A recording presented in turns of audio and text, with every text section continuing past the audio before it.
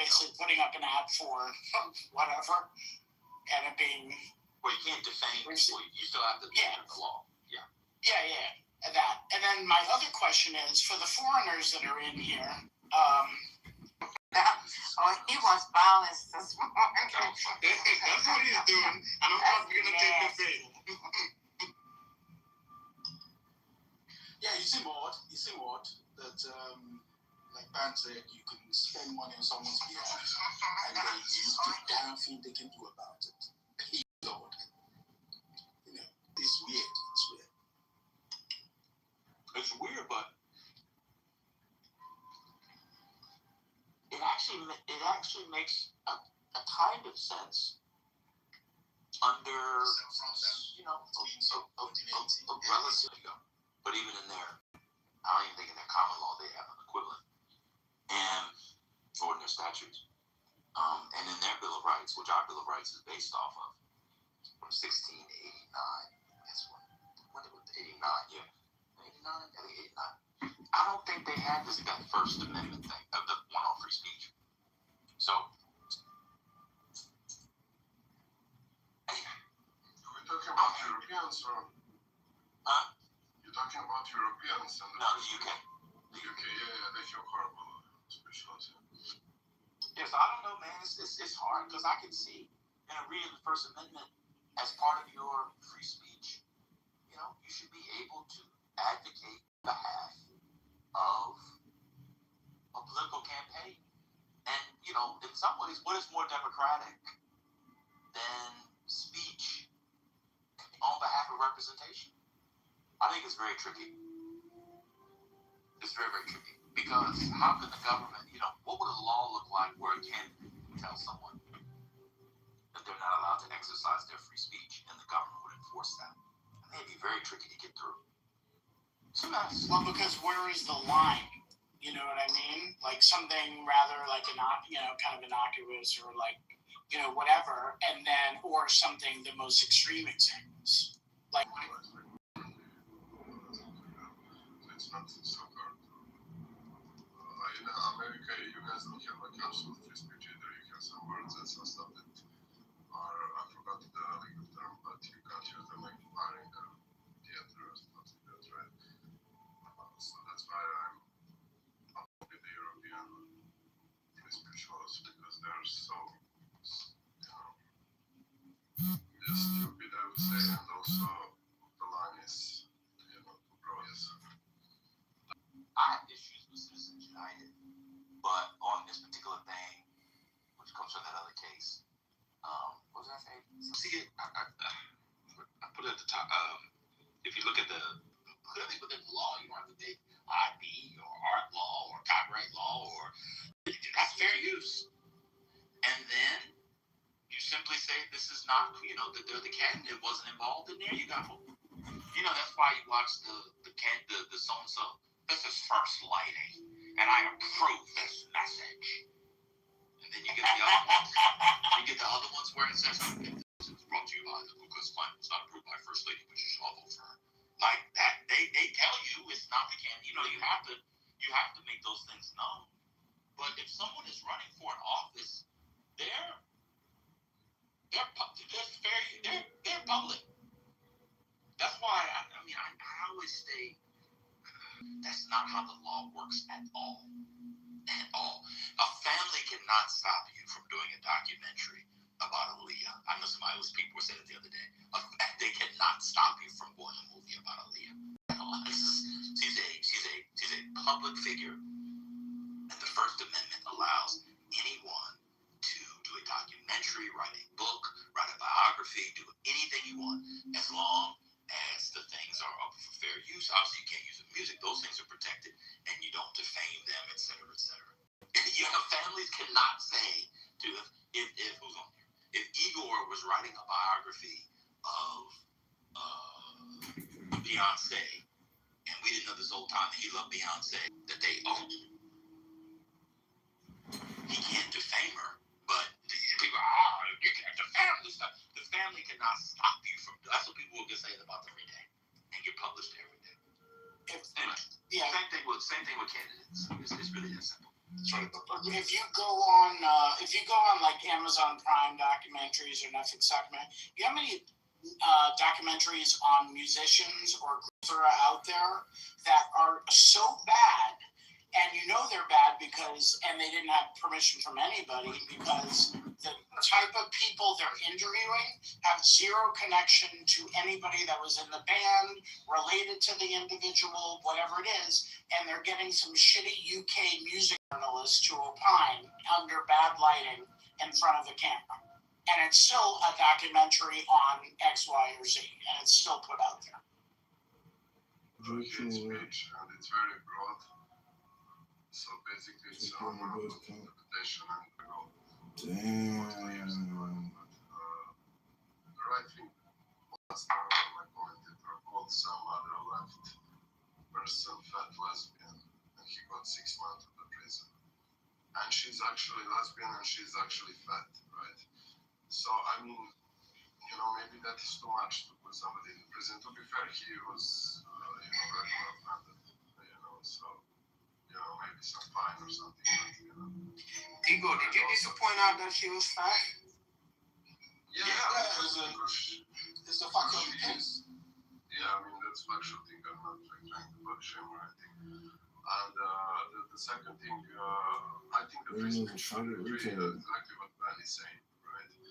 About the political speeches, I consider the free speech also the right of the assembly, protesting and stuff like that. But I think that is kind of like very stretchy.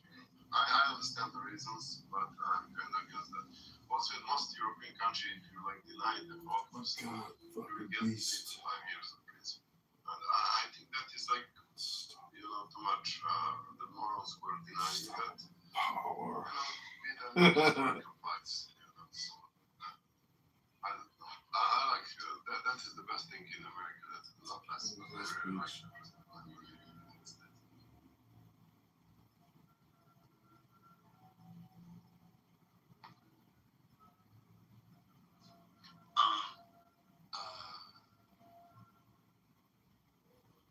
Tyra Banks is suing Netflix for defamation, which I said at the onset, you're still liable for defamation. I'm talking about whether or not someone can do a thing. That's what I was talking about. So back to the candidate. The candidate thing. If you're a public, I mean, told you respect. Outside of like defamation and stalking or whatever, candidates probably. I think you can say all kinds of things about candidates. I think courts allow you to say all kinds. I mean, they have to be really, really bad. Man's running for Congress. Of course, you can use his picture. Now you can come up. I don't know what the funny thing is. I mean, it's open season in the UK here. It's open season on public figures, in as much as you don't cross the line. The line being defamation, slander. I mean, a whole lot of sticks. Nonsense. This guy recently won one, which was rather odd. What's his name? Sticks. Against Casey Stone. Because you being of the royal family doesn't excuse you from scrutiny, but it was the fact that they went overboard and they kind of underhand tactics that they got in order to get some of the stories. That was how he was able to win the case. It's a concept that's not real, but sticks are. What's that? Disclaimer. Biographies. I've never seen. I read biographies all the time. I've never seen disclaimer. What disclaimer are you talking about?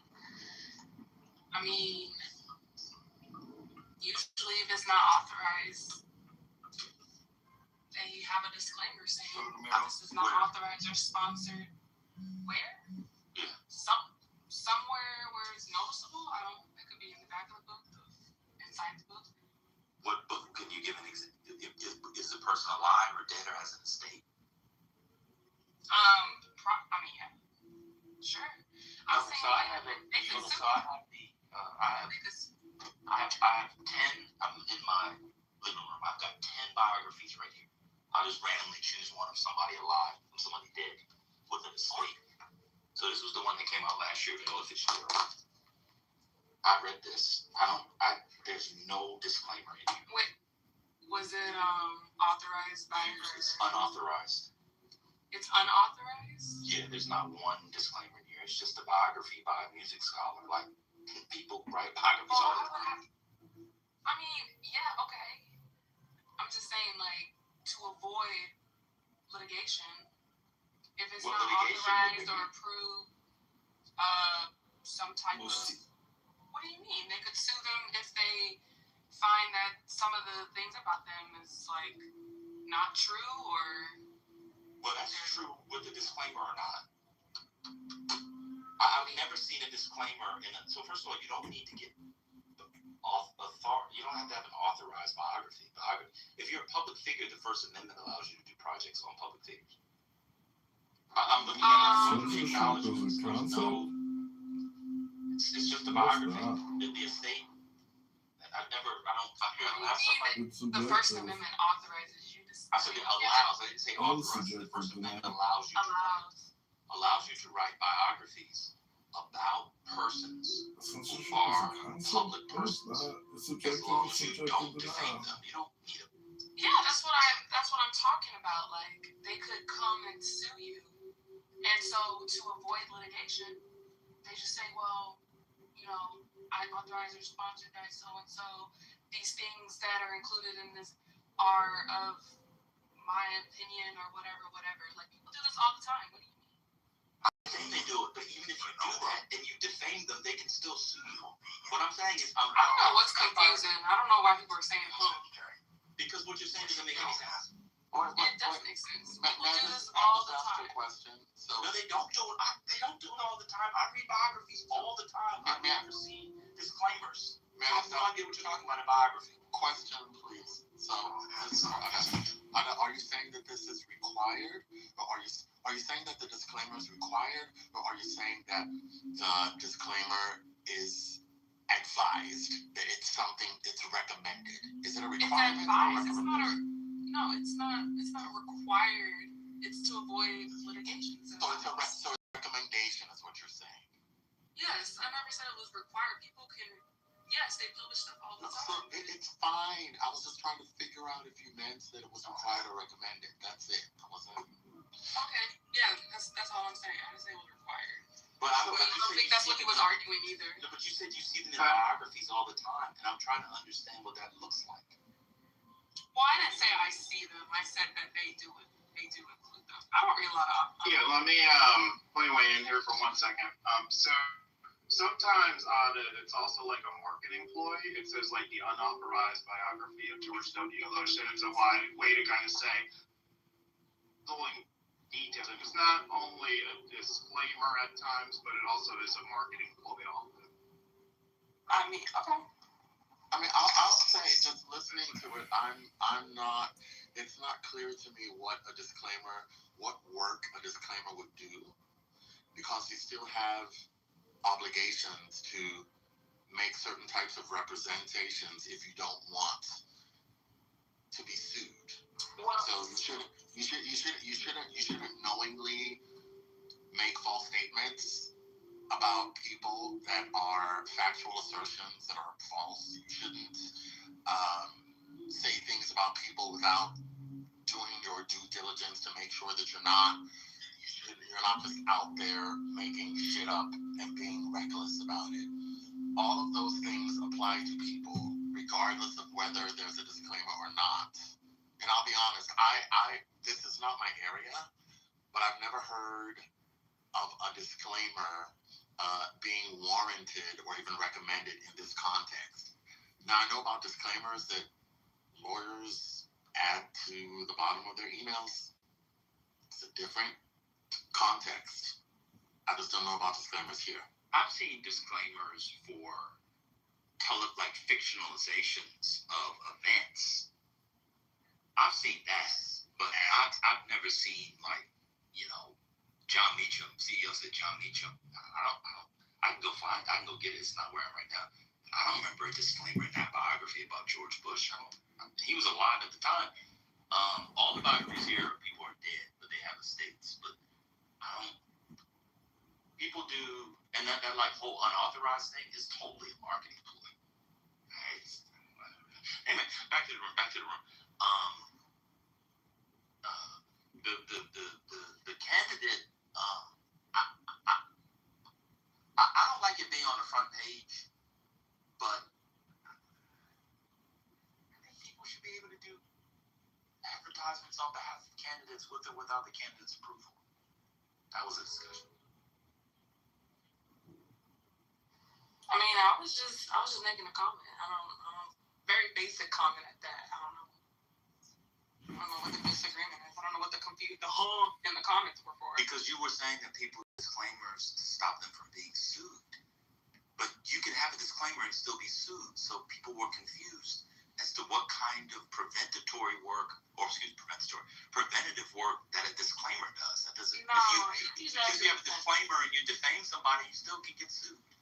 I know. And then you mentioned Tyra Banks suing. That has nothing to do with this. I'm saying that you can't just. Well, first of all, I never said that it prevents you from being sued. I don't even know what that means for real. But that's what you said. You said they do it so they don't get sued. So that they don't have like a right to sue because it's a defense now.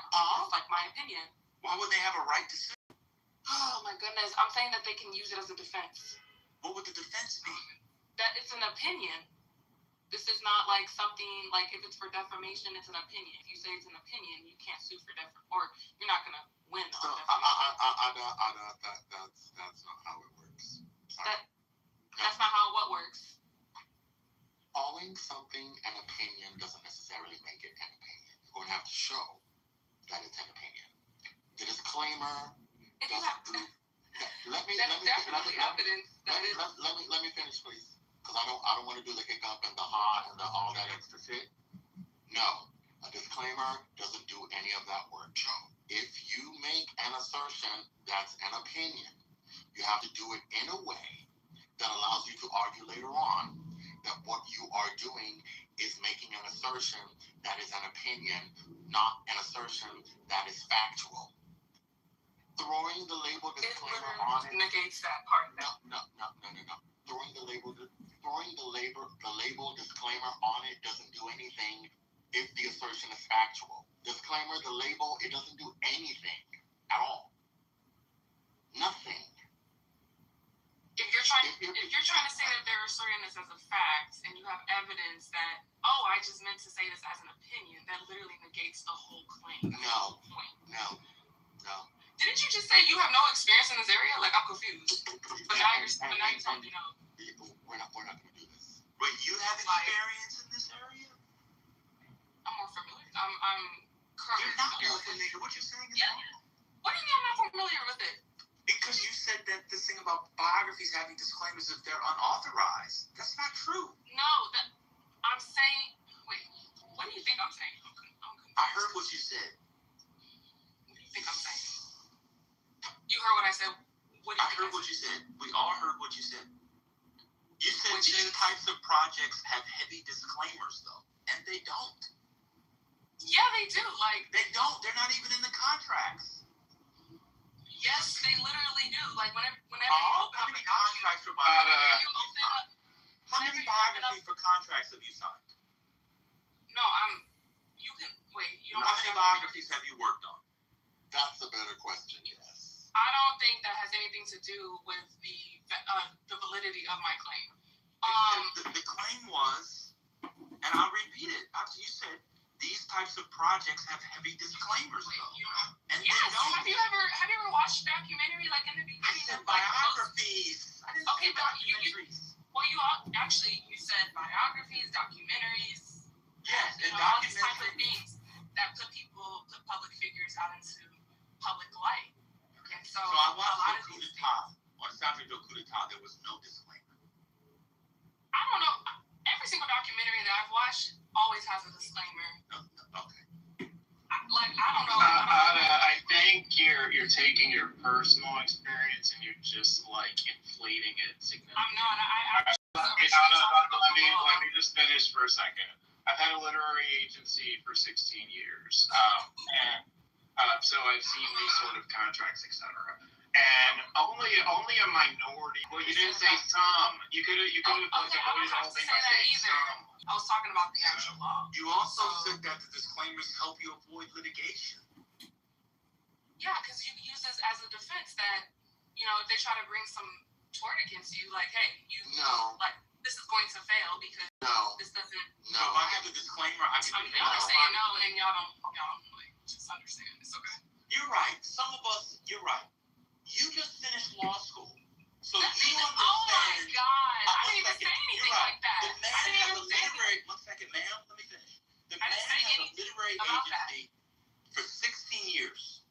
He's been working in the field with books, documentaries, etc.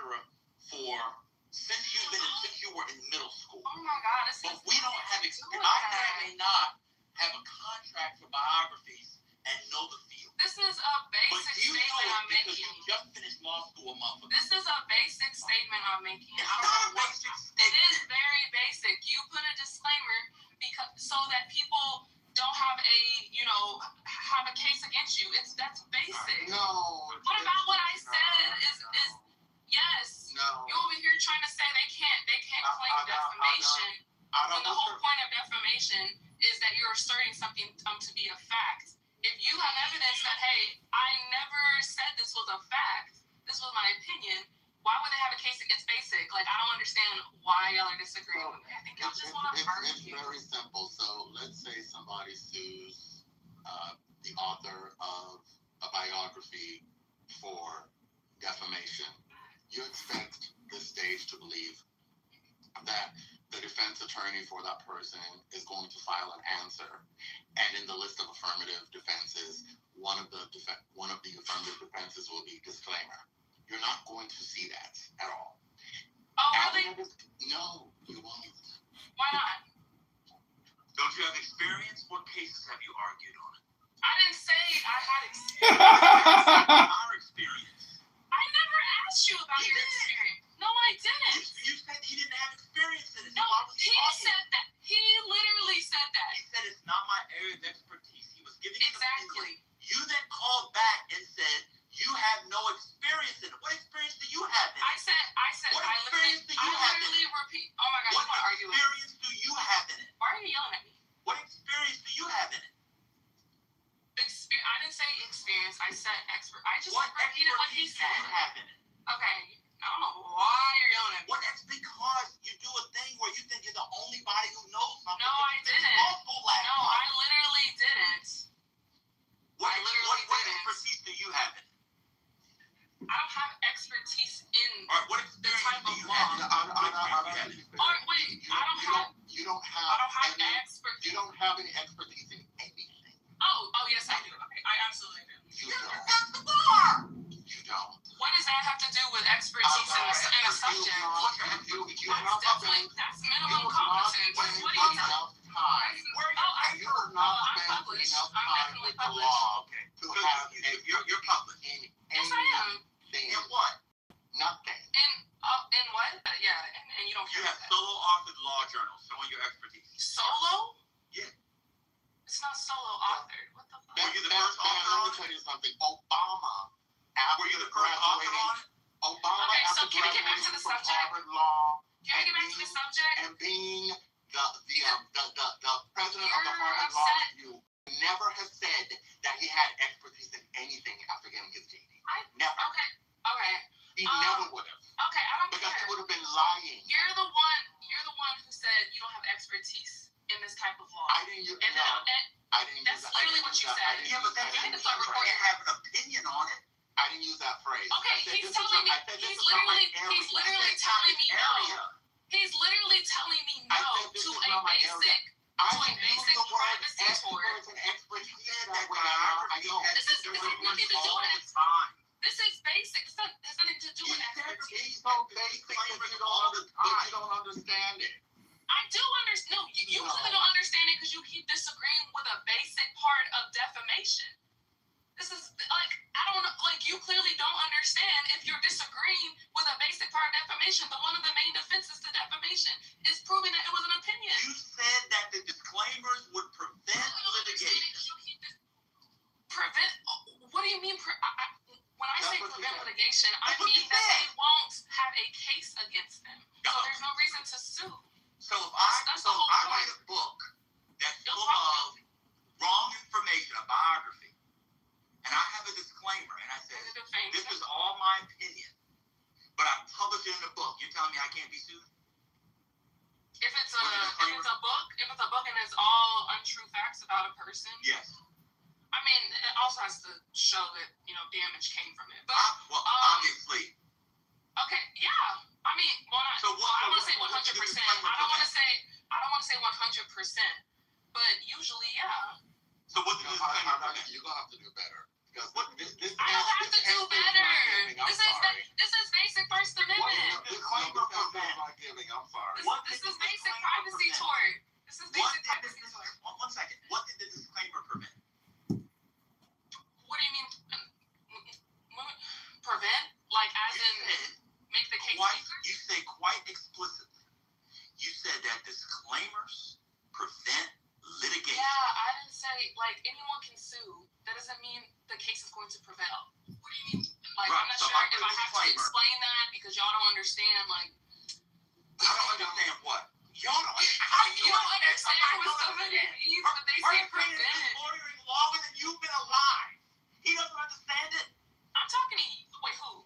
Hurricane. He doesn't. He literally just said that. He just said that.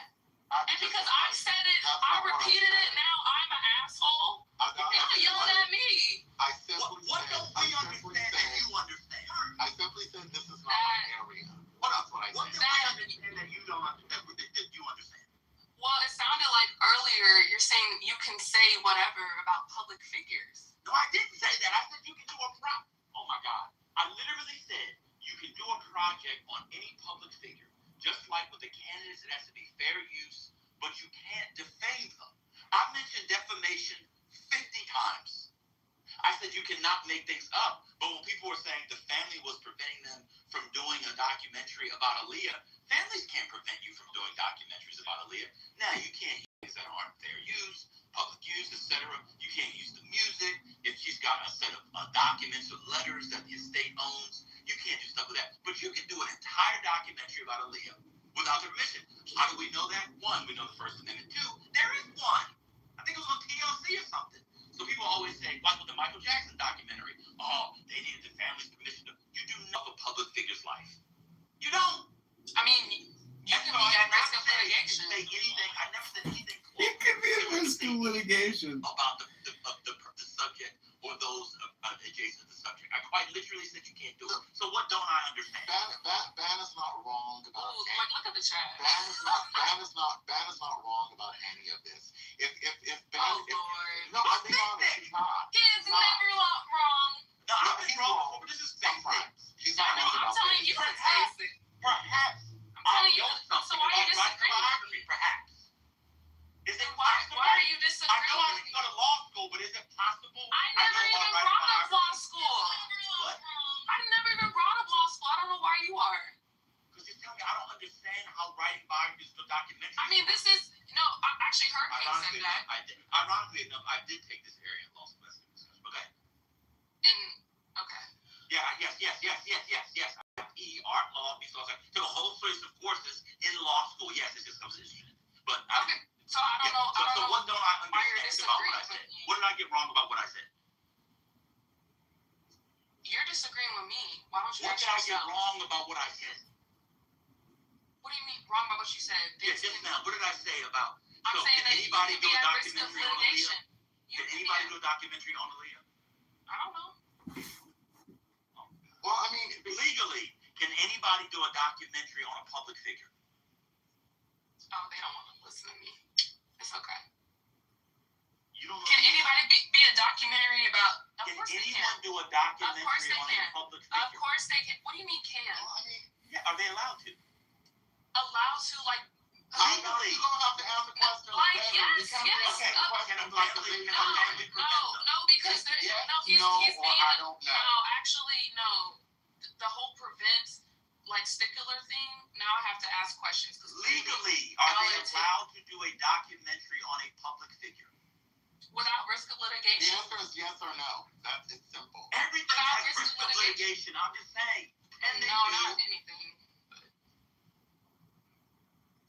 Can a Aaliyah family prevent me from doing a documentary on Aaliyah? I mean, it depends. Also, depends on what. It depends if what they said is if they bring some type of defamation tort or some privacy tort and they violate those torts, then they can bring a defamation case. I didn't say could they bring a case. I'm asking if they can make it. Can I make a They can do documentary whatever on they Aaliyah? want. They can do whatever they want. If they just don't want to be sued, there's just certain things that they might have to, avoid. I'm gonna ask you again. Okay, I answered your question. You're not gonna handle me. You didn't answer the question. I did That answer was the question. after the fact. You Like, answered an what? after the fact question. I'm talking about before the fact. I answered the question. No. I said, can their I family said they prevent- can. They'll just have to avoid certain things to avoid litigation. I said, so the family can prevent me? No, I'm saying they can make They a is the documentary. family. Me is singular. They is many people. Okay, the family, insofar they can't bring a litigation or Can the some family type of prevent me from No. doing a documentary on Aaliyah?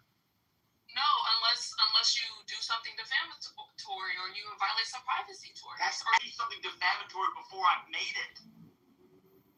I literally said, are we talking about without risk of litigation? And you said, of course, that's what we're talking about. So yes, we are Now, talking about. I'm talking about to do it. The genesis of it. No, you're not gonna get locked up if you make a film. I didn't say anything about locked up. You I'm can't. saying they prevent you from making it. Not on a defamation tort. No. Put defamation aside, and they I'm sure. stop Oh, him. I don't know from what making the movie. I don't know what they can like. That's the question. And they do I it. don't know what they can sue them on to prevent them from making it at all. No, I don't know that. So I'm talking about. is it a yes or I'm no? talking about like No, but First you're Amendment changing stuff. the question. That's the problem. I'm not So changing the question. You are. No, I'm not, because I thought we were talking about defamation and privacy stuff. I No, didn't know but we he was asked talking about preventing them from making a film in itself. That's Like, that's literally Okay, that's not what I was talking about. Because we were talking about That's not campaign what ads Adele and was whether talking or about. not a candidate should be able to prevent someone of using their name, image, likeness, etc. Well, you can prevent them by threatening litigation. Well, you can prevent them by threatening litigation. No, you can't. Of course. Okay. Well, how That's literally what super PACs do. Wait a how minute. is Hold on.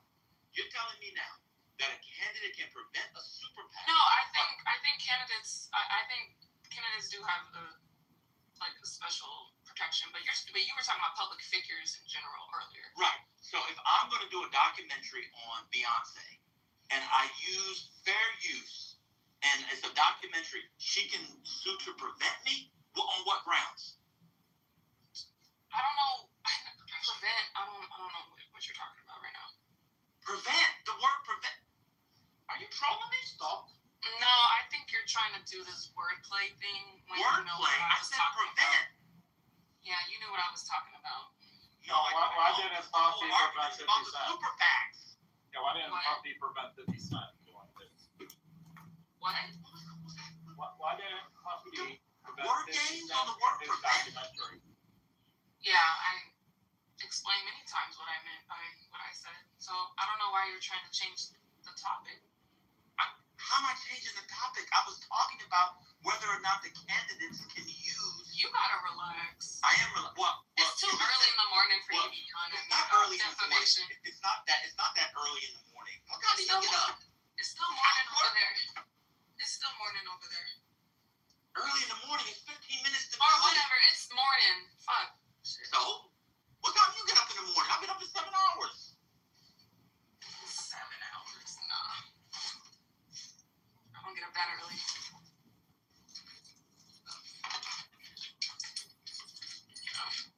You gotta relax. You gotta listen.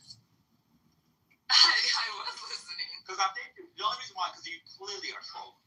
I'm not trolling. You're I just, clearly. I'm I not asked trolling. you, could a family I said something prevent basic. the There's making of a nothing thing? controversial about anything that I've said. I said, could a family prevent it? And you're talking about after the fact. I said prevent. Yeah, And then you said that's it's what I was word talking about. games. That's what I was talking about. That's what I was talking about this whole time. Doing something. Because if you are at risk of litigation, like, You're I think always that at may risk be- of litigation. no, that's not true. No, wait, What are you not at risk of litigation? you're not comprehending him. Though. I already know that. That's why I don't know why he's talking about there being a law preventing anybody from doing anything. I never, Are you or it from being illegal or whatever. I mean, there are ways to People were like. saying that Aaliyah's family stopped people from making a documentary. And I said, much like I brought this up because of the candidate thing that we were talking about. I mean, If you're a public figure, okay. people can do things for you in the public sphere, and there's nothing stopping them from doing that. Okay. I mean, maybe there is a. And they don't. I mean, maybe there's an injunction on it. I don't know. But I'm talking about defamation, so I don't know what you're talking about. Injunction? Yeah. On what grounds? I said I don't know. Maybe there is. I was talking about defamation this whole time. I don't know why you're changing the conversation to fit your like mood or whatever. Wait a minute. So when I was talking about super PACs and candidates, you were talking about defamation? Well, you were talking about defamation too. Because that's one of the rules about it. In order for someone to put something in, to do a So then candidate, why are you a arguing? super PAC, because what you said was insane. Nothing I said was insane. You said they put disclaimers in biographies all the time, which they don't. Yes, they do. No, they don't. I mean, you don't even read what What biography. percentage is all the time, Otto? What What percentage? are you doing? You do it all the time. What biography? What's the last biography you've read? You don't read biographies. What's the last biography you read? Just because you haven't seen it or don't pay attention to it. Otto, what I don't percentage? know anything about the field of biography. Fuck it. What Field of percentage, Otto? biography. Otto, what percentage has a I don't know. disclaimer? I don't know. Give a guess. You're saying all the time These legal with people. all the. I don't know. Let me call my lawyer and see what he says. I don't know. They You're exist. the only person who knows the law. What are you talking about? I never said any of that. You Why are don't you know anything projecting? about biographies, girl. Why are you projecting? I never You said don't none of know that. anything about biographies. Just because you girl. go around acting like a know-it-all doesn't mean I do. I don't go to. Yes, you do. They're talking about food stamps and baby mamas and that. I'm on mute. Oh wow. This is joking.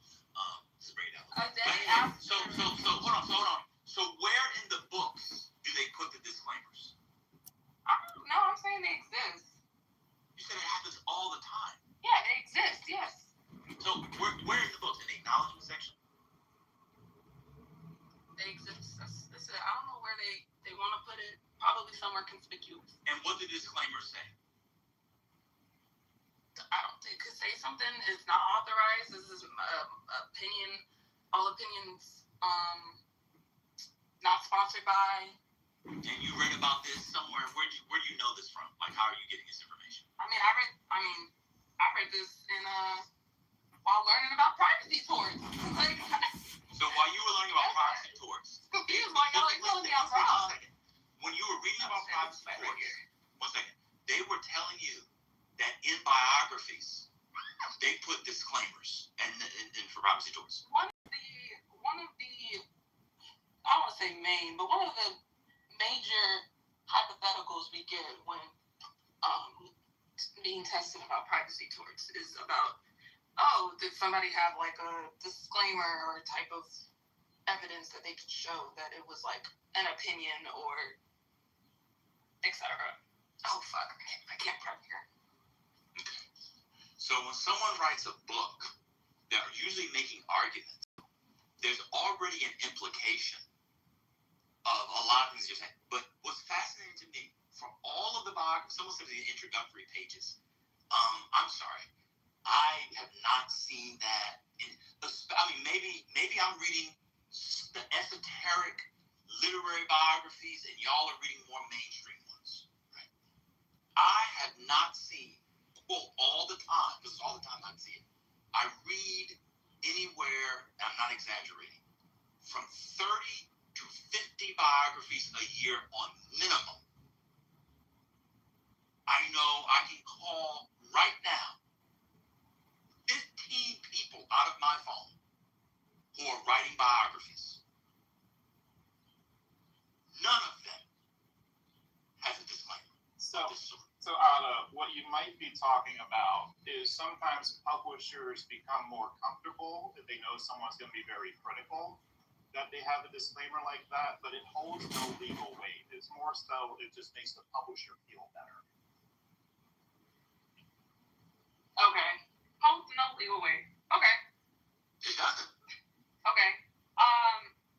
So if somebody makes a biography and they assert that everything in this book is factual, and then that causes a defaming of that person, you don't think that they have some type of case against them if they don't have some disclaimer that says, "Hey, this is actually just my opinion." You don't think so? Well, a couple of things. But it's not legal, right? Can I respond? What book has anyone read where someone claims it's all factual? So that would be like a different kind of disclaimer. But Where there's somebody would be saying, can I respond? Oh, okay, I didn't know. Why do you ask questions and then start talking about people? I'm sorry, I got ADHD. You do? Probably. Go ahead. I don't want to be. No, continue. I'm already walking. No, you have ADHD. I don't want to be ableist. That's too late. You already say the R word. But go ahead. What, retarded? He says it again. Okay. So you're saying if someone claims it's all factual, who's done that? I'm saying that they purported to be factual or there's ways of showing that. Who? Oh my gosh. No, but I'm saying in the Do I have to bring an example? It's Yeah, just that's so what I'm saying. boring always bringing examples yes, for I'm basic trying to things. understand what that would be like for someone to write a book and then to claim it would be all factual. It's just so annoying having to have an example for basic things all the time. Okay, let's try this. You've never even read a biography. What the fuck? I've definitely read a biography. What biography have you read? I read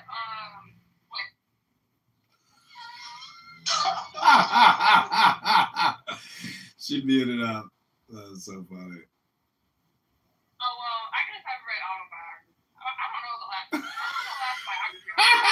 Subject of an autobiography through the author. A lawyer who never read a book. Is an autobiography where they write about themselves? Autobiographies to themselves.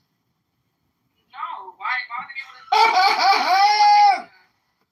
Is that a real question or are you trolling? It would be the latter.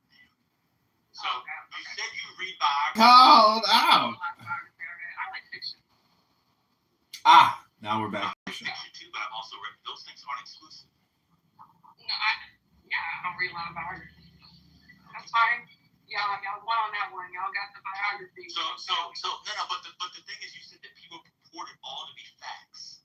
It's all. I mean, first of all, I don't know what kind of editor or literary agent would allow their author to do that, even in the prose, because you're opening yourself up to all kinds of problems. So people use verbs like I argue, I understand.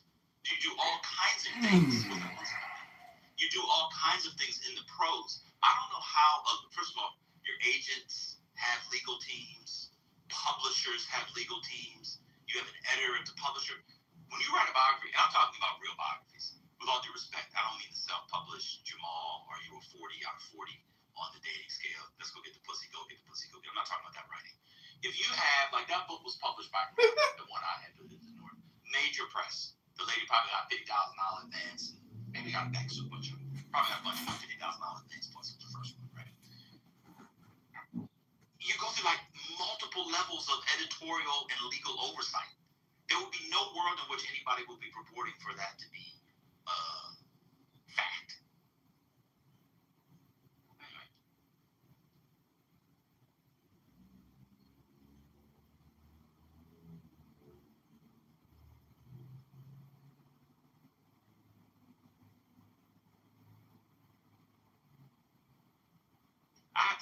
better job of recognizing when I'm being trolled. I really do. Why do you think I'm trolled? Oh, breaking news! Oh, okay. Today is the day of big deaths. Alan Greenspan died earlier this morning, and the great music quote hit making titan Clive Davis just died. Yeah, he was 94. He was 94 years old. Let me get a disclaimer. I'm reading from the New York Times.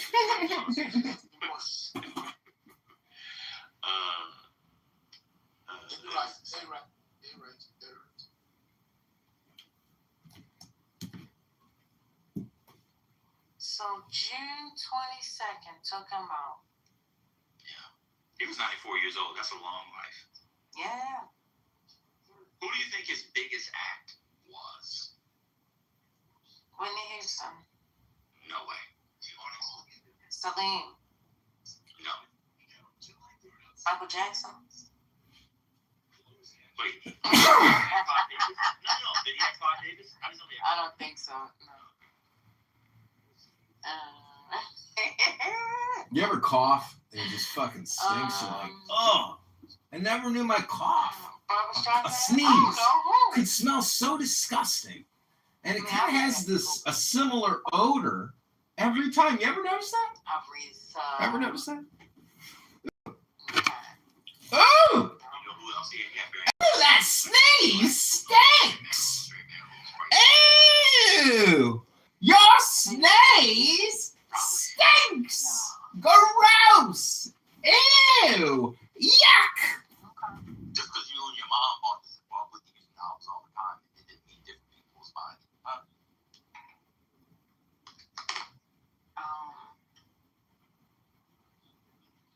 There's a black people look at sales, they don't realize. Are you pouring coffee? Yeah, from the Starbucks. Black people look at sales and they realize it's the same 2 million Negroes buying it over and over again. These white artists have reach and breadth. Y'all just have the same blacks buying the same. Not too much. Don't. Okay, you see, I went on mute. I just went on mute. Yeah, I know about Barry Manilow. See, I remember about Barry Manilow. When he does this, you just got. Oh, I like Barry. Why? But no, I didn't. I think I may have pulled up one. You just got me Houston album. No, I'm just joking. She was obviously bigger than Barry Manilow. Yeah, you're a rascal.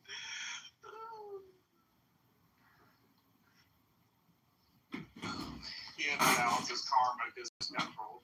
Yeah, that was insane. I went to the shelf and pulled out 4 books. I was like, what am I doing? This girl, she's walking and trolling. I got it.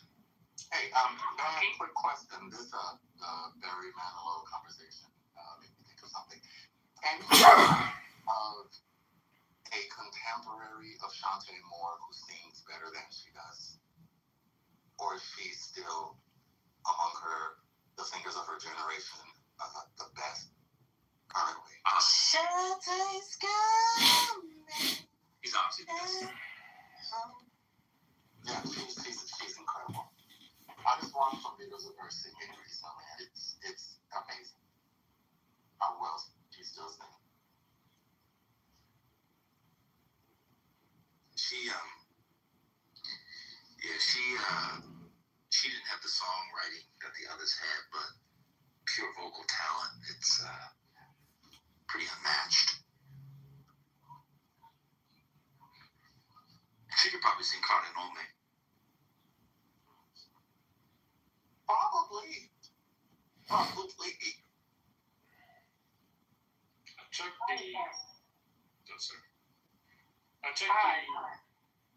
checked the Elon Musk biographies and downloaded the Trump one.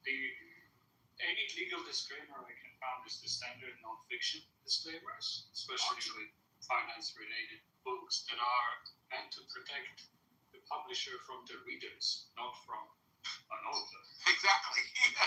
Yeah. What does that mean? Well, if it's a health advice book, it's a standard non-fiction book. If it's biography of Vegan granola. then any decisions made based on information It's information provided is as is, and there is basically no consequences to publisher for using that information. That is the standard nonfiction boilerplate that is everywhere. Well, not even that it is not everywhere, to be honest. Like, so but it's especially it's in the finance-related books, And health. biographies, health, stuff that. But all of it is basically from the readers, not from the authors. Sorry, not from the subject. Yes. So y'all are just, I mean, this is Googleable. Like, y'all are just saying, like, that, like, disclaimers just don't help with real consequences at all.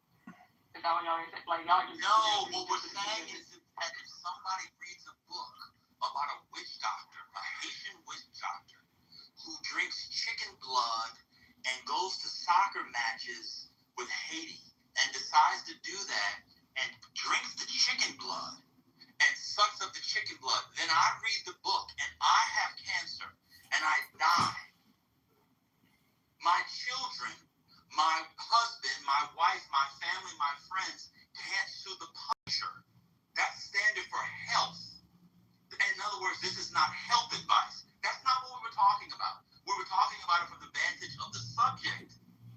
Not so the witch doctor's family is not, it's not a disclaimer against the witch doctor's family. Same thing, if you read a biography of Warren Buffett and somebody details Warren Buffett's investment plan in 1987, 1988, after the same to Simon and Schuster for $85,000. And frankly, What? Hello? Well, Hello? that's not what you were talking about. Hello? They probably, frankly, Hello? they don't even need those Hello? to help the people out. Hello?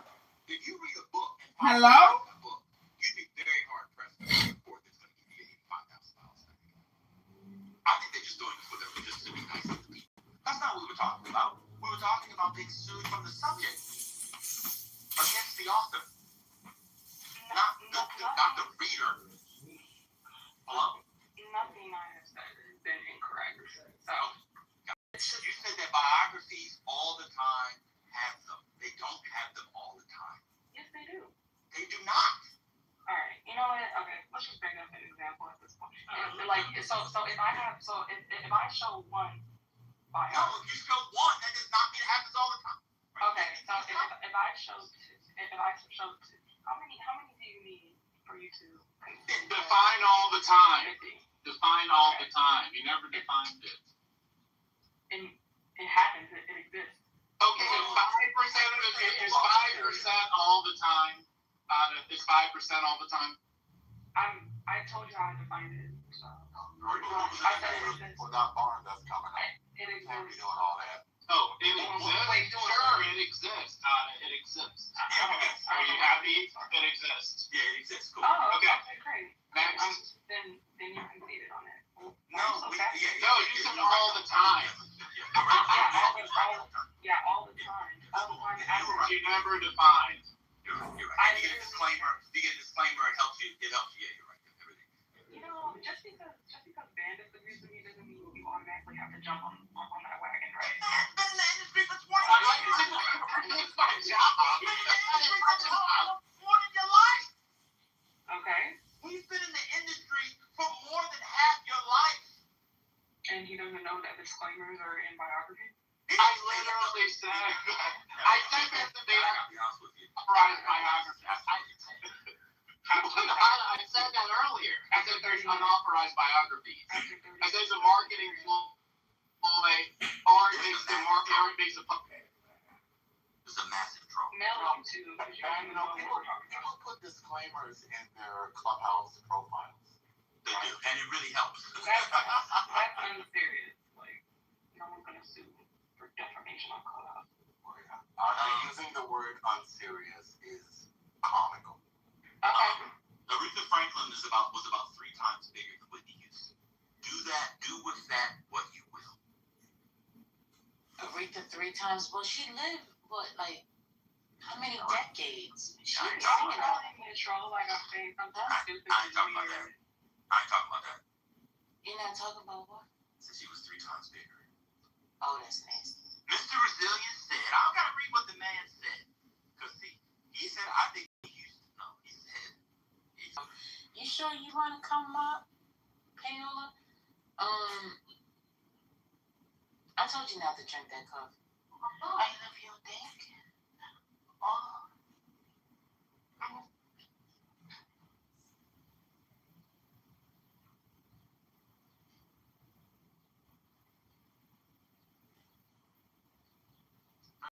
Back to the thing. So do y'all believe the original point was about preventing it. I see y'all's argument about candidates being able to prevent or be able to have a say, but I think I'm aside with the court on this one. I think that people should be able to make political ads without the candidate's permission. So I had a scenario that I was thinking about before I left. I had to take a call. And I'm like, okay, what if, I'm running for, I don't know, whatever. I'm running for mayor. And someone picks it up, a super PAC picks it up. Mm-hmm. But they are KKK associated. Mm-hmm.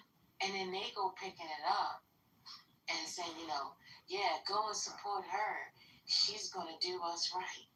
I don't want my name attached to that. Like, I don't want my face. Like, what's going on? Well, they have to watch this, a disclaimer.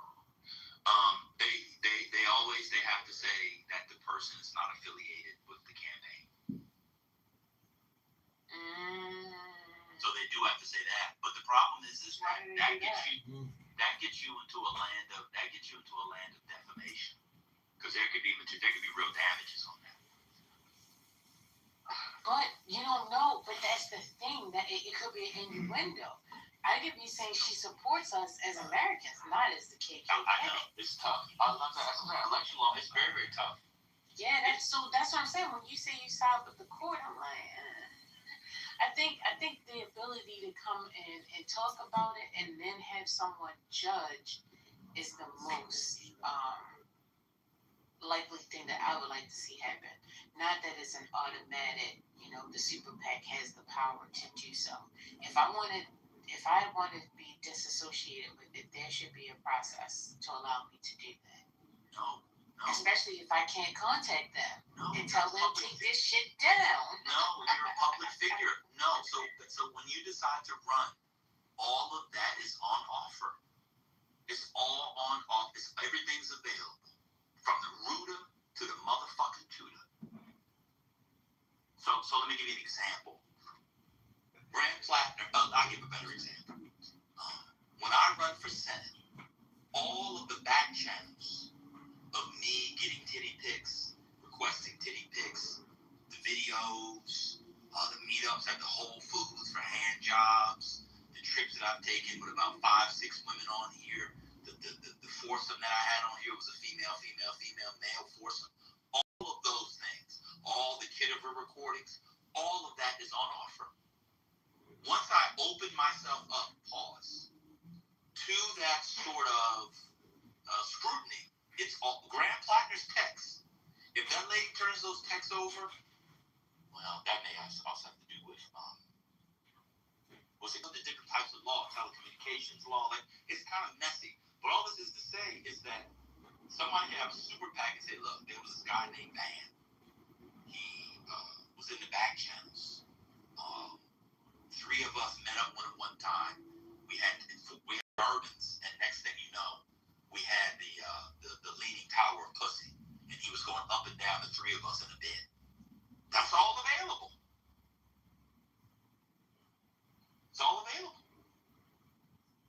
The leaning tower of vagina.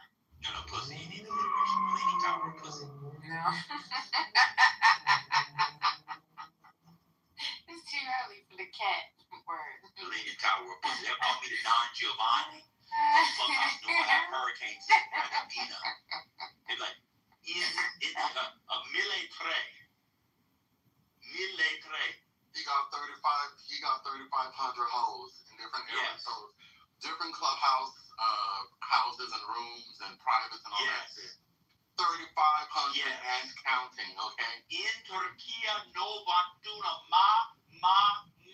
in España.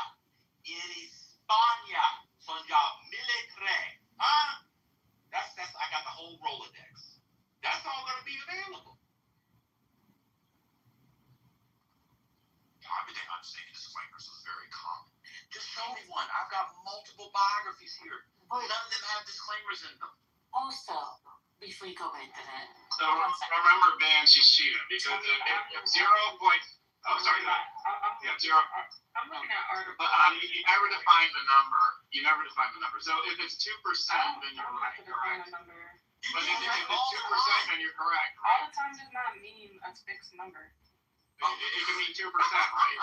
It can mean 2%. I mean, it could mean like it happens. Like it could mean it happens. It happens. It could have happened 21 times. So out of 1 million books. Okay, I don't really care what you're talking about right now. I'm reading articles by lawyers. Yeah, but you want people to care about what you're talking about. You want people to care about what you're talking about. I mean, if you don't, it's not going to affect me. She's just making it so she can't be wrong. You're arguing so you can't be wrong. That's what you're talking about. You don't care about the person's assertions. But you want to care about yours. Okay, well, CEO has already been rude to me, so it's fine. And then you asked me to come up to talk about this stuff. I don't know. I know, but we're talking to the room, Hope. No, you're not. You're still talking about it. Well, you see it. We agree. It happens, but it does not happen all the time. Okay, well, I'm reading articles by lawyers that say that it's very common. It's not a complete... Lincoln. It's not a complete defense, but it's definitely used. Okay, stop. First of all, don't talk to me like you handling me. You're not my dad. Well, you got to handle you. Handle yourself. You asked what the word prevent meant. You said you didn't know what prevent meant. No, I didn't say I didn't know. You said I was playing word games on the word prevent. Oh my God, you're yelling in my ear. Let me because you are a troll. I'm not trolling. I said prevent. You said I'm playing word games. The word was prevent. Oh my God. Go to work. Go study. Okay, bro. Hey, let me do you like we did because you go study. Get off the act. Go pass the test. Get off the bitch. No. We want you to win. Stop talking to us. We're old.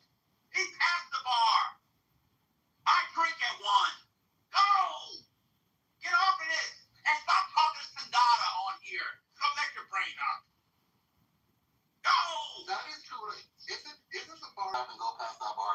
Go past the fuck up. Then come back. That's why I'm yelling. Come back with your past and guns on us and tell us to suck a dick. That's what you need. Yes. Yes. Pass the bitch and say, man, you're a bum. I'm past it. Until July 4th, because she really does need to go. Yes, get off this bitch.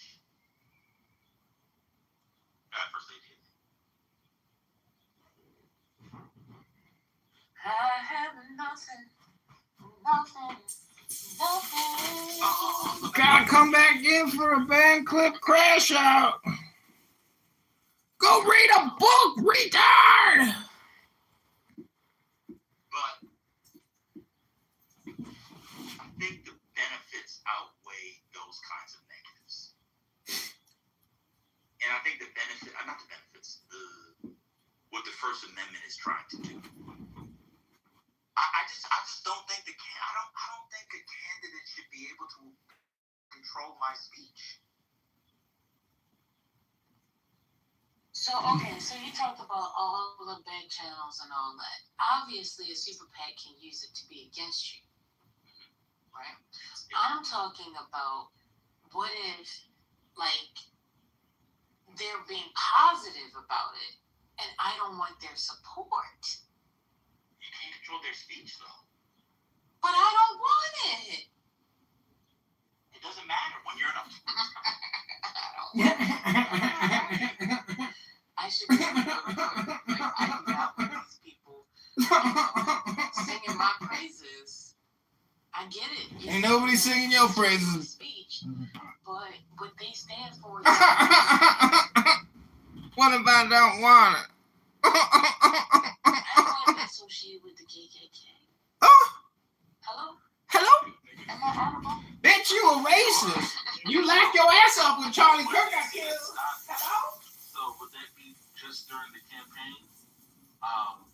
I mean, because I can imagine, like, you know, I understand what you're saying, but I think the implications of that could be really expansive, right? So do people in a public setting get to talk about, like, how far does that extend, right? So at a public event, you can't say, hey, you know, I'm supporting so-and-so. Is it just in commercials or video? Like, you know, like how far would that speech go? I think that would be really hard, you know, to sort of disaggregate when you get to support someone or when your freedom of speech, you know, when you get to have your freedom of speech, and then when you know, you're limited, you know, if you couldn't say that. I mean, I think the endorsement is important. So, you know, I'm so-and-so and I endorse this message. Yeah, but you can't disentangle that. I don't see how you'd be able to do it, but that's a decent side. I mean, the candidate might not like Anthropic, but I'm sure he loves the ad.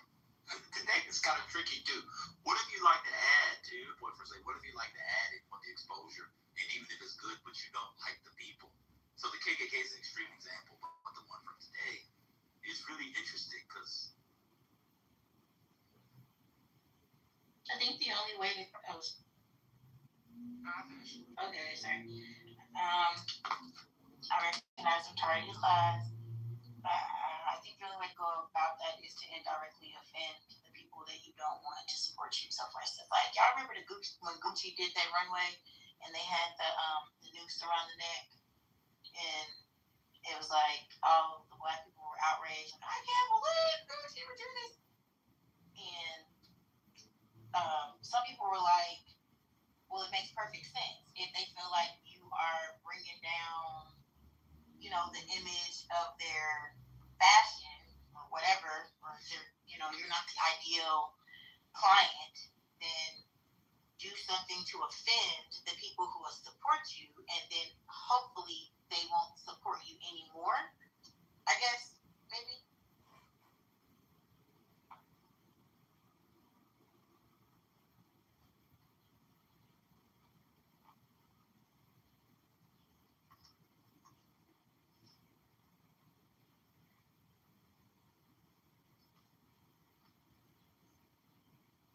Not. Sorry, Penny. I didn't hear your submission. I only heard part of it. So. No, I'm just saying. I just like indirectly disrespect the people that you don't want supported. I mean, you know, you can, you know, Trump, you know, played around with the KKK, and the KKK helped him win. You know, it mobilized some folks. He spent a lot of time not distancing himself from people and then pretending that he never met them, and, you know, it got him more airtime, and people were like, you know what? I could vote for him. So, you know, I think people will, I think if you want a person to win and you realize that you are a controversial, or, you know, I think you do that stuff on the cool, right? I would hope, you know, in channels. I think we have so many different spaces for communication that, you know, not everyone is listening to every sort of every place, right? So, you know, only when it becomes there's sort of crossover, you know, crosstalk, and I don't know the extent to which that's always the case.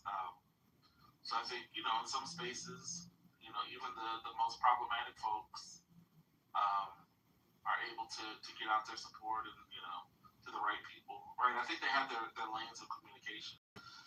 I think it works. And the white supremacist, Christian nationalists, white nationalists, got enough from the right people, I think, to also help him, get people out to vote for him. Yeah, I agree with that. I mean, political ads, and it's like, this has probably already been said, but I'll just say it for the sake of my own voice being heard. Like, political ads, for all intents and purposes, are not deciders of elections. And so, like, while they can shape impressions and may feed to sort of the worldview of particular voters, they don't actually, like, normally it's the people who are persuaded by an ad are people who already had a worldview that sort of align with that ad. There's an example that I can give, which is from the 90s. There was an ad maker, a political ad maker by the name of Alex Castellanos. And Alex was the guy behind the ad with the white glove. There was a white glove in the ad. In fact, I'm going to try to find it and then share it. And I do believe people talked about that ad forever after the election. Like, that was the deciding factor. Similarly, in 2006, I think, 2005-6, Harold Ford Jr., he was a then congressman representing the congressional district that included Memphis, Tennessee. He ran for the United States Senate against a guy named Bob Corker. And the last few weeks of an ad, weeks of the campaign, they ran an ad that made Harold Ford Jr. look as if he was courting a bunch of white women. And he was unmarried at the time. There were rumors that he dated white women. He eventually married one, but at the time he was not married. And people remember that ad as the thing that sort of like tipped the scale. And I think maybe theoretically those ads that I'm referencing probably did in sort of like a generic, sort of a general way, maybe have tipped the scale. But the voters who were persuaded by that ad already believed that worldview, already had that worldview. So my general view and stake on, like, particularly money in elections, and particularly around ads, is that piece. I think the most nefarious component to political ads in general are the ones that are on social media, because it's harder to track who those are funded by.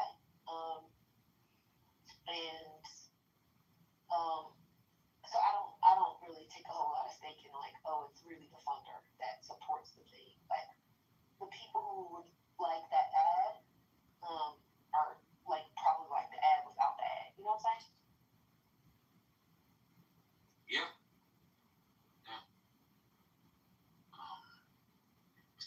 And to your point, I mean, I think of,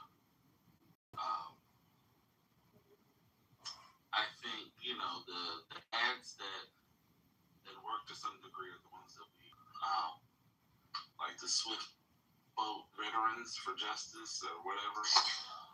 Brother, I'm going to back channel you something. Before you finish, I'm just going to back channel you something. I'm going to send you something off. Just about this point. I didn't know you was going to say it, but I'm going to send it to you in back channel. Okay. So I was just thinking,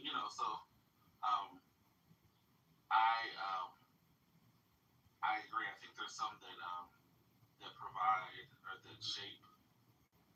They completely change minds, or maybe amplify things that people don't. If you already were inclined not to like this person, might it motivate you? It'd be like the extra oomph that you need to go out and vote, or actually switch minds. I don't know. I know people have written a lot about this, but I'm curious. Okay, did you send it? I think it's. Oh, okay. Yeah. So for me, I don't know, Imam, what you got. We're specifically talking about the cover of the New York Daily News. That was the news piece we were talking about because it was paid for by a super PAC, Boras or whatever. Had no say in it, but it's the cover, and it looks like a real cover, but it was actually an ad that was paid for. Hold on.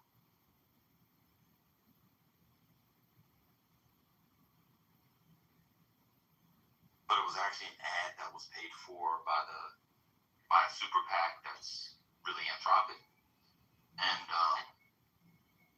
so this is my view on ads. I've read a lot of articles on it. I've talked to people who studied it for a living, and I can find someone that agrees exactly with what your mama says. I can find someone who disagrees with everything she said. I can find 80,000 people in the middle. I think it's one of these things where if it works, it worked. If it didn't work, but you have to spend the money so that it works. It's like running a trick play in football. Trick plays oftentimes don't work. They're aborted, you lose 15 yards, but if they work, they work. And so you got to run a trick play. And the other thing about it is, one thing I dislike about it is a lot of the research spends a lot of time, not all of it, but a lot of it does on presidential election in general. I'm interested in a lot of this stuff in primaries, local races. Are there 10 people versus 2 people? I think when you begin to control for and put in different variables, I think it could matter.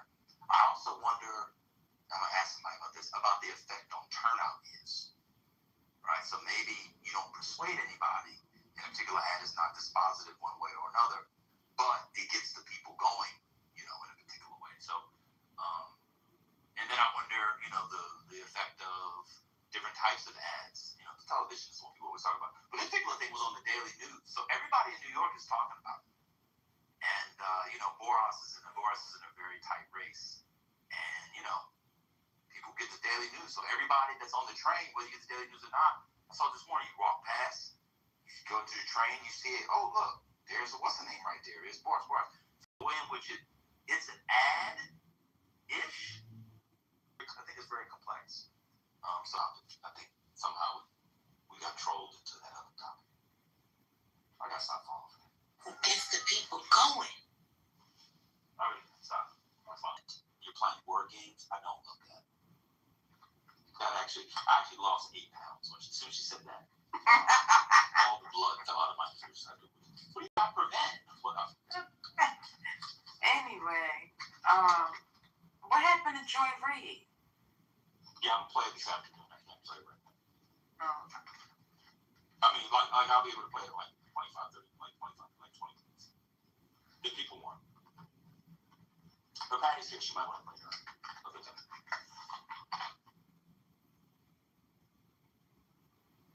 I think she's out. I don't think she's audible today.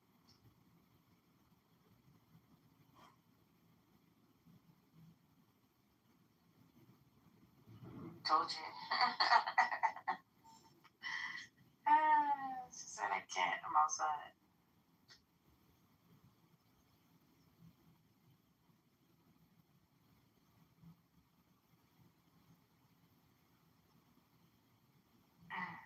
Well, brother, I don't know if I got a chance to say Happy Father's Day to you yesterday. I know I said it to the space, but Happy Father's Day.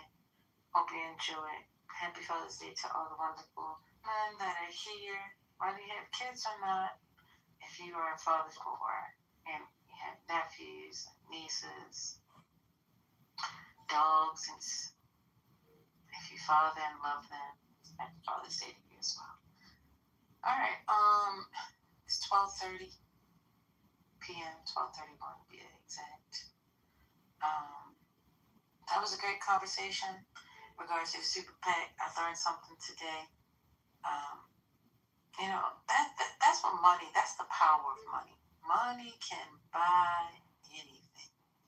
And now I've learned that money can buy anything as well as controlling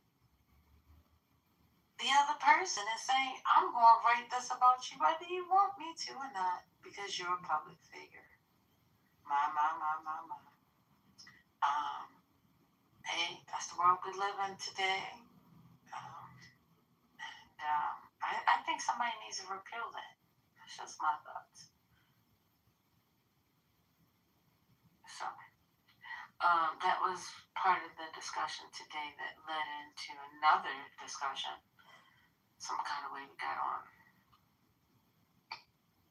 bio. I don't know. Anyway, what's next? Where are we going? Is there a train or a plane taking us somewhere? Any updating news? Yeah, what's the updates on the Iran deal? Of course. That was nice. On the Iran deal, I know Vaughn's CEO isn't here. Oh, he was. He was in here for a good old time. I know. Oh, you waited for him to leave for you to say that. You see that? No, the band asked the question. I was just asking if he was still here. But I'm saying you should have came up and asked him what you needed to ask him. But I mean, it was a good conversation. I didn't want to ruin the. I'm sure that would have been a better conversation. But yeah, I saw JD Vance is like going to the next level now because Iran has agreed to allow the aliens. That's all I know. Did y'all report on Alan Greenspan? Oh, and Clive Davis. Oh wow. Oh, is that why y'all started talking about Whitney? Yes. Oh, okay. Y'all know, Ben probably knows this, but y'all know that Andrea Mitchell is Alan Greenspan's wife. Yeah. That's wild. And for those that are new to this space, Clive Davis, at the age of 94, on June 22nd, 2026, is no longer amongst the living. I haven't seen that come across CNN yet. I've been waiting for that. Is this for certain? Yeah. There's major news outlets have broke the news. Okay. All right. Cool. Another Yeah. piece of news. Go ahead. Hey, Evans. Yeah, another piece of news is that a deconfliction mechanism has been established for the ceasefire in Lebanon, which excludes Israel. Remember what I was saying about the Qatar, Egypt, Turkey, and others taking momentum away from Israel in Lebanon? Seems that that's happening.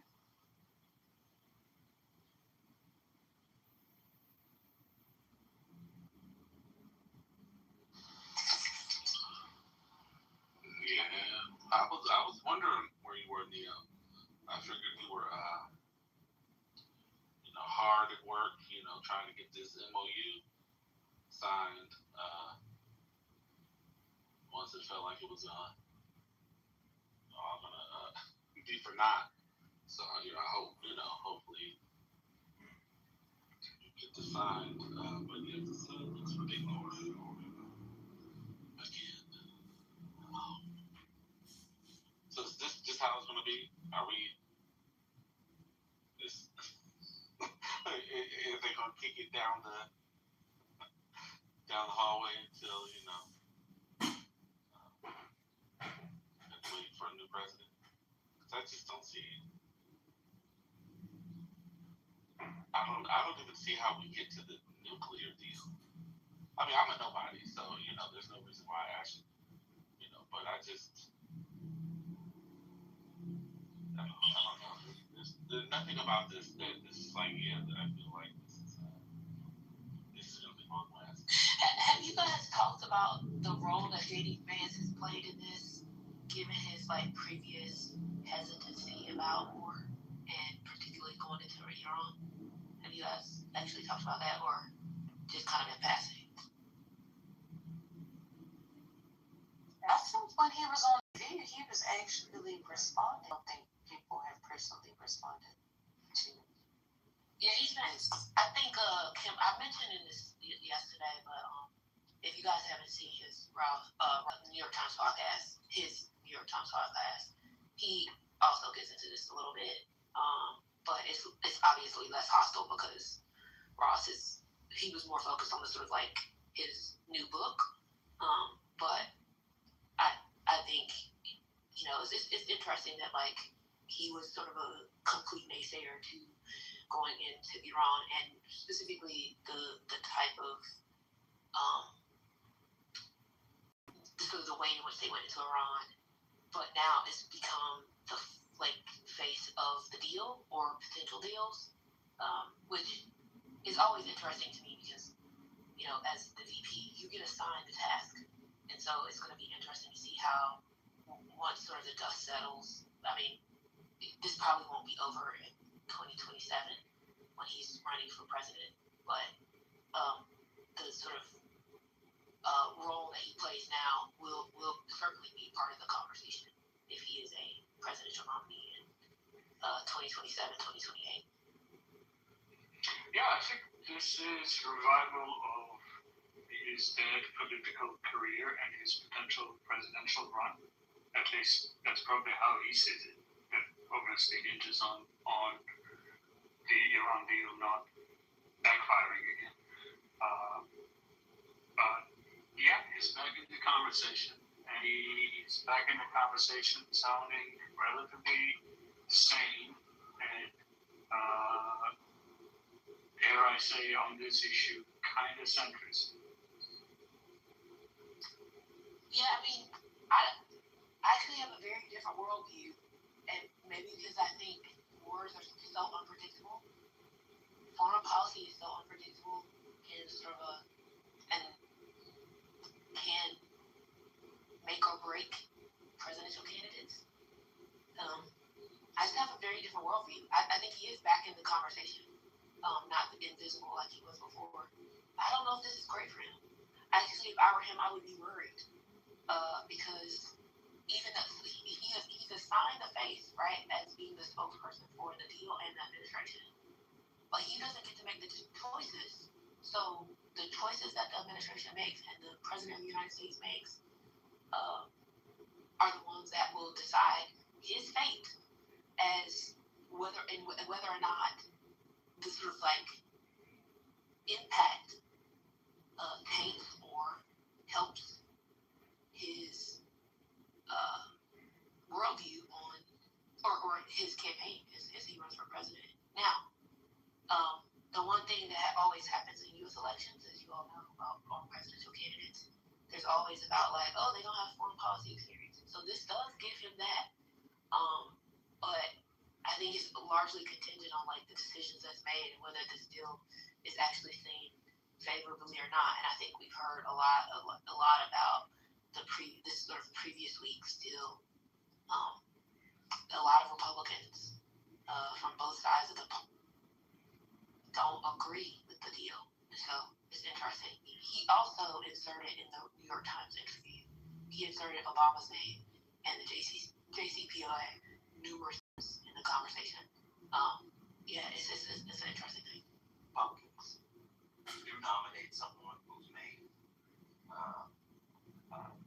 portfolio or dossier is foreign policy. No one's ever won the presidency, and it's one of the great ironies. I don't know why people immediately, like you just said, I don't know why we all have foreign policy experience. No one cares.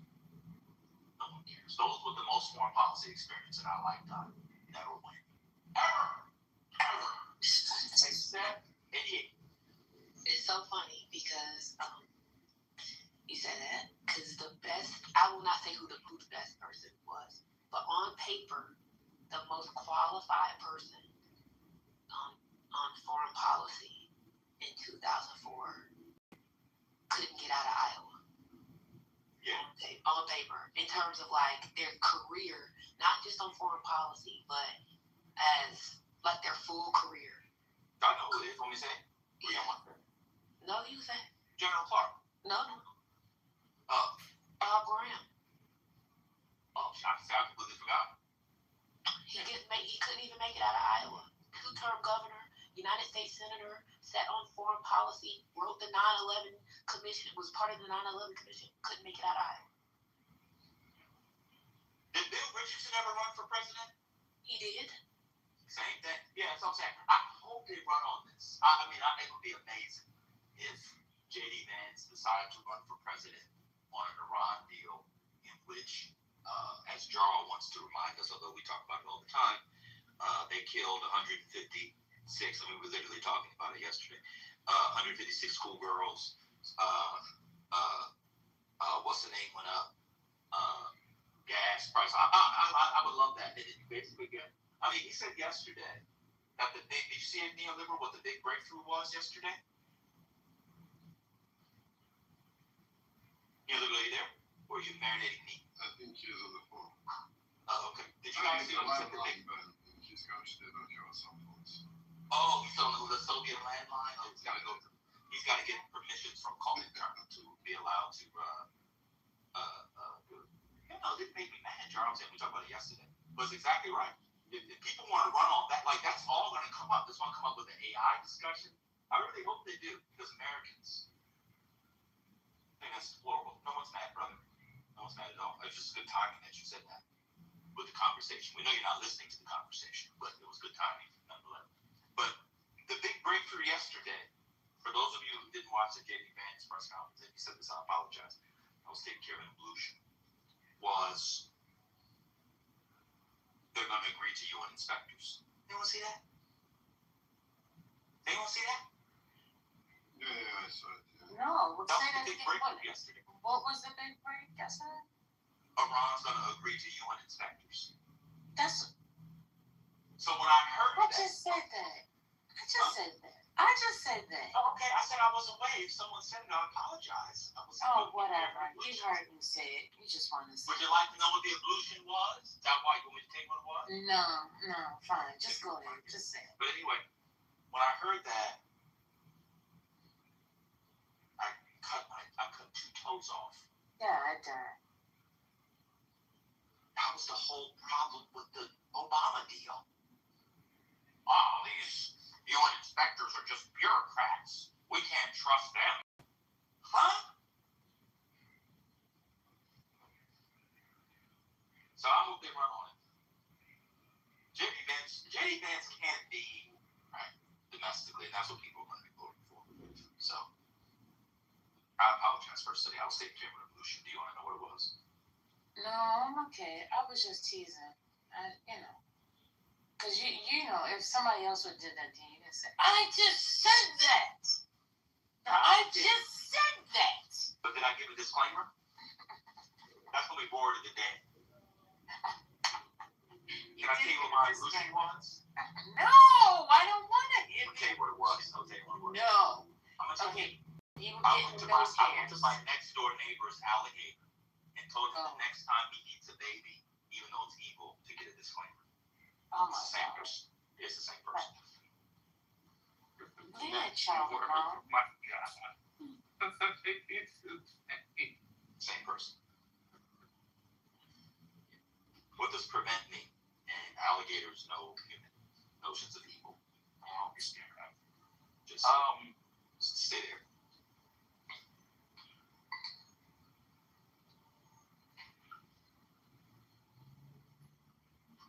So what have they gotten that's different than the Obama deal? Nothing yet. What was improved besides, I guess, the threat of bombing? They keep saying threat of bombing. Is there anything else that's different? I know. No, there is something major that I don't think we actually discussed. Oh, good. And that is the fact that this will not be coming out of the U.S. tax dollars to pay them back. They'll be getting just their sanction money that was held. Isn't that different? No, that was true for Obama, too. That's not different? No, Obama. No, they just say that it was like $300 million that had been frozen, and it accumulated a bunch of money, their own money. I don't think there was any tax dollars. Yeah, but why would we be giving them tax dollars if we didn't destroy infrastructure during the Obama administration? No, but she said that's what they say. That's what. Yeah, we're gonna have to pay for it. They're gonna have to pay for it. They gotta rebuild that infrastructure. Oh no. Vaughn said no. Vaughn said no. Vaughn said no. Part of joint. So in the JP 3.0, and 3.6 is part of it's one of the last phases. So they're gonna end up paying for it. Whether they get it from the GCC countries, I don't know where the fuck they're gonna get the money. It's gotta be paid for. They're gonna have to put that infrastructure back. Oh, wait a minute. Now, I don't know where Matt got this from, but Matt says, breaking. Tucker Carlson announces he is no longer supporting the Republican Party. There's no chance I would support the Republican Party. How could I, or any American voters, support a political party that's not loyal to the United States of America? DC was right. She called it. Where's Jeremy? She also retired at, you know. So is he a liberal now? He ain't a nobody. He just a nobody. He gonna vote for the Republicans. Y'all are feeding the Christian authority to Tucker Carlson, and that's the problem. I don't want to have that conversation. Well, you're right. CC told us he was going to introduce Medicare for all, and all the Democrats are going to vote for Tucker Carlson. So there you go. He'll be right back voting for exactly. Republican Party in 2020. Hello. He will probably support J.D. Vance. I think his son actually working for J.D. Vance, or was working something like that. They'll do that. They'll be like, Trump did so much, so important, but, I think he lost his way there, but we can really pick up MAGA. And, well, you're right, JD. You're right, Marco. Okay, I'm back on. I mean, I can't vote for a Democrat. I can't vote for John Ossoff. I mean, this guy. And so they'll do the thing where they, they'll say, like a lot of, quote, independents do. I mean, both sides are bad, but I'll spend my 5 minutes bashing Democrats and not saying anything about Republicans. It'll be that sort of thing. Come election time. Y'all are thinking like retarded, and that's your problem. That's true. I want to be retarded.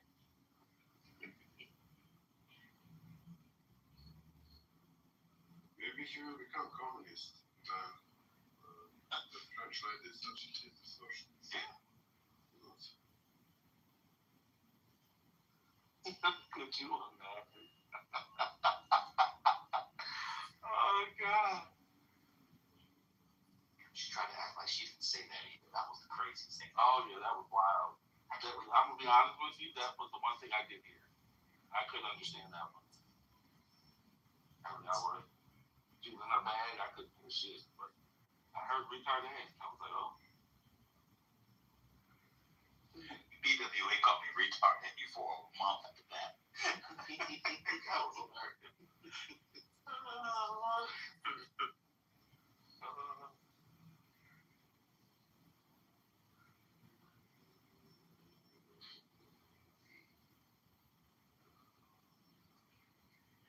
Okay, I have a question. This is not related to You can't be at Costco's again.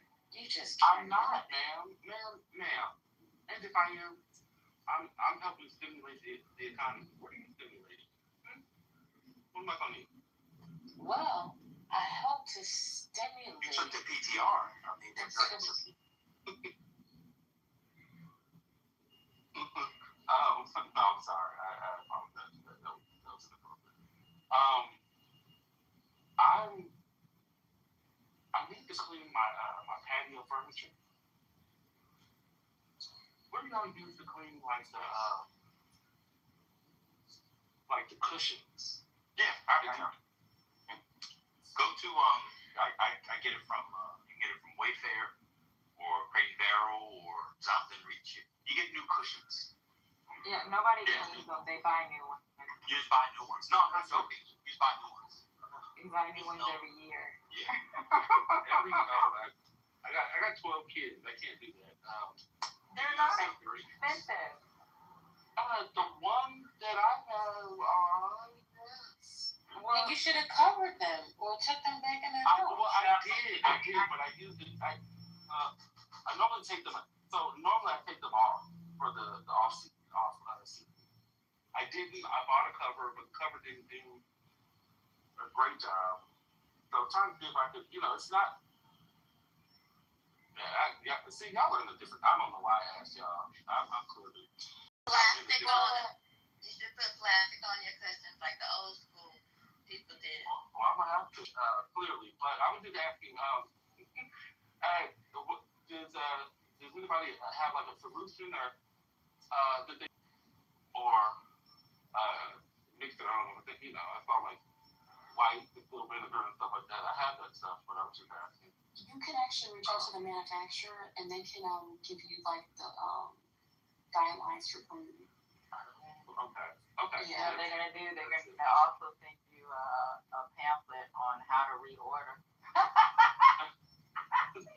Well, a lot of times for people will buy extra casings because they're like different components. Like you have the foam and then like the outer shell, like the zipper.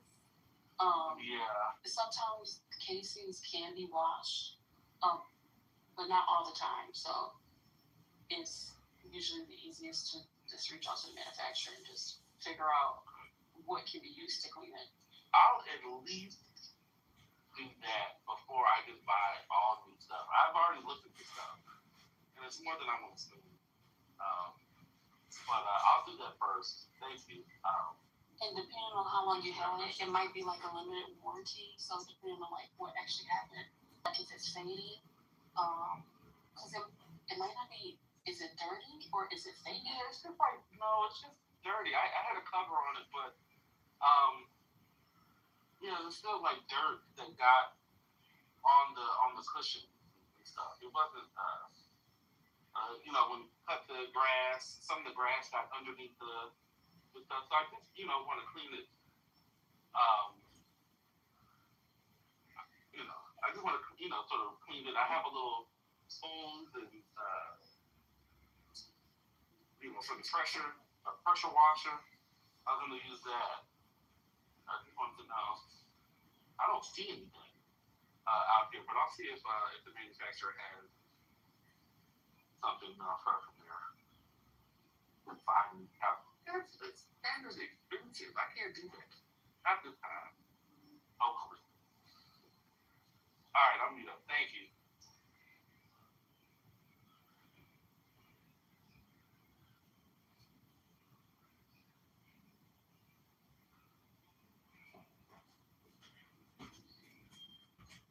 Well, for the fourth time, because it's going to be chat again,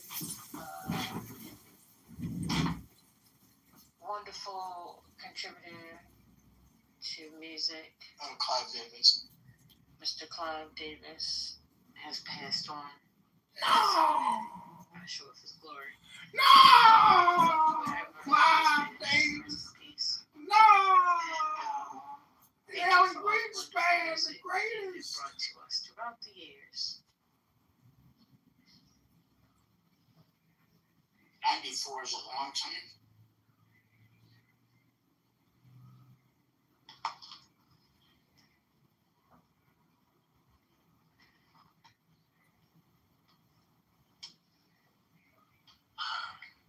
Somebody got the horses coming.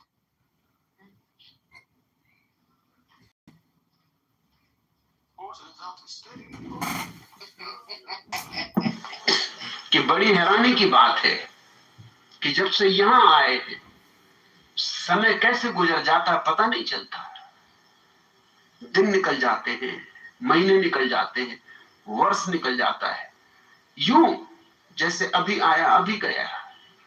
समय ठिठक ठिठक के चलता है, चलते ही नहीं जैसे घड़ी जंग खा जाती, कांटे सरकते नहीं।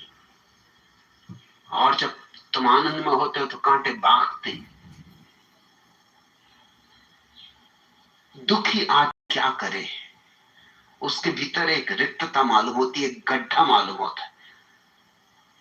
इसलिए सागर, मैं कहता हूं कि भोजन ज्यादा करना दुखी आदमी का लक्षण। मैं तुमसे नहीं कहता उपवास करो, मेरे तुम बात को समझना। मेरी बात हर जगह पुरानी तथाकथित रूढ़ियों से बिल्कुल विपरीत है। मैं उपवास का आनंद समझता हूं, लेकिन मैं ये नहीं कहता कि तुम उपवास करो, मैं कहता हूं तुम आनंदित हो जाओ। फिर अगर उपवास घट जाए वह बात और, तब उपवास का मजा और। लेकिन उपवास मत करना, उपवास से आनंद नहीं घटेगा। तुम्हें समझाया गया सदियों से कि उपवास करोगे तो आत्मानंद मिलेगा, ये बात झूठ। हाँ, इससे उल्टी बात सच है, आत्मानंद मिले तो उपवास घट सकता है, मगर अपरिहार्यता नहीं कि घटना ही चाहिए, अनिवार्यता नहीं है। ये प्रत्येक व्यक्ति की अलग अलग शारीरिक जरूरतों पर निर्भर होगा, और प्रत्येक व्यक्ति की शारीरिक जरूरतें बिल्कुल अलग अलग है, बिल्कुल भिन्न भिन्न है। पर तुमने पूछा है कि फिर महात्मागण क्यों मोटे होते, उसका भी कारण वही है। वो भी दुखी लोग हैं, उनका दुख तुमसे ज्यादा है। तुम्हें तो कम से कम थोड़ी आशा है कि संसार में हो तो आज नहीं कल कुछ ना कुछ पालोगे, कभी न कभी सुख मिल जाएगा। दौड़ रहे हो, लड़ रहे हो, संघर्ष कर रहे हो। महात्मा गण ने तो संसार छोड़ दिया। अब उनके एक और दोहरी चिंता हो गई कि पता नहीं उन्होंने ठीक किया है नहीं। न मालूम मुझसे कितने महात्माओं ने कहा है कि कई बार ये शंका मन में उठती, ये संदेह मन को पकड़ लेता है कि हमने ठीक किया। अगर हम ठीक है तो संसार के करोड़ों करोड़ों लोग गलत हैं। क्या इतने लोग गलत हो सकते? और फिर सब छोड़ के भी हमको कोई आनंद तो मिल नहीं रहा है। तो कहीं ऐसा तो नहीं हुआ कि हमने भ्रांति कर ली है, अपने साथ अपने को धोखा दे लिया है? तो महात्मागण क्या करे? न काम है, न धंधा है, न ताश खेल सकते हैं, न क्लब जा सकते हैं, न सिनेमा देख सकते हैं। कोई और दूसरी तो संभावना बची नहीं। सिर्फ एक ही बचा है सुख उनके लिए, स्वाद का सुख। सो तुम देख सकते हो तुम्हारे अखंडानंद, पखंडानंद, अनमालूम नाम तो उनके सबके आनंद में है। आनंद ही आनंद मालूम होता है नाम से, तो अखंड इनका कुल रस खाने पीने में है।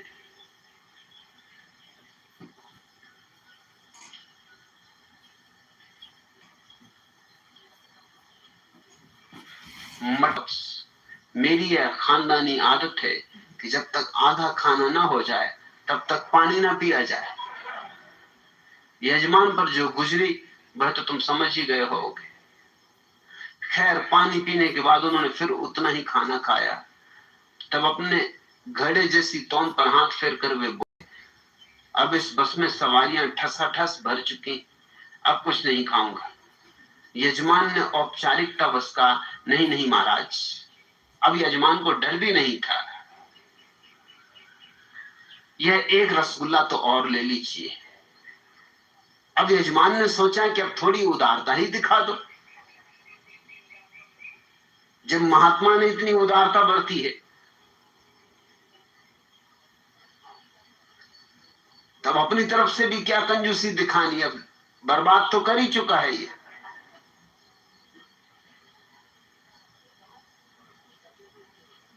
कहा कि ये तो रसगुल्ला लेना ही होगा। पक्का भरोसा था कि वो नहीं लेंगे। कहा यह तो खास आपके लिए ही बनाया गया है, नहीं आपको लेना ही होगा। ब्रह्मचारी ने झट से उसे लिया और गपक गए। बोले लाओ लाओ, अभी बस में कंडक्टर की सीट खाली। मगर अब बिल्कुल भी जगह नहीं बची, पांव रखने की भी नहीं।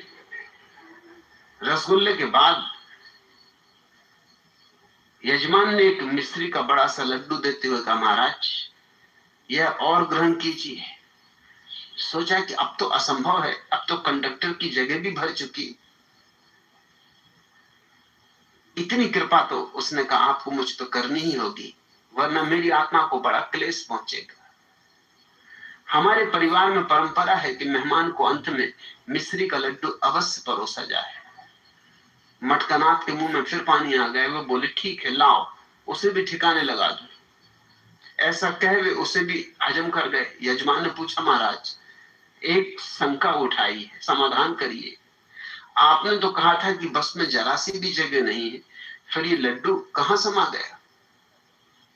ब्रह्मचारी ने उत्तर दिया वत्स, यदि बस में तिल रखने की भी जगह नहीं है और देश का प्रधानमंत्री आ जाए तो उसके लिए जगह मिलेगी कि नहीं? बस यही समझो कि मिस्री का ये लड्डू प्रधानमंत्री। फिर यजमान ने हिम्मत भी नहीं की कि अब कुछ और आगे औपचारिकता दिखाए। तुम अपने महात्माओं पर जरा ध्यान दो। और ये वही लोग हैं जो 24 घंटे तुम्हें समझा रहे कि जगत तो माया है, इस देह में क्या रखा है, ये तो मिट्टी है, ये तो सब सपना है, स्वप्नवत। और इनके शरीर देखो और इनका भोजन देखो, तब तुम समझ जाओगे कि इनकी बातों में कितनी सच्चाई है, कितना अर्थ है। तुम्हारे महात्माओं में और तुम्हारी स्त्रियों में बहुत भेद नहीं है, इसलिए दोनों में तालमेल भी बैठता है। तुम्हारे महात्मा तुम्हारी स्त्रियों के एक महात्माओं पर भर नहीं तुम्हें शक संदेह होता। महात्मा तो महात्मा है, सो वहां तुम स्त्रियों को जाने देते हो। संगीतज्ञों के पास जाने दोगे? बस एक जगह तुमने छोड़ रखी, मंदिर, महात्मा। क्योंकि तुम सोचते हो कि महात्मा तो पहुंचे हुए व्यक्ति है, संसार को माया कह रहे हैं।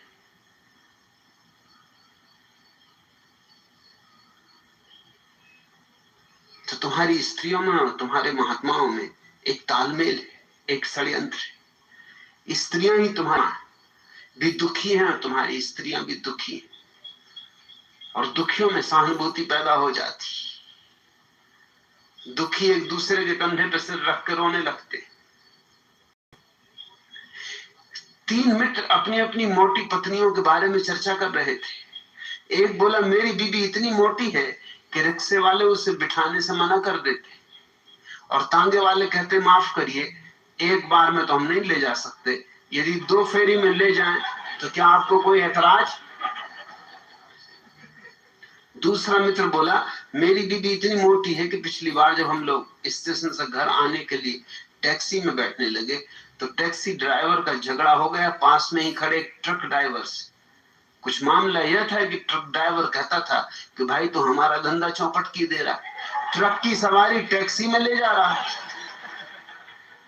तीसरा मित्र बोला यह भी कुछ नहीं, तुम मेरी बीबी के किस्से सुनोगे तो सुनकर गस्त खा जाओगे।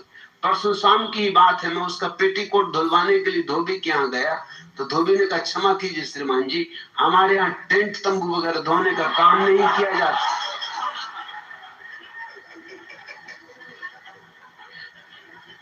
दोनों दुखी हैं।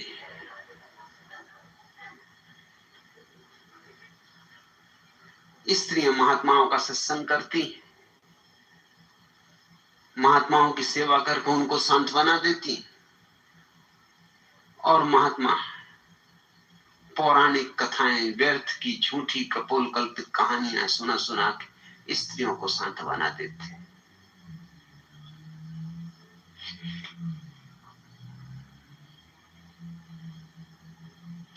तीसरा प्रश्न, भगवान मैं आपका संन्यास लेने से बहुत ही डरता हूं, कृपया अपनी शराब कुछ ऐसी पिलाएं कि मैं साहस कर सकूं। देवराज मेहता,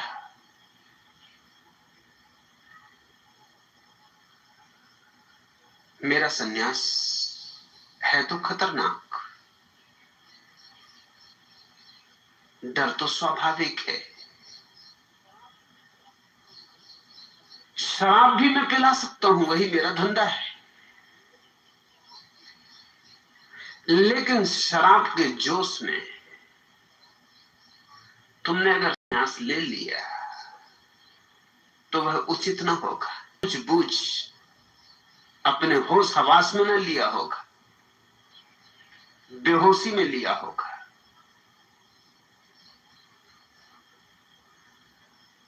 और शराब जब उतर जाएगी फिर क्या करोगे? यहां से जब घर जाओ, गांव के लोग मिलेंगे, पत्नी के दर्शन करोगे, बाल बच्चे पूछेंगे कि डैडी तुम्हें क्या हो गया, भले चंगे घर से गए थे।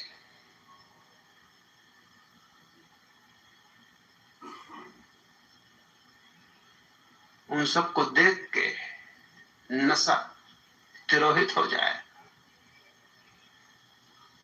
नशे में लिया गया सन्यास नशे के तिरोहित होते ही गिर भी जाएगा, उसका कोई मूल्य नहीं। होश हवास में लो। फिर एक खतरा और भी, नशे के साहस का कोई भी मूल्य नहीं। नशे के साहस में तुम कुछ ऐसा काम भी कर सकते हो जो करके तुम पीछे पछताओ, बहुत पछताओ। नशा तो मैं पिलाता हूं और ऐसा पिलाता हूं कि जन्म जन्म ना उतरे, मगर सन्यासी हो जाओ तभी पिलाता हूं, उसके पहले नहीं। सन्यासी होना मेरे मैं गधे का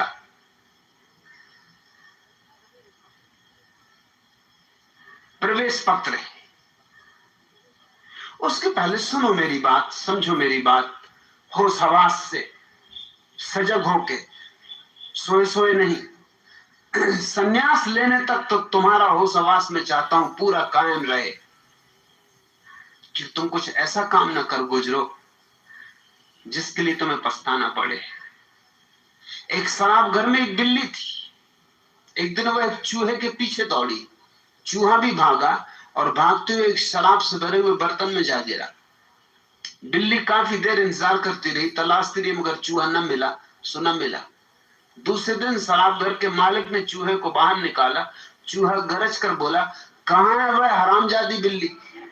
क्या समझ रखा है अपने को? लाओ मेरे सामने, कर दूं चारों खाने चित। नशे में कुछ उल्टा सीधा काम न कर बैठना। फिर नशे का भरोसा क्या, मैं तो पिला दूं। सन्यासी निकले नशे से ये कोई जरूरी नहीं। हिम्मत आ जाए तो पता नहीं हिम्मत का क्या परिणाम हो। हिम्मत आ जाए और तेजी से भाग खड़े हो। हिम्मत भागने की आ जाए, ये भी तो खतरा है, ये भी डर है। नशे की हिम्मत क्या करवाएगी, इसके लिए कोई पहले से निर्णय कर नहीं सकता। सज्जन आदमी को नशा करवा दो, गालियां बकने लगता है। कोई सोचा भी नहीं था कि ये गीता पाठी एकदम गालियां बकने लगेगा। सोचा तो हमने कि नशा करवा देंगे तो गीता का उद्घोष होगा, और ये बकने लगा मां बहन की गालियां। भी आ रहा है संन्यास लेने का, बेहोश हो के क्या ख्याल आएगा पता नहीं, भीतर क्या क्या पड़ा हो, क्या ना पड़ा हो। जन्मों जन्मों का कचरा इकट्ठा है। तक मेरी शराब के तुम पात्र नहीं होते। हाँ, सन्यासी तुम हो जाओ, फिर मैं राजी हूं पिलाने को, फिर कोई मेरी तरफ से कमी नहीं होती। मगर जब तक तुम सन्यासी नहीं हो तब तक मैं तुम्हें बिल्कुल मुक्त छोड़ रखना चाहता हूं। सुनो, समझो, विचारो, विश्लेषण करो, तर्क की कसौटी पर कसो। जल्दी मत करो, धीरज से, आहिस्ता से, क्योंकि मैं जो कह रहा हूं वो खतरनाक तो है ही। वो सारी परंपराओं का विरोध है, उनका अतिक्रमण है। हाँ, तुम निर्णय कर लोगे अपनी तरफ से, अपनी बुद्धि से समर्पण का, फिर ठीक है, उसके बाद तुम मेरे हाथ में हो, नहीं तो खतरा है। मुल्ला नसरुद्दीन के दांत में बहुत पीड़ा थी, लेकिन दांत निकलवाने में नसरुद्दीन को बड़ा डर लगता था। दांत के डॉक्टर ने उसे बहुत तरह से समझाया कि नसरुद्दीन, दर्द बिल्कुल नहीं होगा, बस 2 मिनट की बात है। लेकिन नसरुद्दीन बड़ा घबराया। आखिर नसरुद्दीन जब तैयार न हुआ तो डॉक्टर थोड़ी सी विस्की लेके आया और मुल्ला को देते हुए बोला, लो नसरुद्दीन, शायद इसे पीकर तुम्हें थोड़ी हिम्मत आए। विस्की पीने के 2-4 मिनट बाद तो नसरुद्दीन एकदम खड़ा हो गया और गरज कर बोला, अब आई साली हिम्मत, अब जरा कोई हाथ तो लगा कर देखे मेरे दांत। अरे हाथ पैर तोड़ दूंगा जिसने जरा सा छुआ मेरे दांत को। अब कैसी हिम्मत आ जाए तुम पीने के बाद कि तुम मुझसे कहने लगो, कब देखूं कौन देता मुझे सन्यास।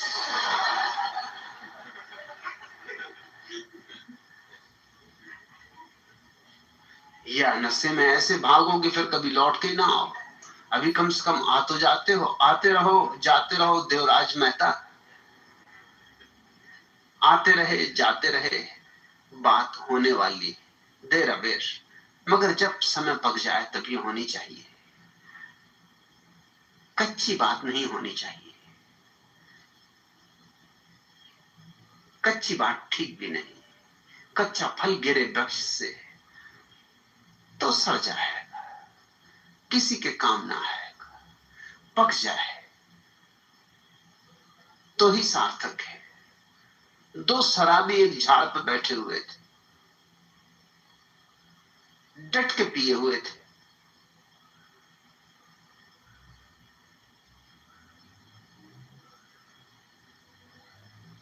झूल रहे थे, झूम रहे थे, गीत गुनगुना रहे थे।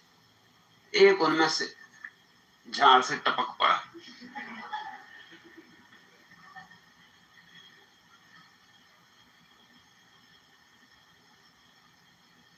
उसके गिरने से जो धड़ाम की आवाज हुई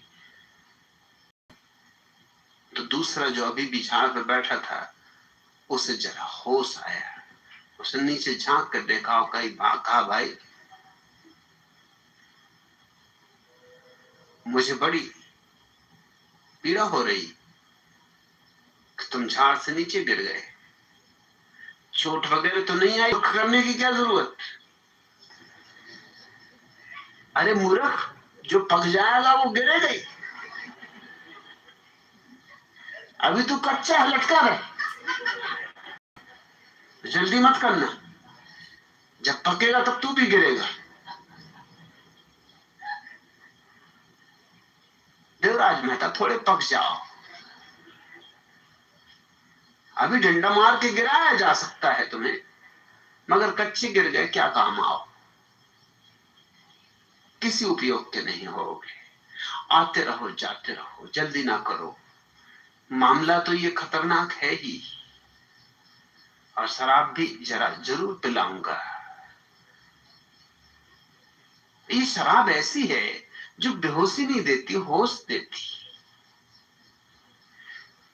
मगर इस शराब की पहली शर्त है, वो तुम्हें पूरी करनी पड़े। वही सन्यास, वही शिष्यत्व है। जब तक तुम वह शर्त पूरी नहीं करते तब तक तुम पात्र ही नहीं हो कि मैं तुम्हारे पात्र को भरूं। तब तक तुम दर्शक हो,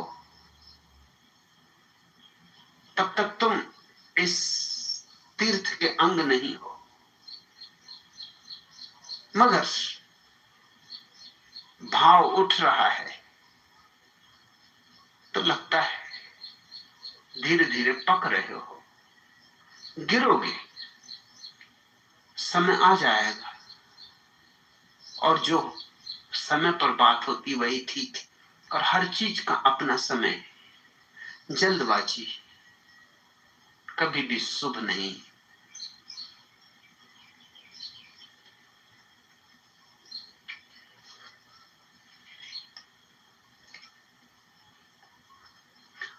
आखिरी प्रश्न,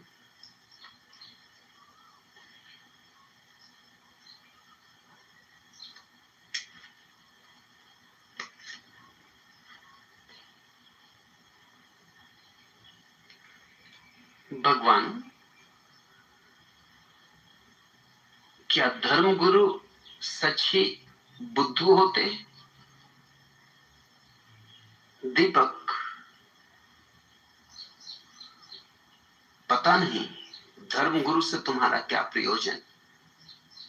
अगर महावीर, बुद्ध, जरथुस्त्र, लाओत्सु को तुम धर्मगुरु समझते हो तो वे बुद्ध हैं, बुद्धू नहीं।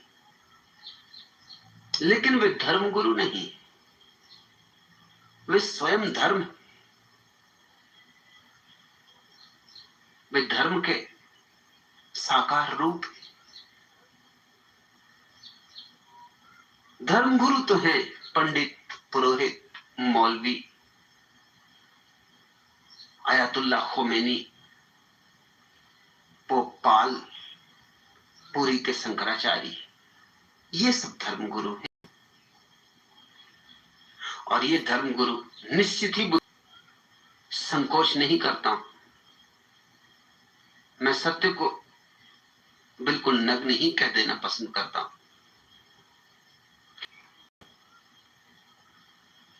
आदि शंकराचार्य धर्म है, मगर ये नकलची, ये कोई शंकराचार्य है? ये कार्बन कापियां हैं। और इस जगत में इससे बड़ा कोई अपमान नहीं है आदमी का कि वो कार्बन कापी हो जाए। प्रत्येक व्यक्ति मौलिक, और मौलिक होने में ही उसका अपना गौरव है, और अपने गौरव में ही परमात्मा का गौरव है। जो कार्बन कापी होकर रह जाता है वो दो कौड़ी का हो जाता है। यहूदी फकीर झुसिया मृत्यु सैया पर पड़ा था, विद्रोही था, बगावती था। मैं जिन थोड़े से लोगों को प्रेम करता हूं उनमें से एक झुसिया भी है।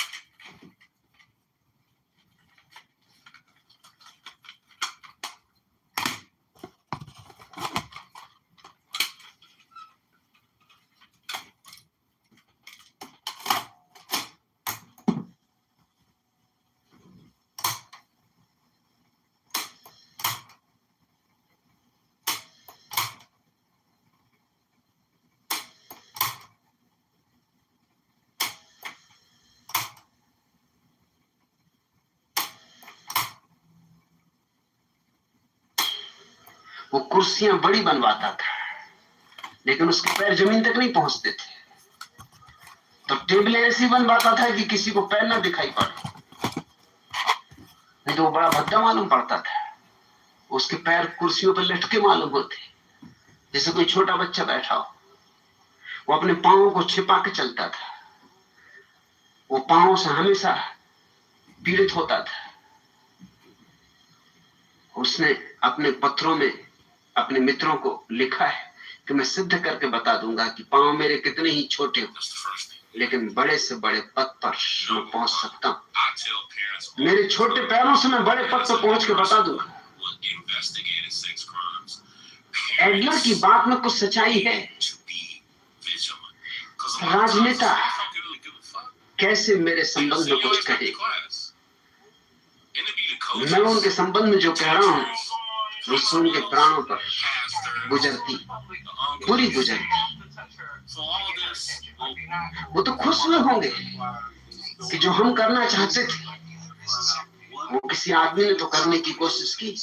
दिल ही दिल में धन्यवाद दिया होगा, आभार अनुभव किया होगा। something behind that behavior that should be addressed. Is it like if somebody's dealing with? इसलिए तुम इसकी चिंता ना लो कैलाश गोस्वामी कि क्यों किसी उच्च दर्जे के व्यक्ति ने कुछ नहीं कहा। उनका न कहना ही बताता है कि कोई उच्च दर्जा वगैरह, मगर ऊंचा कोई पद से नहीं होता। आत्मवान व्यक्ति ही केवल ऊंचा होता है।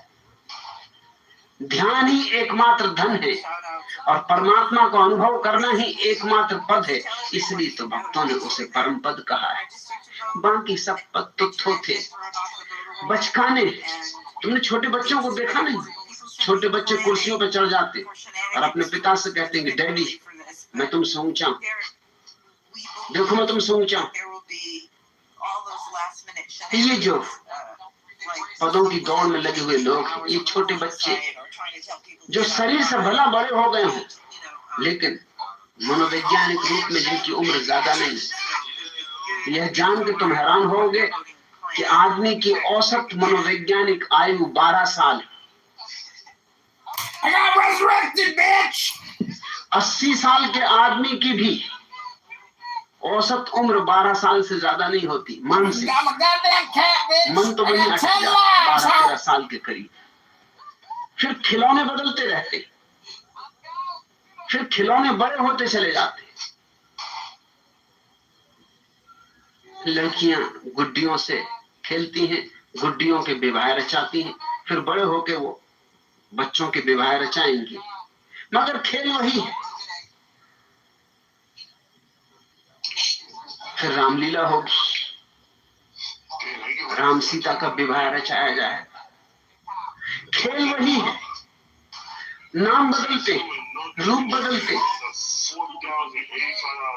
ऐसा हुआ कि मैं पहली दफा रायपुर गया, मुझे कोई पहचाने नहीं, मैं किसी को पहचाने नहीं कि कौन मुझे बुलाया है। उसी दिन संयोग वसात उसी एयर कंडीशन डब्बे में बाबा राघवदास को भी आना था। बाथरूम जाते हुए मैंने देखा कि तख्ती बाबा राघवदास की लगी है। वे एक सर्वोदयी सन्यासी थे। महात्मा गांधी और विनोबा के बड़े भक्त थे। तो मैंने पूछा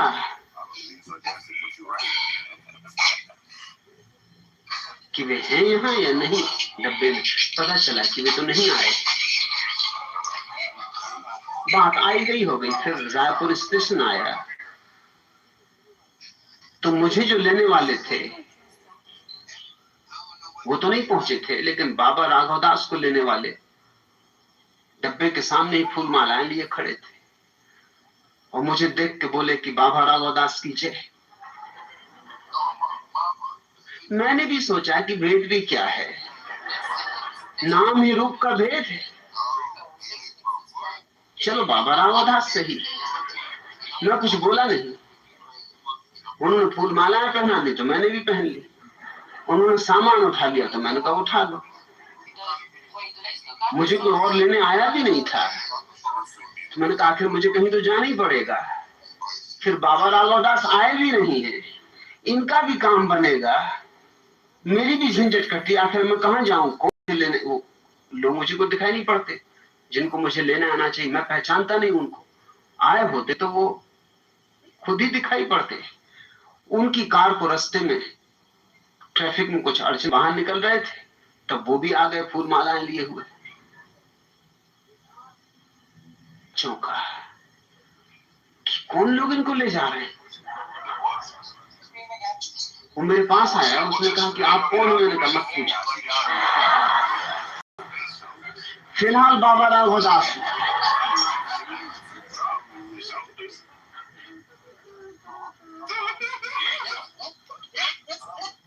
जो मुझे ले जा रहे थे, उन्होंने कहा आपका मतलब फिलहाल? मैंने कहा सब नाम रूप है। आदमी जन्म जन्म में क्या क्या नहीं होता, अलग अलग जन्मों में अलग अलग हो जाता है। 84 करोड़ योनियों में क्या क्या नहीं होना पड़ता। इसलिए कह रहा हूं कि फिलहाल। उन्होंने कहा तब ठीक। मगर जो मुझे लेने आए थे उन्होंने कहा हम ऐसे आपको नहीं जाने देंगे। ये क्या मामला है? अरे बाबा राघवदास तो हम जानते हैं, उनमें से एक बाबा राघवदास को जानता है, तो आप बाबा राघवदास नहीं है। मैंने कहा ये संबंध तुम आपस में तय कर लो कि मैं कौन हूं, क्योंकि क्या फर्क पड़ता है। रही बात अगर तुम दोनों की अड़चन हो तो इनका काम आज निपटा देता हूं, कल तुम्हारा निपटा दूंगा। आज बाबा राघवदास रहने दो, कल तुम जो चाहोगे वो हो जाऊंगा।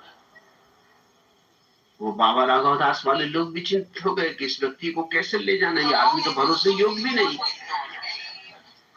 और कहीं बाबा राघवदास किसी और डब्बे में ना बैठे हो।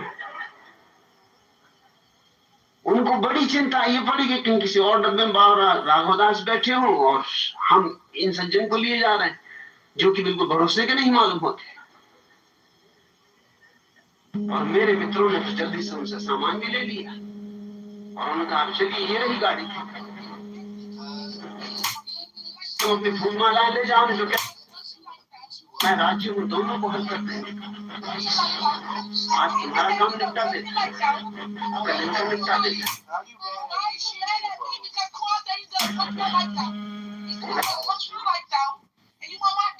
I'm mad. You angry. Leave me alone. You angry. I can't argue with you. I can't argue with you. You angry. I can't argue with you. Hello?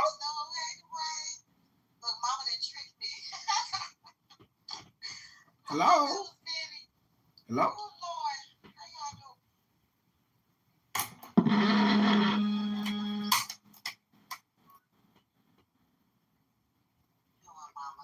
Hello?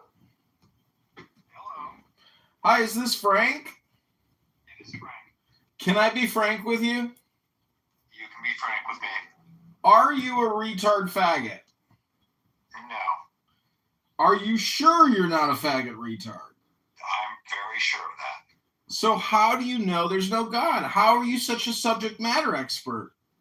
I don't make a claim that there's no God. Try again. Oh, what claim are you making?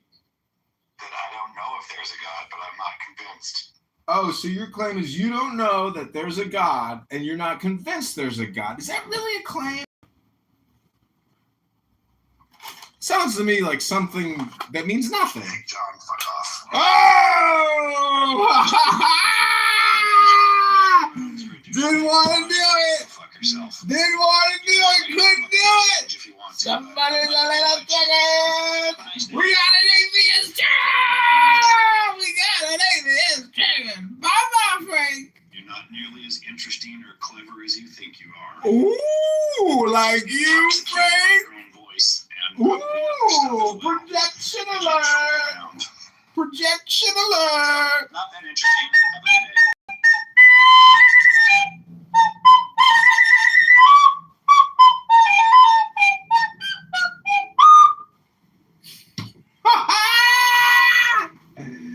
Uh-oh, somebody got a little trigger. Somebody got a little trigger. So watch this. We're going to put a link to the YouTube live stream in the chat. Somebody got a little trigger. Somebody got a little trigger. Somebody got a little trigger. He gave me the word I could put the link in the chat. Somebody got a little trigger. Somebody got a little trigger. Somebody got a little trigger.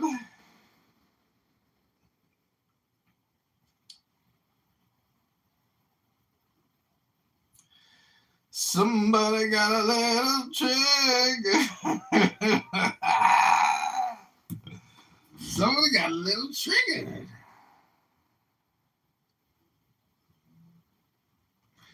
Somebody got a little trigger. Somebody got a little trigger. Somebody got a little trigger. Somebody got a little trigger. Lots of entrepreneurs, open to every subject from what are you working on right now to how can we as a community help you and vice versa. How can you help the community? Gotcha. Somebody got a little trigger. Somebody got a little trigger. What everybody thought about CRMs. They got concrete. Talking about CRMs. CRMs. That's what's on my mind. Somebody got a little trigger. Because I know, like everything. Somebody got a little trigger. On top of the real estate. CRM. Somebody got a little trigger. Whole life. Somebody got a little trigger. But there's going to be a lot of people in the decentralized market looking to close. Somebody got a little trigger. But real estate CRM. Somebody got a little trigger. Things that they need. So maybe if it's niche, I don't know if you want to go in mid-industry. Somebody got a little trigger. Somebody got a little trigger. So I'm an almost. Somebody got a little trigger. The answer is yes. Everybody in this already has their own systems and CRMs. That's the question he is asking. Yes, we owe you software. Yes. Somebody got a little trigger. It's getting easier to oversharing. You know what I'm saying? Somebody got a little trigger. Somebody got a little trigger. I'm just curious, what's the biggest complaints?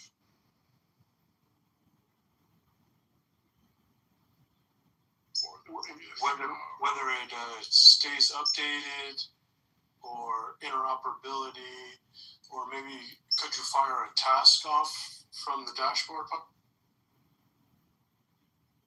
Gotcha. And I imagine you guys are using like the premier CRMs like Salesforce. I know HubSpot's got one. HubSpot, yeah. Burner or one. So, gotcha.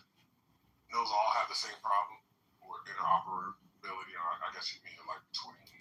Somebody got a little trigger. Before, but now you just give it to your. Somebody got a little trigger.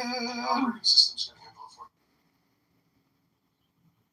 Somebody got a little trigger. Earlier when I started Launch's room, I was talking about launching your own cloud operating systems. This is how everyone's self-hosted operating system. Yes. Influx has his own self-hosted operating systems. Oh, okay. So Influx. We all do. Oh, okay, I got it. So I'm trying to. So pretty much everybody comes from a tech stack world, right? With development. Concept is based on Oh, we found a winner, bro. We found some winners. You need to maintain some real winners. Very basic. That is always going to lead You can't manage a population by numbers and not. And I think that's policy, though. That's not foundational to Zionism. It is, because how can you create a Jewish nation and keep it a Jewish nation if you don't have a Jewish demography? And the term, I think in a future binational state, it's still Jewish in character, no? Like it's still. Again, we're not talking about Jewish character. We're talking about institutionalized supremacy. That's very, very different. And any ethnocentric state, especially that of a closed society like Judaism, is bound to end up morally rotten. You can't manage a population according to the ethnical characteristics.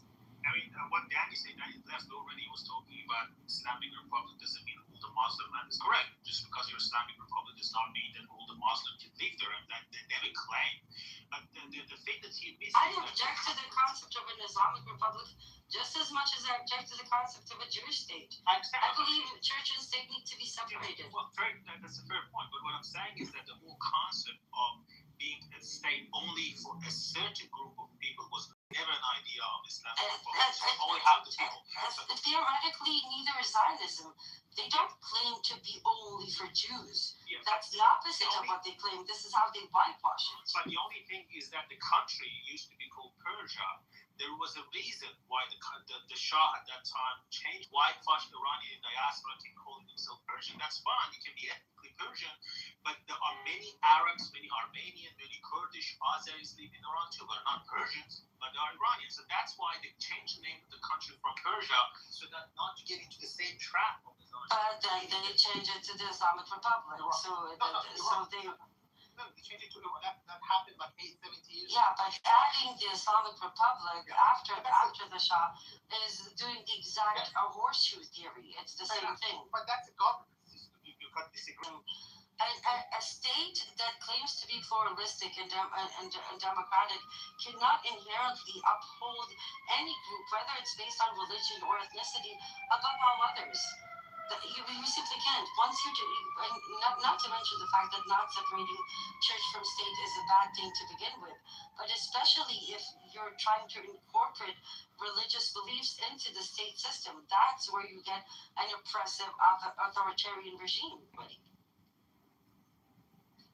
Emrose, what do you think of this idea Gaza and Iran is now looking towards? I saw the Israeli government tweeted about Turkey being linked to Hamas. It seems like they're priming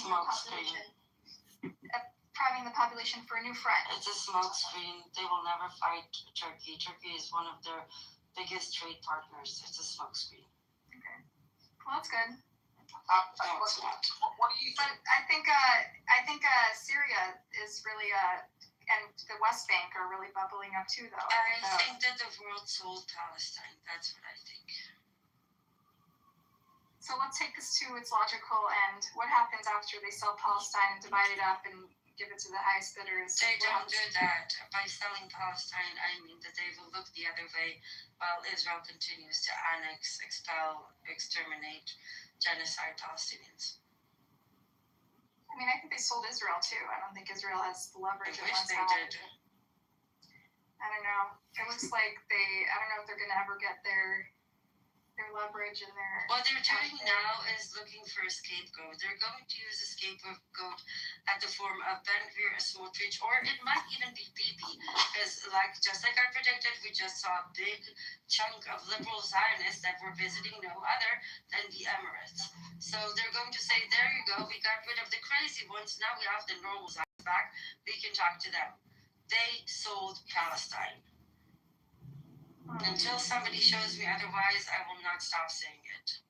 Motherfuckers, the entire fucking world sold Palestine for the millionth fucking time.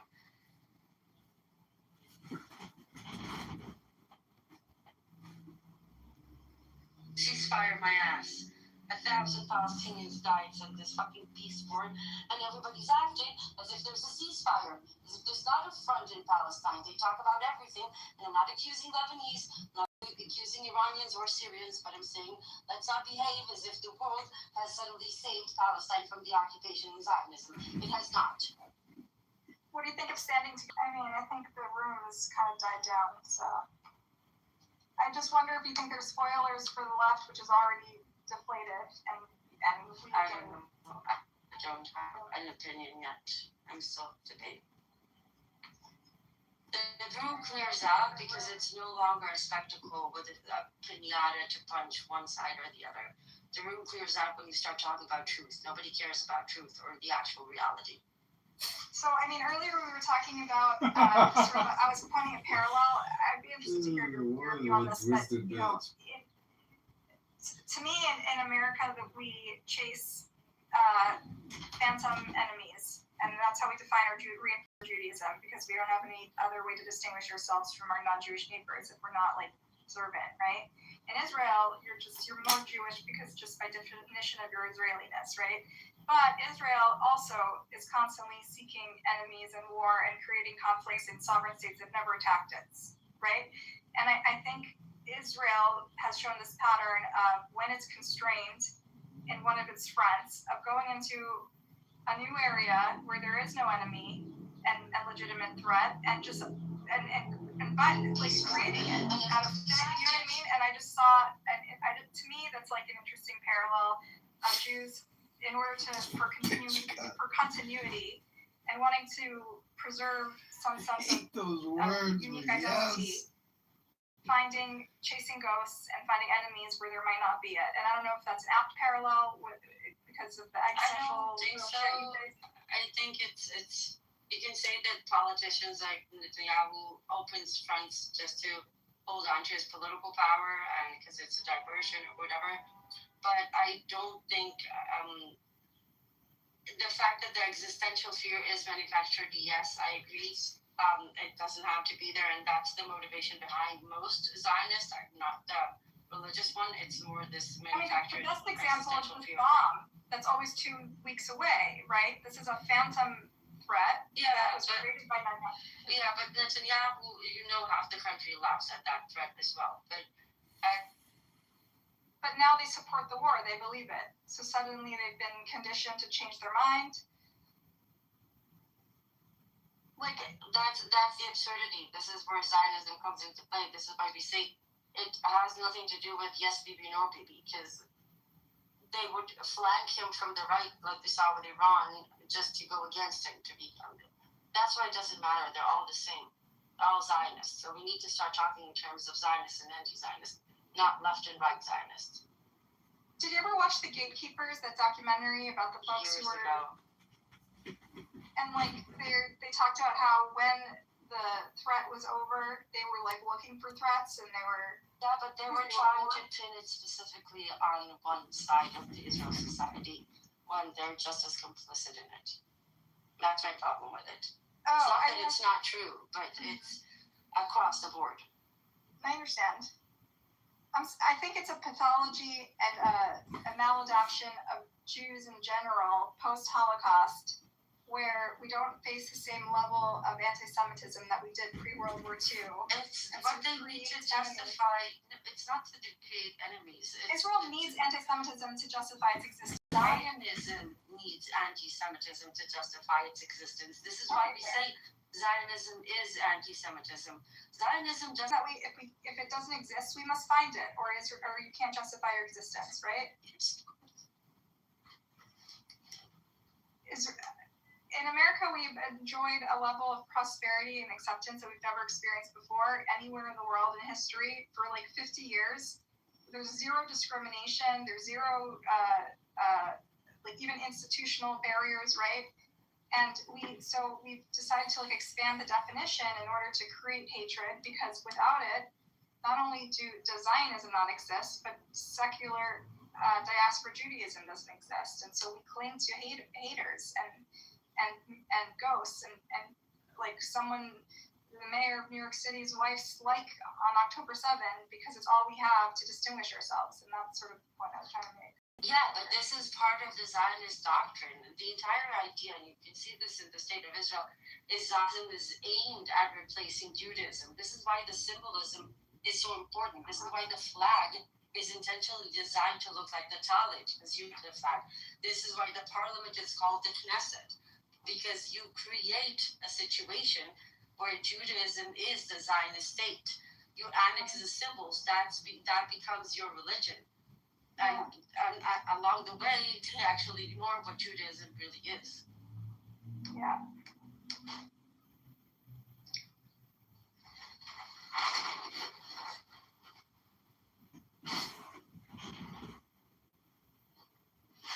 Did it fix the world?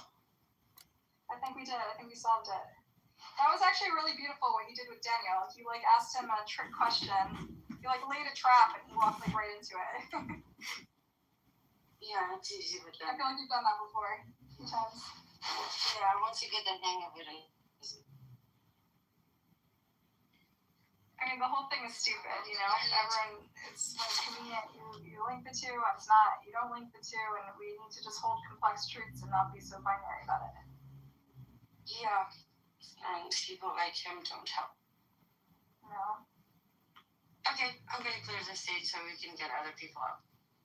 Okay. See you around. Ellie, get up here. I want to talk to you.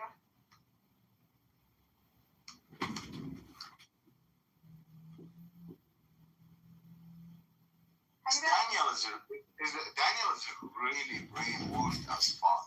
Seriously, since he was baby, I think he was drinking milk and brainwashed at the same time. Like he is obsessed with Qatar Muslims. Like I don't think he's being honest. I think he's more on he's on a Hasbara campaign. He thinks he's saving his country. I've actually seen a documentary about those people actually done the courses of Hasbara to come out and they talk about it. They talk against that had and the whole thing. Is it called Libertarian, the name of the ship? Yes, that's yeah, the one. We talked about it many times. So it's very ironic. Look, what do you think about? I was just looking at how the Americans view Israel in the past 3-4 years and compare that to, like, I'll just try to look at the demography of the view of Israel amongst Americans. There was a Pew Research Center recently come out with this survey talking about over 60% of Americans have a negative view toward Israel. So the first thing I thought it's because of what's happened in the Middle East and the searching. I have a better stat for you, Soren. The Washington Post poll recently polled Americans across the country. 60% think war crimes were committed in Gaza. 40% think it's a genocide. That is a huge number when historically Americans have overwhelmingly supported Israel. Exactly. So I was looking at that to try to find out why they have actually shifted, and I realized that most of the people that they asked this question, majority of the people have a negative view are under the age of 45, and those people still have a positive view toward Israel regardless of what happened. And they are mainly boomers generation. Because they remember a different Israel, by the way, Soren. They remember when Israel actually had existential threats and wasn't backed by world power, right? They were once existentially threatened. Now they're not. And they don't realize that they're the giants. They think they're still the midget. They still think they're still David. They don't realize they're Goliath. I think what my understanding was that they probably see Israel through the lens of Holocaust. That what happened there was horrific things happened in Europe. That's why if you're a small content creator, Israel for them. But now the generations after, the world past after, they see Israel through the lens of Gaza. Yeah, that's true. And that's why the shift in saying on is they are already a nuclear state that no one can block. Yeah, it's David becoming Goliath and not realizing they're Goliath, basically. Ellie, what's going on with you? How you been? Yes. Do you like the title of the room? What is there to like? What to dislike? I don't know. No thoughts? No riffing? No crying in the room? Listen, I know your content. You're not surprising me yet. Okay. We're talking about the phantom anti-Semitism and the sort of maladaptive nature of post-war Jews to even when we're flourishing, try to find haters and hate in obscure places. Look, as soon as you will figure out the discrepancy between how Americans, for example, react and view Russia and Russians versus how they view and react to Israel and Israelis, when you figure that shit out, we will be able to have like a real discussion on the matter. Before that, like it's all, pushing and boring. That's actually a very interesting perspective, Ellie. I want to hear your perspective. This is not a. We talked about it before. He just told you. Are you not listening? You just don't like what you're hearing, huh? Little pushback's difficult. I don't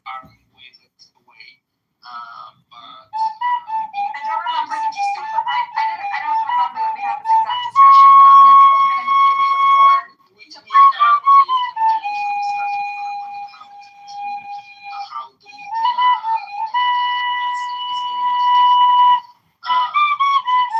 landscape is very much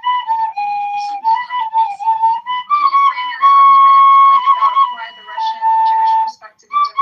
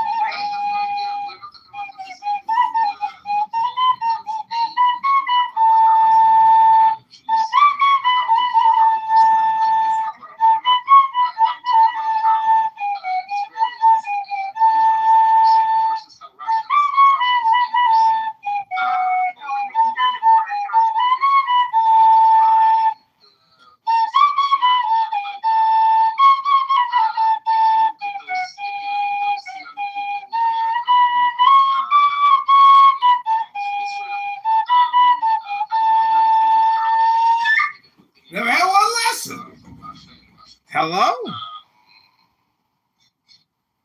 Or you will see a reverse picture. You will see boomers who understand who Russians are versus a young population who kind of glorify Putin and whatever Russia, and see them as like victims of American hegemony or something. Yeah, fair enough.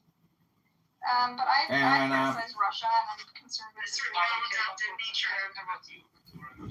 But I think if you're looking at the poll, at least of just American Jews, the vast majority also feel some attachment to Ukraine and Russia and Eastern European, all of our history there, right? I think most American Jews who criticize Israel are the same people who criticize Russia.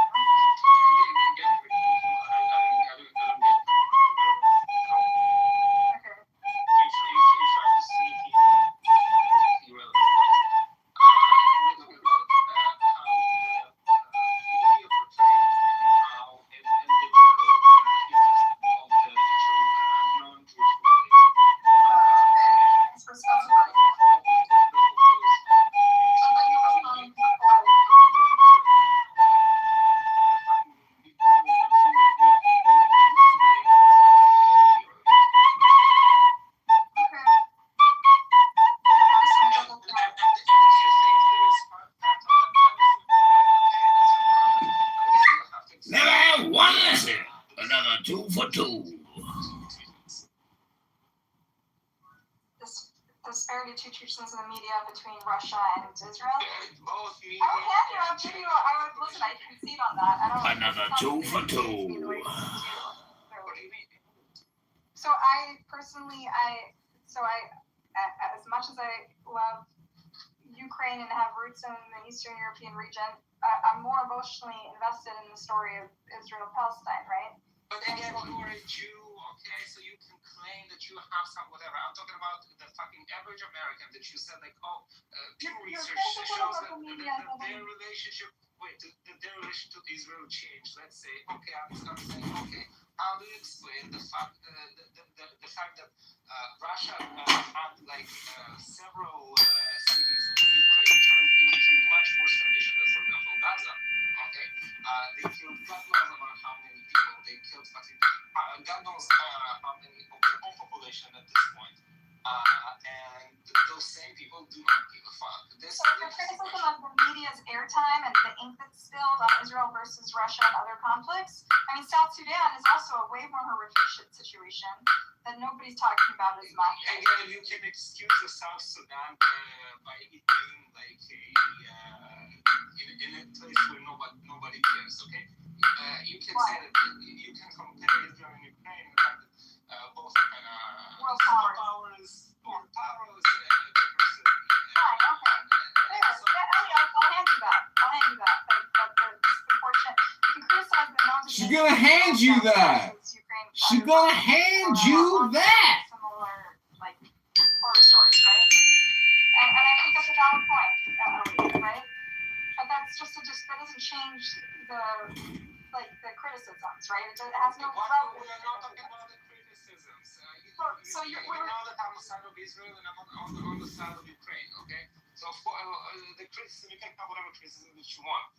That's not the point. No, you're talking about shifting public opinion, and you're saying it's the media shifting your projection alert.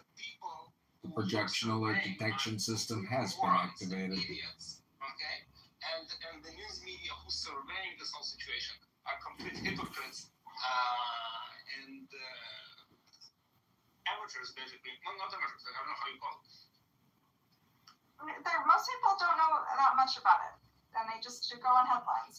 The projection alert detection system has been activated. What is your point? Say it in one sentence, please, because you're kind of muddling. My point, there is some reason that you have to explain.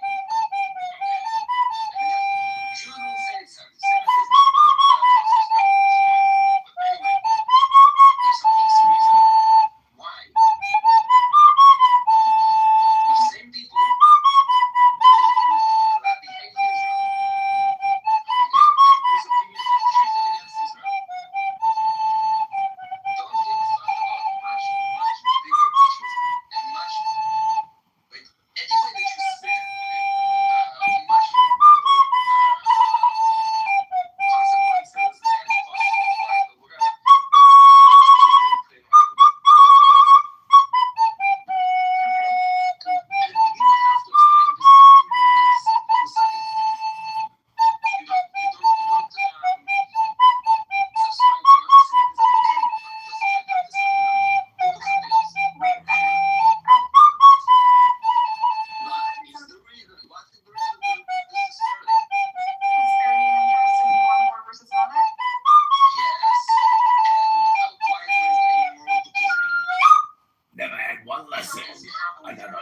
for two. We've had this conversation before, and I'm not discounting the fact that Israel. I told you that we had this population, and you never come up with an explanation that satisfies either it's logically consistent, whatever. Another 2 for 2. Life is not logically consistent, Ellie.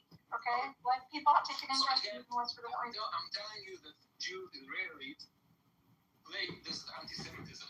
If you do not subscribe to that, do you see that as anti-Semitism? No. I told you many times what I think it is. What is it? Political.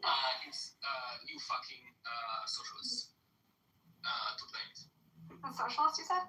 Yeah. Okay, I thought it was the media. I thought you blamed the media. Being more precise. Do you think I'm a fascist socialist? No, you are the socialist. Okay, sorry, fascists are your friends. Why do you think I'm a socialist? I actually am pretty moderate. I'm just social democracy with a social system and capitalism.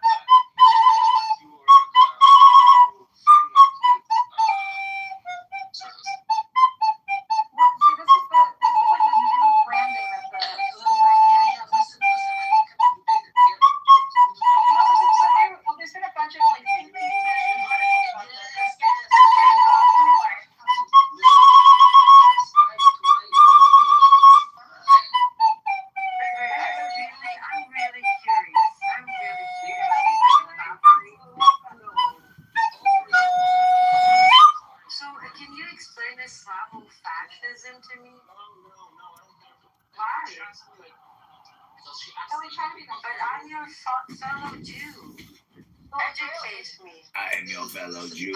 Educate me about Islamofascism. What is it? Give me the definition. I refuse to use Google to try to get a definition. I want to be political with you. I am a communist, socialist, fascist. אוקיי, בגדול, זה צריך, יש לזה הרבה רקע, אוקיי? אבל תחשבי, אוקיי, את יודעת איך האוקראינים קוראים לרוסים? תמשיך. הם קוראים להם אנרכיסטים, אוקיי? פשיזם רוסי. Another 2 for 2.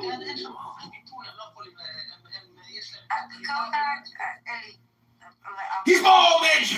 I know all about Islamofascism. I know all about the green belt. I'm just really curious to hear because I was surprised when you say I don't label it anti-Semitism. That was curious, but that's my bad because I should have expected you to attack it from the Islamophobic angle. So that's your argument, Islamophobia.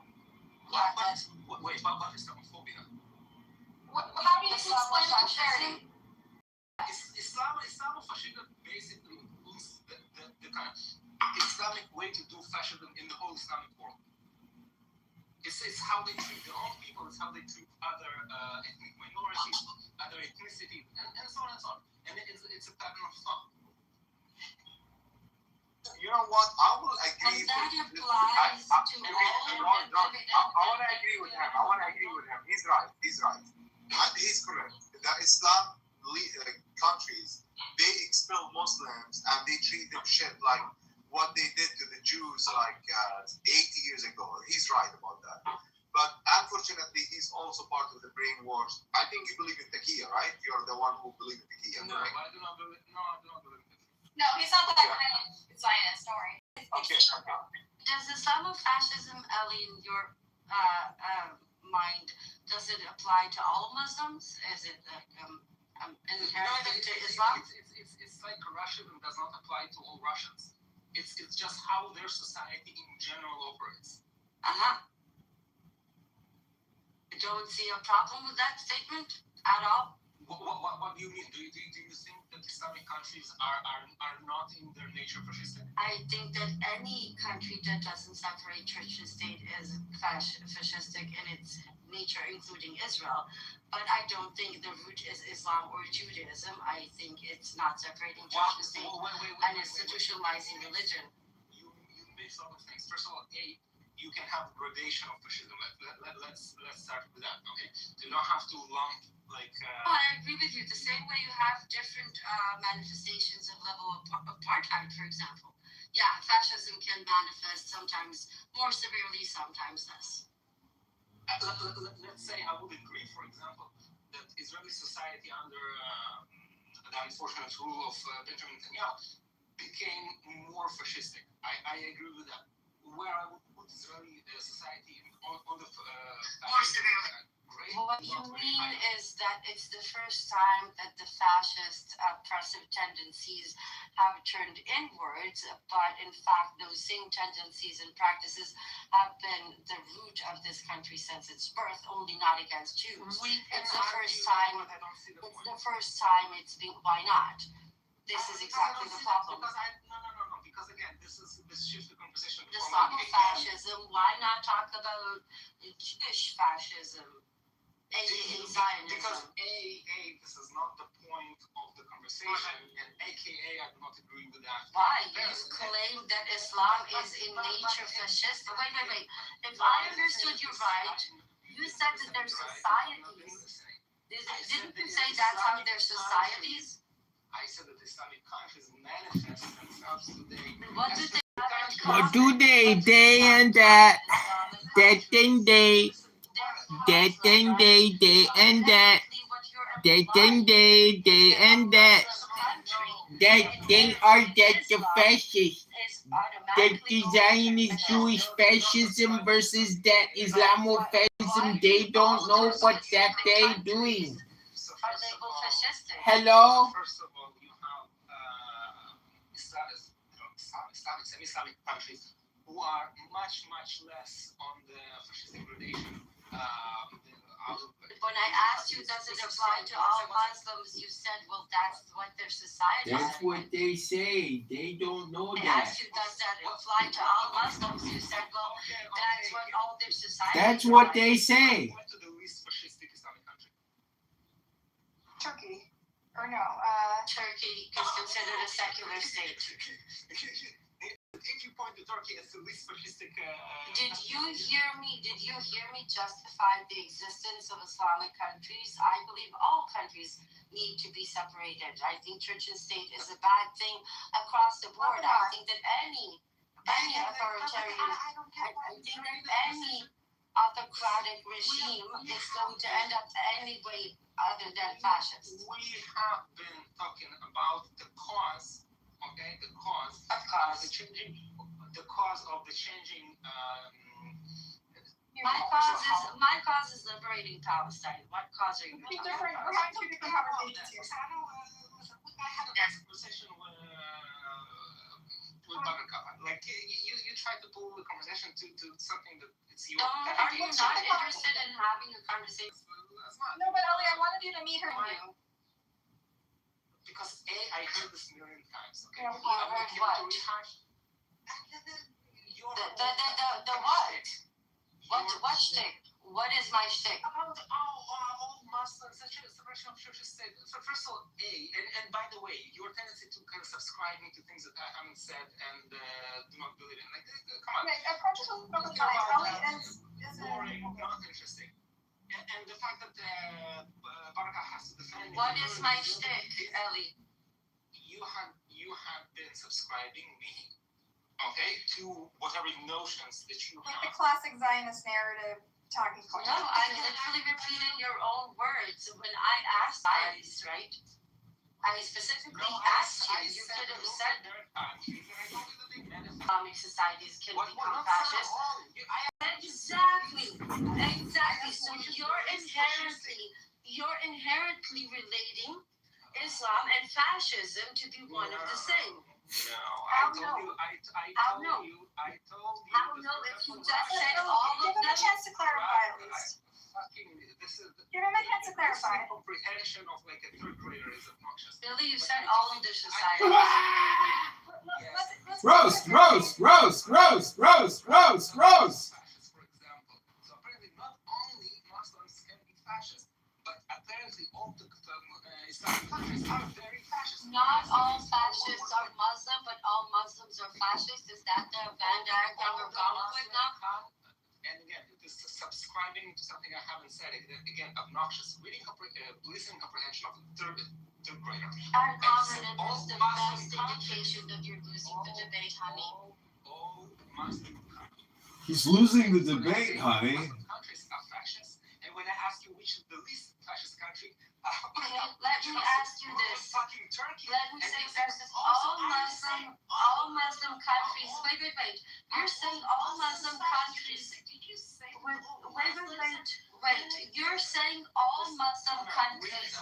Ellie, all Muslim countries are fascist. What do those... אלי, אם אתה אומר שכל המדינות האסלאמיות, אם אתה אומר שכל המדינות האסלאמיות הן פשיסטיות, משמע יש גורם מקשר בין כולם. Then explain it to me. This is the way I understand it. When you say all Muslim countries, when you say all Muslim, then you can happily educate me.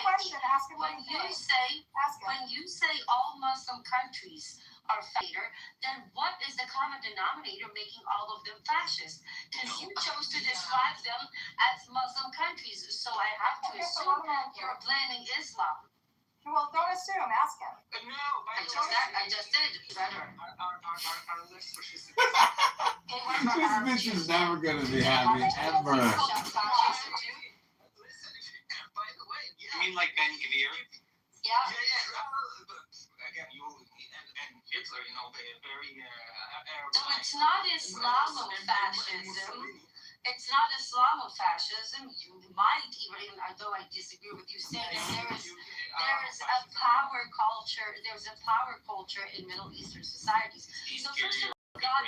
So first of all, we got the Islamophobic thing. So let's no longer use the term Islamofascism because that creates and promotes hate speech and Islamophobia. Oh, you don't give a fuck. You don't think that avoiding hate speech that labels an entire religion as fascist is a problem. I'm the only Israeli guy on this side of the argument who doesn't believe in the wholesale anti-Semitism argument. Neither do I. But you have no problem. But you have no problem with. So generally speaking, you're okay with anti-Jewish rhetoric and anti-Muslim rhetoric. You think it's fine. It's not something none of us should object. And if somebody says that all Jews drink Christian baby blood on Passover, nobody should say anything. We just let it go. Say shit that are obviously not true. Like Islamofascism. What's the problem? Listen, I don't think we just established that when you say Islamofascism, you create a correlation between No, but even you corrected yourself and said it's more of an Arab thing. See how you trip over your own words? Buttercup, see how it's done? It's really easy. No. I think Great work, Ambrose. Wow. Great work. She said Daniel's in the other room crying, and she made Daniel cry. It's not okay to use it because you attributed a bunch of beliefs to him based on a word he used, and maybe he misused it or meant it a different way. So he just corrected himself, but then... He's allowed to clarify what he means. But then... Again, he clarified. Okay, maybe it's more of an Arab thing, but then when I said... Hello? I said that if you ask me which is, you wanted me to find a correlation. Okay? You said all Muslim I think we've actually found the most annoying person in the world. All Muslim countries are fascistic. We agreed on that. Okay? No, we didn't agree on that. Fascistic country is fucking Turkey, We didn't agree on that. I just didn't engage in it because that's not the conversation I'm interested in. Do you want to engage in it? I want to know what is the common denominator between all those countries. I want to know what is the common denominator making you group them together. What is the common denominator? Ali, 1 second. This conversation, guys. Less fascistic country than Turkey. Okay, listen. Let me say something. I think that there, as you know, because you're both really smart people, that there are many reasons why. I don't know about Ambrose here. Right? And the one cause is overly simplistic. We're not gonna right now solve why specific countries are or not suspicious. I don't think it's constructive. Okay, at least that's doesn't know why. But I think it's You don't have to solve it. You can't. I mean, certainly can't attribute it to one factor. We're not thinking about that's what he does when he says Islamofascist. That's what he does. And that's what he wants to use whatever words when he says Islamophobia, it's no different than saying any other blood libel about Judaism. And allowing it and letting it go unchallenged, the same thing as letting blood libel against Jews go unchallenged. I'm sorry, but it's not a word that is acceptable to be used.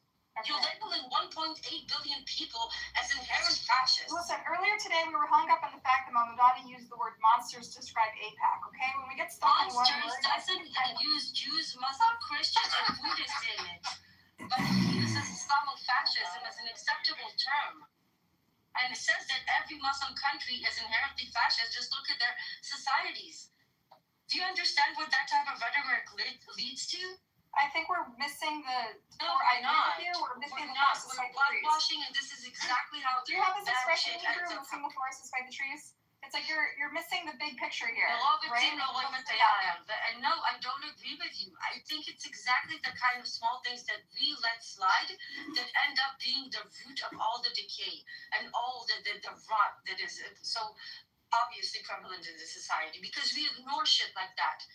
We allow them to label Arabi Tov Zarabi Met. We allow them to say that shit. We get away with it. We say it's just a song. No, that's how it starts. That's how you dehumanize and demonize an entire culture and society.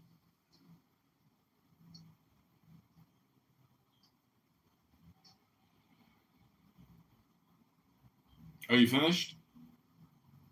Anybody wants to object to that?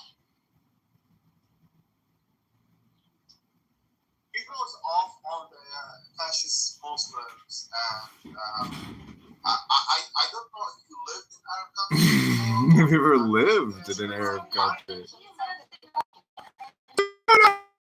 Talk about it! Don't be specific! Ellie is sensitive to fascism from growing up in the former Soviet Union, right, Ellie? Like, I feel like his perspective is a little different than coming from the sort of classic Zionist narrative about demonizing the Arab world. Ellie, do you want to jump in? Listen, I'm tired arguing with people, so I don't know. Like, when shit will come down. Stupid people? Honey, you're the only one having a tantrum. How am I stupid? Do you want to debate other things with me? Come on. I dare you. Pick a topic. I dare you. Pick a topic. Pick a topic, honey. If you dare me, I dare you. Pick a topic. You want to talk about the green belt? Do you want to talk about what the Bundist? Do you want to talk about the genocide? Do you want to talk about the starvation policy? Do you want to talk about annexing the West Bank? Do you want to talk about what they do in Silwan? Okay, so do you want to talk about what they did in Taipei or Tel Aviv? Do you? No. There's a reason I want to talk about it. He wants to talk about the disparity in the... I'm sorry, don't you live in Israel? Are you not aware that there is a genocide happening in your name? Okay, that's what you think. No, that's not what I think. It's what the scholars and experts think, not me. Oh, scholars. Okay. Yes. You don't want to talk about it. Why? We've debated it many times. I do not want to talk about it with you because you're stupid, and I don't see the point talking with stupid people. No ad hominem. Having to explain this for like the third time. Again, when you go to an ad hominem, you're showing to the room that you lost your argument. Stop it. You're embarrassing. Expressing my preference to who I want to speak and to who I don't want to speak. Your argument for not wanting to speak with me is you're stupid. Like a 4-year-old. Argument. I'm just giving you my reason. Saying you're stupid is the reason of a 4-year-old. You kind of need a better reason than that. Anyway, I think the point Ellie was trying to make is he's confused. He's been long confused about why people who have negative views of Israel are not similarly fixated with Israel. Because you don't have your own. My own what? Theory about why people are more fixated on Israel. Like, I do have a theory. You want to hear it? Yeah, thank you. Okay. So historically, if you follow Jewish history, Jews have always been news, and since the founding of Israel, the story of Israel is a very riveting story, which is why listen, I work in the media, and I know what makes an interesting story, and the Jews are an interesting story objectively, right? These people who were chased out of, persecuted and murdered and chased out of every country, and then by some miracle created a state and have been by some miracle survived all these attacks from people, from their neighbors, right? And because we spent billions of dollars as an extra on their weapons in the last couple of years, as an extra layer of their relevance to the lives of people in the West, okay? So it kind of sounds like what you're describing. Actually, to be fair, we give billions also to Ukraine, right? So it should be similar. Yeah, no, but what you were But saying. in the case of Ukraine, we're giving it to the victims. In the case of this, we're giving it to the perpetrators. You understand the distinction? What you're describing is basically what Jews call anti-Semitism, but without calling it anti-Semitism yourself. Being fixated on Jews? Finding us interesting? We are interested. Hold on, but just Ellie, Buttercup, I have a suggestion. I'm sending you a screenshot. I think this might be an interesting topic, especially because I'm hosting the people from there on the space Saturday. But it's a completely new paradigm that's being suggested of a demilitarized binational confederacy. It's a one-page. It can easily be read in like a few minutes if you want to read it to the room. I think that binational demilitarized confederacy. And I think it might be an interesting new kind of conversation. Yeah, I don't have any more Palestinians are gone. Oh, actually, some of it's here. Yeah, okay. It's like such a small. We're kind of like closing soon, so I don't know if I'm going to start a new big topic. This kind of was going to like wrap up. But nice way to disrupt the conversation and pull it again to her pet peeve.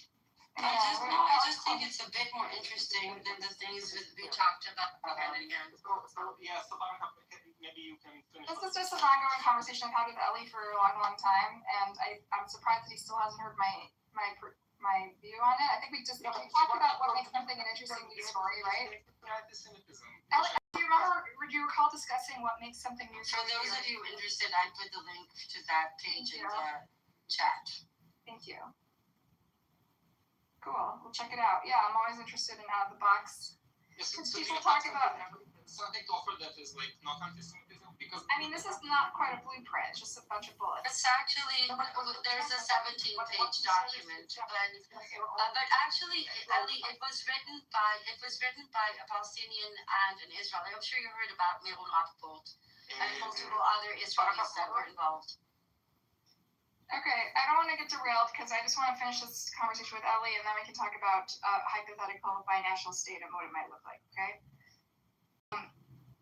Ellie, are you satisfied? Do you understand why I think? No, what I'm saying is what you're offering is the good old anti-Semitism claim. No, I'm explaining what makes something newsworthy. What makes something interesting. Yeah, but this is why anti-Semitism was anti-Semitism. At the end of the day, a good plot is what drives Dostoevsky novel, right? It's not. Wait, but why the pogroms? During the pogrom era, why Jews being kicked out of whatever Arab countries? Like, why not other minorities? Because they were looking for their villains. Okay, and what is different from what Buttercup is offering now? Like, why? We're talking about the they weren't as good at finding villains back then. No. First of all, we live in a different media ecosystem, right? And the story of Israel is a new story, right? It's a new. Yeah. It's a modern story of the last century, okay? And we have been linked to it in the West financially, militarily, and countless other ways, because we also are a host to the other large Jewish population. And so as a result, we have we're riveted. We have a more fascination with what happens there. Wait. Do you think that there is such a thing as anti-Semitism as a unique phenomenon? So a unique phenomenon, it is unique, yes. But all types of hatred are unique in their own way. Let's roll back. Anti-black racism is also unique. Yeah, of course it is. Of course it is. I'm not saying it's unique in the sense that there's no other thing that is unique. But you think it's eternal. You can never get rid of it. It'll always be there. It's a living force. Let's say we You see there's some mystical force in the universe. I don't know. Like magnetism? You have to explain. You're like the cold heart. You're like the. I'm surprised to hear this from you, Ellie. He really believes in some sort of like mystical, anti-Semitic, evil force in the world that'll never die. Like a demon? Wait. Yeah. Do you think If you think it's eternal, you think it's living, Ellie. You think it's. I believe that? Not everything eternal is living. You think it's eternal, right, Ellie? Squares are eternal. No, listen, no, I'm just trying to figure out what you believe in. I don't believe in anti-Semitism. I think there were social contexts for anti-Semitism. One was the Protocols of the Elders of Zion. Another was the way Jews, the way our religions evolved, right? And Christianity evolved and separated us. And then there was the Enlightenment movement. And the Enlightenment movement, ironically, made us even more, led to the Holocaust, right? And so when Christian anti-Semitism died, then it came up and secular anti-Semitism reared its head, and so it took many forms. Sounds like you're agreeing with him that it's eternal. No, it's taken many forms. I'm just saying, slow down. As I understand it, That doesn't mean it's always around the corner. I didn't hear Ellie specifically say that it was eternal. I think he was commenting. All right, now what do you think, Ellie? Go. You said it was some kind of like long argument you've been having. I heard you say it's definitely not eternal. Then I heard you explain how it's been around You don't for need to as recap. long as humanity has been aware Calm down. of the Jews. So not subscribe to the whole anti-Semitism argument at all. This is not my topic. What is the whole anti-Semitism argument? Why do you ask? What? Yeah, so people who You should understand better, Kyle. It sounds like you're saying it's Don't eternal. talk like that. Stop talking. I wasn't asking Eli, I was asking you.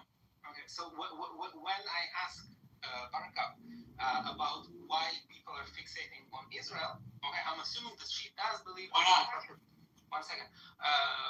That she does believe in the concept of anti-Semitism, not because I believe it, because I think she does. Okay, and my question to her when she dismisses, like she said, like, oh, today it's not anti-Semitism. Okay, I'm asking, okay, what is it? Okay, and what she describes to me sounds awfully what A morbid fascination with this story and a country that we are enmeshed with financially and politically. You're not realizing that what you're describing is how Jews describe what anti-Semitism is.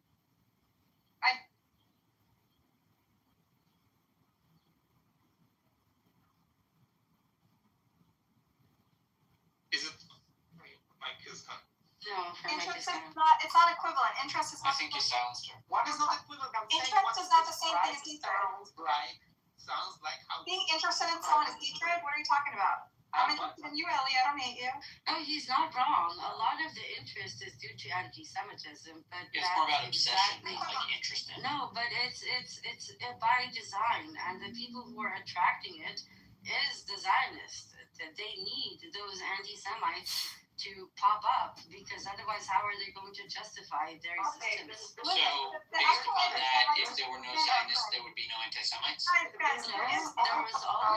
will always be anti-Semites. Zionism was created because of We're not talking about. But there hasn't been Zionism in reaction to every strain of anti-Semitism. The good Jews been thinking that they're the bad Jews who attract anti-Semitism to the good Jews. I don't label good Jew bad Jew. I don't label people according to the Judaism. I believe this is not the point. I'm not talking to you. I'm just addressing what you said. What I'm saying. מה עשיתי לך? את מקממת ואת לא חושבת כמו שצריך, ואת לא קונסיסטנטית, את מכנסה מילים לפה. אני הכי קונסיסטנטית, פשוט ככה החלטתי את זה. Honey, I know I'm difficult. Honey.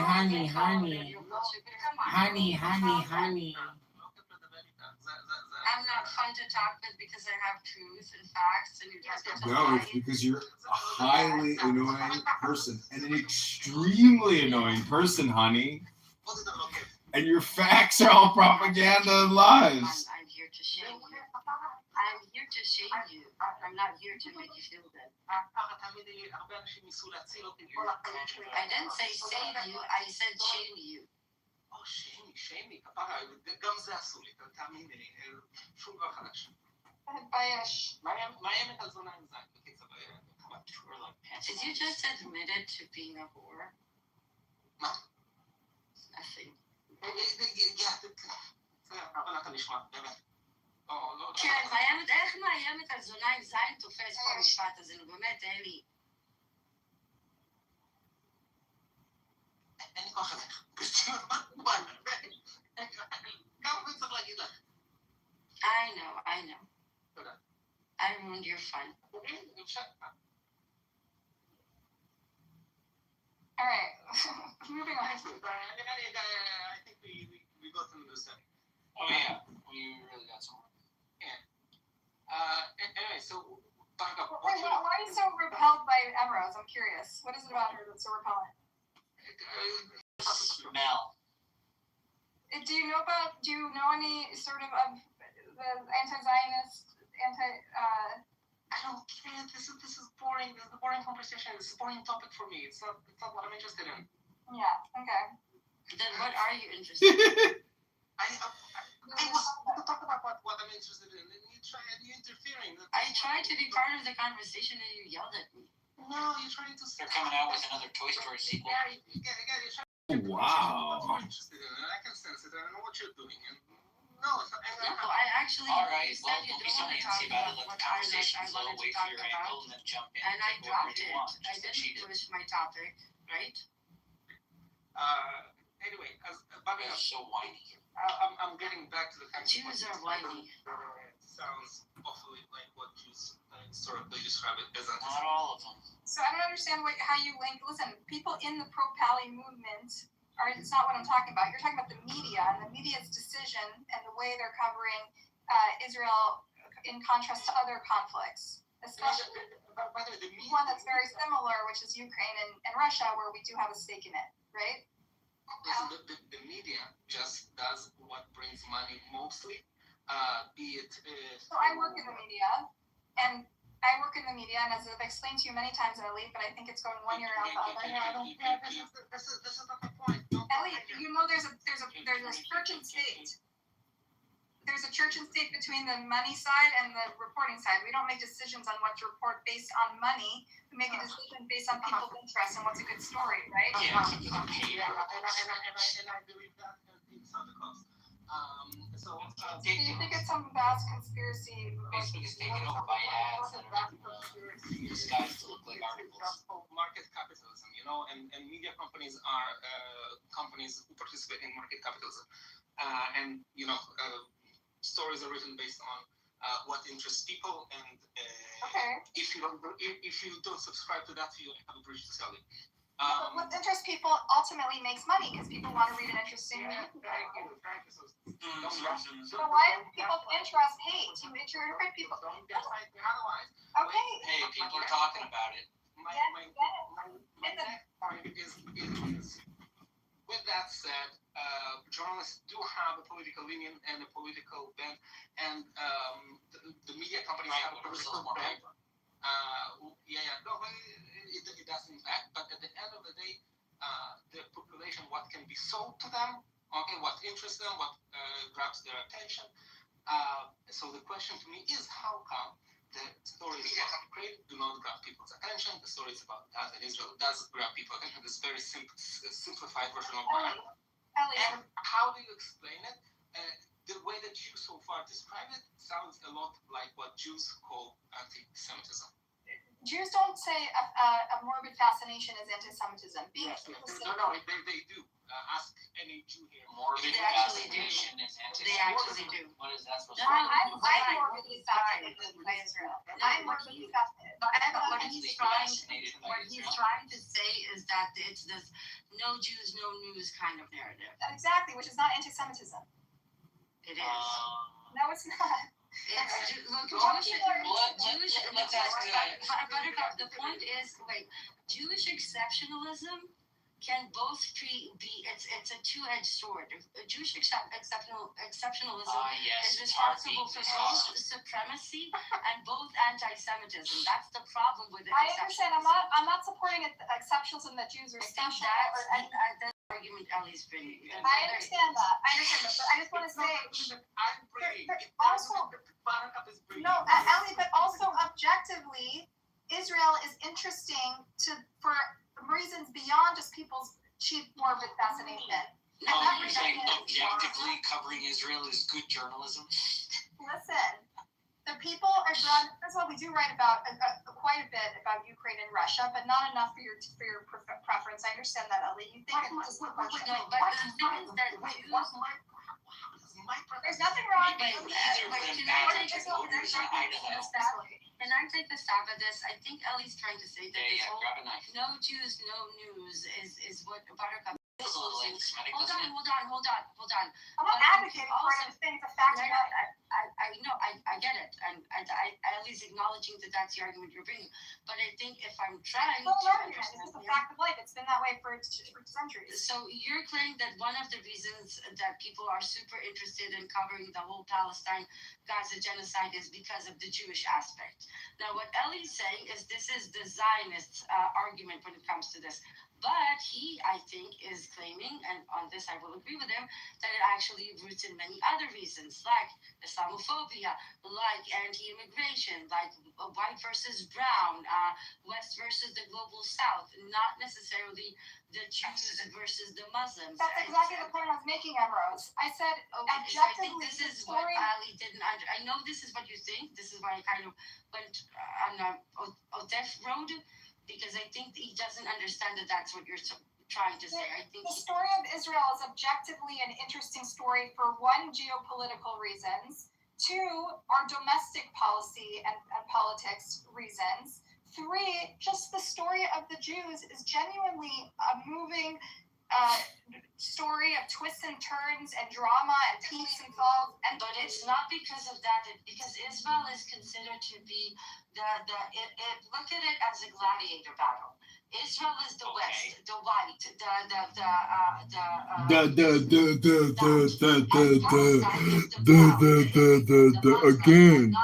Again, that they then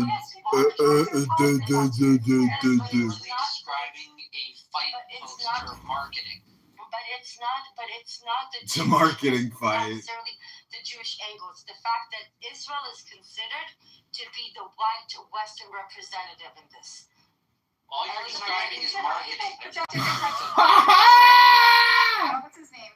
Amir projects his Al-Aqsa fantasies onto it, right? Everyone. What does he know about Al-Aqsa? Amir from the other room. Yeah, did he work at Al-Aqsa?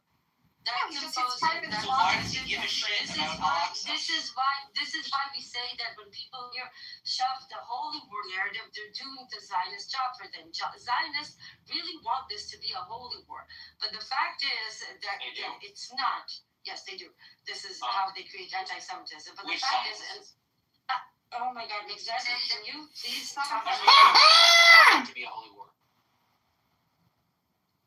I think what Ellie was trying to say, and Ellie can correct me, is that this Palestine-Israel genocide occupation is often looked at as a representation of a battle between white and brown, West or global South, so on and so forth. That's just marketing. He's interested in why we care more about Israel. I hate when you try to say what I'm trying to say. You are so fucking atrociously awful. Alright, just explain yourself, Ellie. Go. The mic is yours. The mic is yours. Go to clarify. I'm saying there is powerful fascist alliance with the Marxists, with the socialists. And again, I'm talking about the general. So he's saying it's capitalism versus social communism representation. Your love. My love for you. It tears in my heart. It tears in my heart, my love for you. I love you so much that it tears in my heart. You should not allow it because it promotes hate. I love you so much.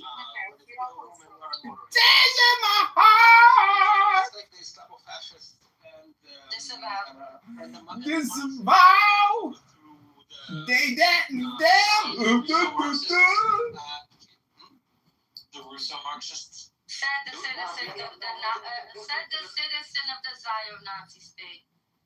So how does our fascists and Marxists overthrew the Said the Zion Nazi. And We heard you. That's right. The revisionist Zionist perspective of the Islamo-fascist coup. Zion-Nazi says what? So Marxists. Alright, and this is just evolved into name calling. Yeah, literally to get to a sentence. That was I got to know Because prepositions just off the subject. you refuse to stop using hate speech. Islamo-fascist, you think that's hate speech? Zion-Nazi says what? Anyway, Ellie, how's the baby? How's the kiddo? Is he talking yet? Nice. No, wait. I said, how's the kiddo? Are they talking yet? Are they? Yeah, Hebrew or Russian? What language are you talking? Mostly Hebrew. Mostly Hebrew. Are you trying to do trilingual thing situation? Yeah, like it's like all the media in English and all the grandmas in Russian. Yeah. Okay, that works. That's a good system.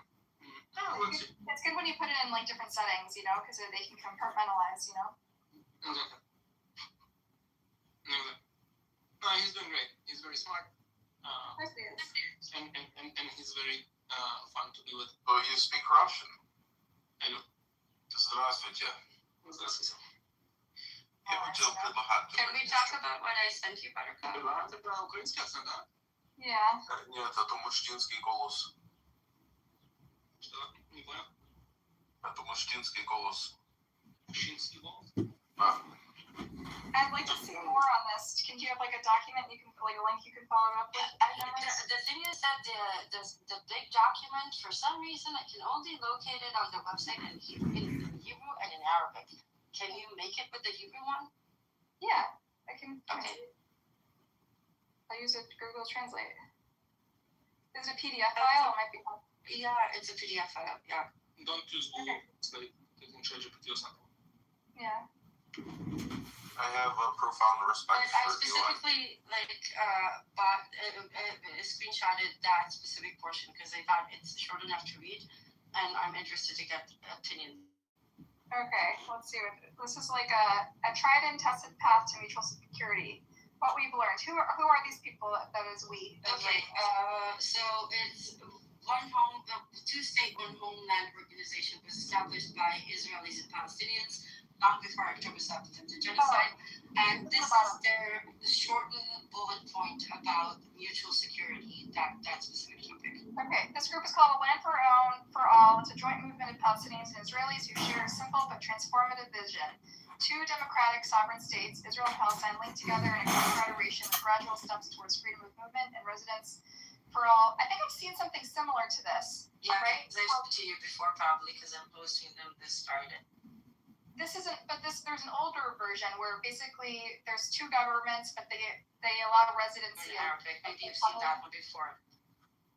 Is this a new plan or I think these documents are relatively new. I think before that they were drafted differently.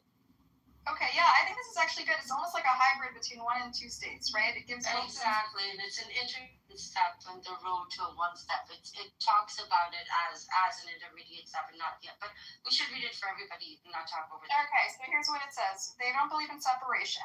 What doesn't work is separation, which has impoverished Palestinians and delegitimized their public institutions while failing to deliver security with Israelis. What it does work is respect for human dignity and economic opportunity. What also works is mutuality and cooperation. And then they outline what they propose. Their vision, each state would have a sovereign authority over its own internal security, while both would commit to partnership in managing borders, shared intelligence, and cooperating to prevent violence and bring perpetrator commitments would be undergirded by strong joint institutions charged with serving both publics, not controlling them, and by guarantees from trusted international third parties. With the state of Palestine, Israel's military and security presence would rapidly be replaced with international forces within the state of Palestine. Freedom of movement and residence across the Israeli-Palestinian border would be phased in gradually to minimize security threats and economic shocks. Cooperation to address external threats would be embedded within a regional security framework. Beginning immediately, Israel should be pressed to revive its security paradigm and focus on individual threats emanating from either side, not collective restrictions on one side. All right, I like it. So I add a small portion that's not written here. What they talk about is two sovereign nation where you can be with open borders. You can be a citizen of Israel or a citizen of Palestine, but you can reside in each territory. If you're, for example, a Palestinian citizen that chooses to live in Israel territory, you will get a residential right. You can vote for municipal elections, but general elections, you vote for the Israel government. And both sides are completely demilitarized. The freedom of movement is between the two. Nobody can tell you where you can or cannot live, which take away displacement of settlements and all that thing. And of course, it includes a full right of return. Actually, it sounds beautiful. Can we talk on the topic of Islamophobia? Rody was the one who introduced me to this, and I didn't even know this was out there. But it's I will say I will say that one of the most important to me parts in this that doesn't appear in this specific portion is at the very beginning where they talk about mutual recognition, which effectively means that we all recognize. And even though I think that's a bit of a stretch, but it's a compromise I'm willing to make, that both Palestinians and Jews have a right to live in ancestral land. Even though I dislike the symmetry being portrayed here, it can appease the Zionists enough, and it might be a price worth paying. I'm not sure, but that is. And the other problem I have with them is that I did not find the part where they talk about actual justice being applied. But generally speaking, what do you think? Okay, so here's my question for you, Emrose. Is the reason you're bringing it up because it's gaining subtraction? Because it's people have brought this up before and it was seen as unrealistic, right? Yes. Omar Bartok dedicated an entire. Remember the last chapter in the book? Okay. This is exactly the Confederacy he's talking about. Their initiative. He's as like a viable path forward, a pragmatic path forward. Yeah. Is it getting traction beyond the Omar Bartoks of the world? Like. The guy that I'm posting actually made a comment on one of the Standing Together political party posts saying that they're going to endorse it.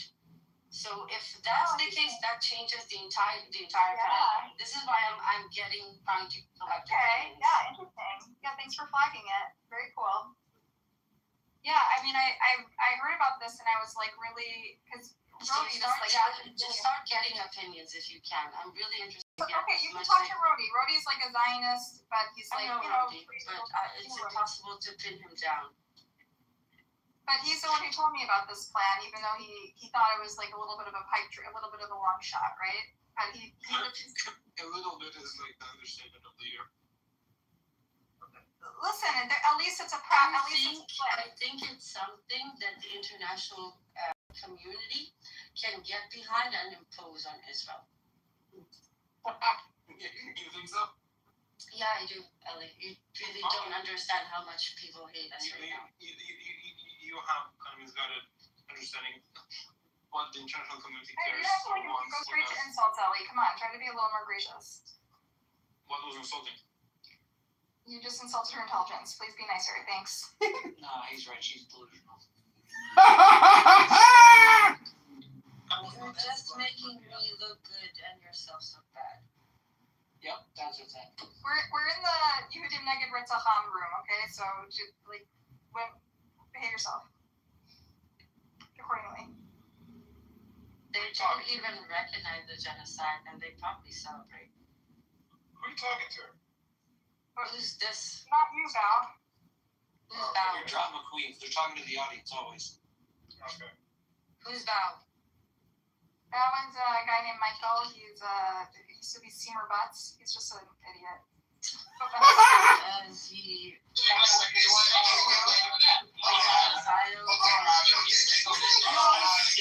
He's like a provocative Jew. He criticizes Israel. He's a little bit of a Nazi though. Like he embraces some white supremacist views. Ooh. Interesting.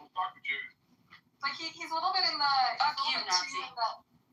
He's just a little bit too on the internet. He's a little too online, so he absorbs a lot of conspiracies about Jews, but he is critical of Israel and thinks all the Zions are like he kind of doesn't care about the rules. No. I mean, let's rephrase that. Point of view. I am believe to be a proponent of me physically in the natural world that we live in today. Oh my God.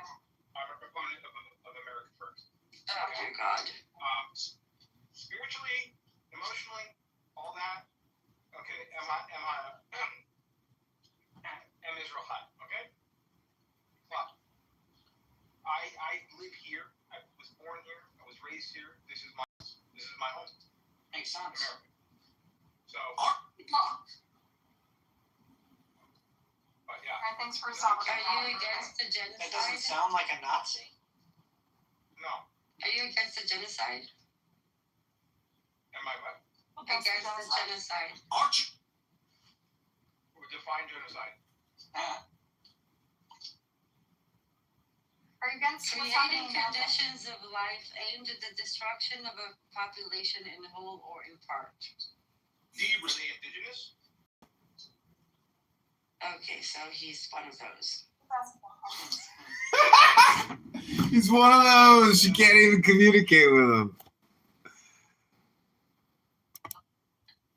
I mean, it will be interesting if this plan gets traction. That would be cool. Oh, it's going to get traction. I'm sure an international peacekeeping force will be descending upon Israel, a conglomeration, a confederacy of a demilitarized binational occupation force. You're either against the genocide She's or you delusional. support it. That's the box. You're either You're for either with or us against humanity. or you're against us. You're either an anti-Zionist or a Zionist. Then you're one of those that we live. You're one of them. You're part of the problem. Yes. What if I don't even know what's going on? What if I'm not intelligent enough? That's right. Your ignorance is part of the problem. You're the ignorant problem maker. What if I am not intelligible enough to make a decision or to have an opinion for those? You just did. Well, then you're just ignorant and explainable because of your stupidity. You're a stupid, ignorant troublemaker. Did you just say Israel Chai? He did. Like a stupid, ignorant It's not troublemaker. inherently offensive to say Jews should live. No, but you know exactly what that stands for, so that's why I continue to ask. I'm sorry, I'm going to say Am Yisrael Chai is offensive to you? In order to make sure I asked you about the genocide. Did I or did I not ask you about the genocide? Did I or did I not ask you about the genocide? Yes. You're either against the genocide or you're not. Some people are just morons, okay? Some people are just allowed to be morons if they want. You have to exist. If I represent my country, United States, and I fly the American flag, does that make He hates APAC. He hates our American Israel medal. I don't care. It doesn't matter if you're American, Japanese. They play both sides all the time. You either stand against murdering 22,000 children or you're I not. had a better one for you, Ambrose. What if I'm Puerto Rican? Doesn't matter. Are you human? Then you are the problem. Are you human? Do you believe there's any justification for starving any child anywhere ever? What if I were to surprise you and tell you that I'm actually It has nothing to do. I asked you whether you think there is justification for starving children anywhere, everywhere. No. Then why are you not speaking against what is being done in Gaza? Starving children. Starving children in America too. Because that's the only. America also has starving children, okay? That's true. That's wrong. That's wrong. But and he's America first, so he's worried about America's starving children. Can we focus on starving children? That's fine. This is why I asked him. I didn't ask him why he's not acting against the genocide. I asked him does he support it or does he or is he against it? He's apathetic. And he what was claimed his ignorance, response? and you And condemned his response was, "What is a genocide?" I gave you the definition of a genocide. You still didn't answer me. I'm borderline retarded, so I have no idea what's going on. There we go. True. So you see, this is. I mean, he said that earlier. He said that he was See, this is how I fit. No, this is how I fit you in a box. Because when I talk about genocide, starving children, and 22,000 dead, murdered children, you talk about Nephilim and jokes. This is how I know which box to put you in. See how easy it was? Wow, good one, Ambrose. You got him! I think she condemned you. You're in the box that would be quiet when the gas chambers, the same way you're quiet when other people are being starved to death. Just because He already told you he's in the retard box. No other boxes, just the retard. Talking about jokes when we talk about starving children puts him in a very, very specific No laughing matter. We all care about starving children. There are starving children all over the world. I just exemplified how easy it was to put him in the right box. That's it. What if I care about black kids dying? What if I care about black kids dying in the United States? Like, a disproportionate amount of like African Americans. That's very good. Why don't you care, Emerald? Why aren't you concerned about it? Why aren't you talking about it anymore? Yeah, I do care, but right now it's pretty urgent here. Why aren't you being done? And ignorance. Yeah, but it's not being done in my name with my tax dollars. Ambrose, are you not a member of the West? Do you not hold the responsibility of the slavery of the transatlantic? I am objectively trying to get as many people, especially right now in the Jewish diaspora, to openly become anti-Zionist so that as many public representatives How does that help the African American? can disarm, boycott, and sanction Israel. And I think the best chance of Israel being disarmed and forced into compliance is by having America finally reject it. This is why I spend my time talking to idiots like you. How would that help the Is that a good enough answer, Bob? That's a perfect answer. And You're like berating him for caring about his own domestic issues. No, I didn't. That's I right. was berating you for mocking a genocide and asking what is a not genocide. anything. Then I asked you, are you against it, or I asked you, are you against it? And you asked me, what is a genocide? I answered you, and you still didn't. He's a trans maiden. Listen, you thought hyperfixation on Israel's anti-Semitism a minute ago, okay? Mao is not hyperfixated in Israel. He only cares about his own shit, about America's shit. What? So he doesn't He's talk about Palestine. Buttercup accuses him of Nazism. So he doesn't talk about Israel-Palestine at all? He kind of doesn't give a shit. No. Yeah, he's pretty clear from the beginning. He doesn't care. I have a question and a statement. He's the only one who's not fixated on Israel, finally. The only That's not true. He's not the only one. You people just. The only person in the world who's not an anti-Semite. But aren't we here to talk to Jews? Yeah, sure. What's up now? Yeah, hold on. Ambrose, I do want to tell you that I do validate all your concerns and all the trials and tribulations you might endure. But at the same time, I just do want to tell you that I do care about you. I care about you immensely. I think you're a wonderful person. And I think you're beautiful inside and out. And I think the fact that you care really holds the type of person you are. And I really don't negate any of your passions and your drive. So I do want to validate you. And secondly, have you ever been held and hugged before? That's sexual harassment. She has not.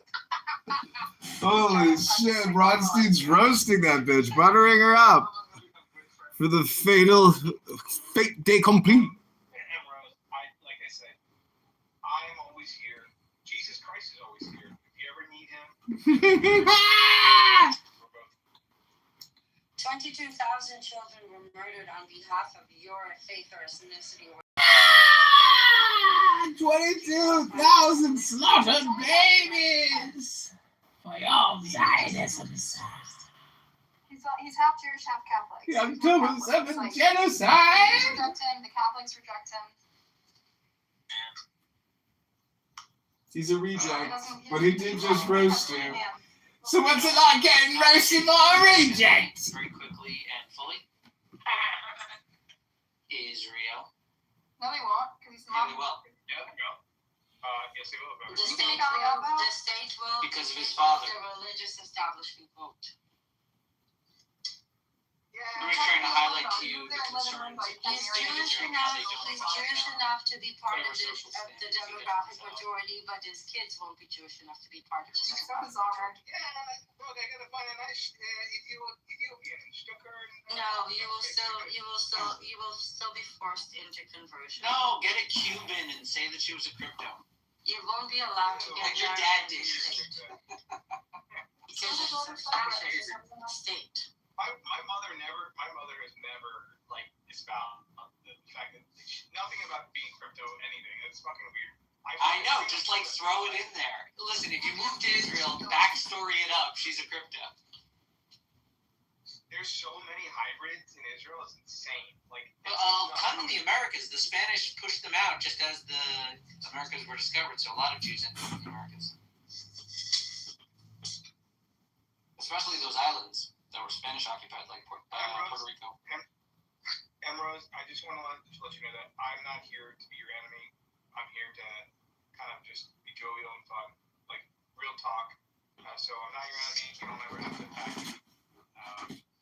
Just FYI. Okay? Right now, I see you more as a potential sexual harasser than an That's true. Jesus Christ, what does your husband think of you? Fuck. That's not nice.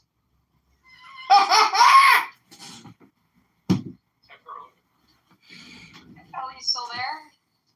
I am. I'm enjoying this very much. The roast of Emrose. Probably ultimately always becomes that way. In the world because he doesn't give a fuck about Israel. Whoa. Yeah, you're boxing. I do not subscribe to the whole You're boxing me. You're boxing me. In the spiritual sense, I believe Israel has a place in my heart. There we go. But again, objectively now, here and now, my current concern is America, and where we are going from here. Did you ever visit Israel? Yeah, many times. So effectively, you can't say that you are not a part of this because you took advantage of your ability to come to Israel at the expense of people who are denied returning to their homeland. You took advantage of your own Jewish supremacy and privilege by coming here. So effectively, you are part of this. So if you take advantage, because this is dangerous, because I was born here and I have nowhere else to go.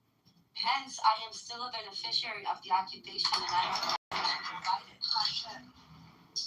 So if you had a chance to leave, would you? No, if I had a chance to leave, I would. Because of my daughter, by the way, not because of me. If I wasn't a mother, I would stay and fight the occupation till my last breath. But that doesn't change the fact that when you say that She's gonna fight the occupation to her last breath. that's not true because you have actively used your Jewish privilege at the expense of the Palestinians that are not Jewish privilege. So Oh, look, YouTube disabled one of my live streams again. Aw, YouTube can't handle me. Over and over and over again, YouTube gives me community guideline strikes, deletes content. It's not even me saying shit. It's what people are saying on the internet. How about I join your side in whatever organization you're part of right now that you're actively campaigning with? I will join you arm in arm, side to side, you and I together. You and I will parade in marches and in the crowd, like you and I. What organization are you part of, and like what group of people do you belong with? Who can I join? I can give you a list of organizations you're welcome to support. So you're actually actively like outside parading and like It's none of your business what I do. Okay, so do you sit on Clubhouse all day, or are you outside and about? Like I'm kind of very. Do you think that this is the trap that I'm going to fall for? I don't know. I'm just curious because I will. You think you're the only one who tried? You think you're the only one who tried? I mean, that's not an interesting line of questioning what I do in my private life and how I advocate and act, what type of an activist I am. Right now, I'm an entity talking to you. How not? It is private. Do you see my full name here? Yeah. Did I choose to? Melanie! Then it is private. And by asking, what are you doing? It's like saying it's a secret.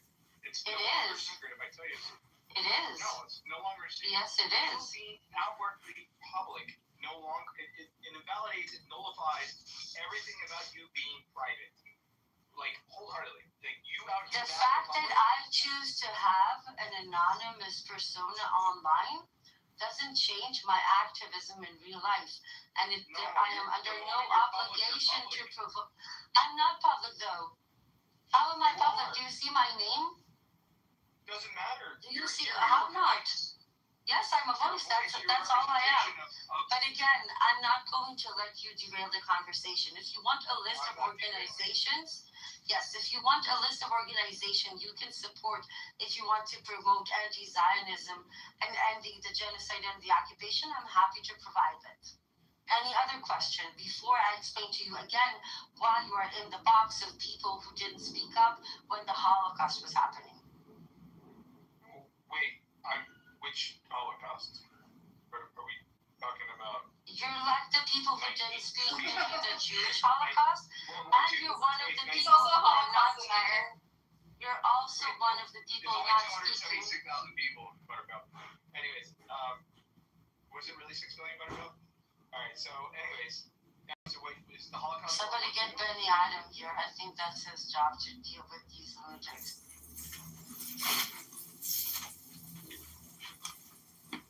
I'm serious. Somebody DM Benny Adam. That's his specialty. Danielle came back to see you, Emerald. Oh, you came back for another one, honey? You really have a self-subjugation problem. Well, you know, Projection alert! Projection alert! Self-subjugation, projection alert. This is the room that keeps giving. The giving room.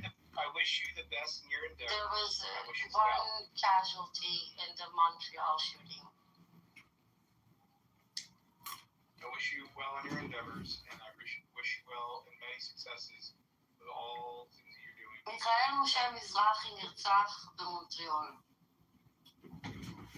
Mrs. Rose, why you didn't סליחה, יש שני הרוגים ופצוע אחד. Rose, you speak Hebrew very well, and you're in Israel, and why don't you reach out to the Israel government and tell them to invite the guy who saved the Jew in Australia? Why didn't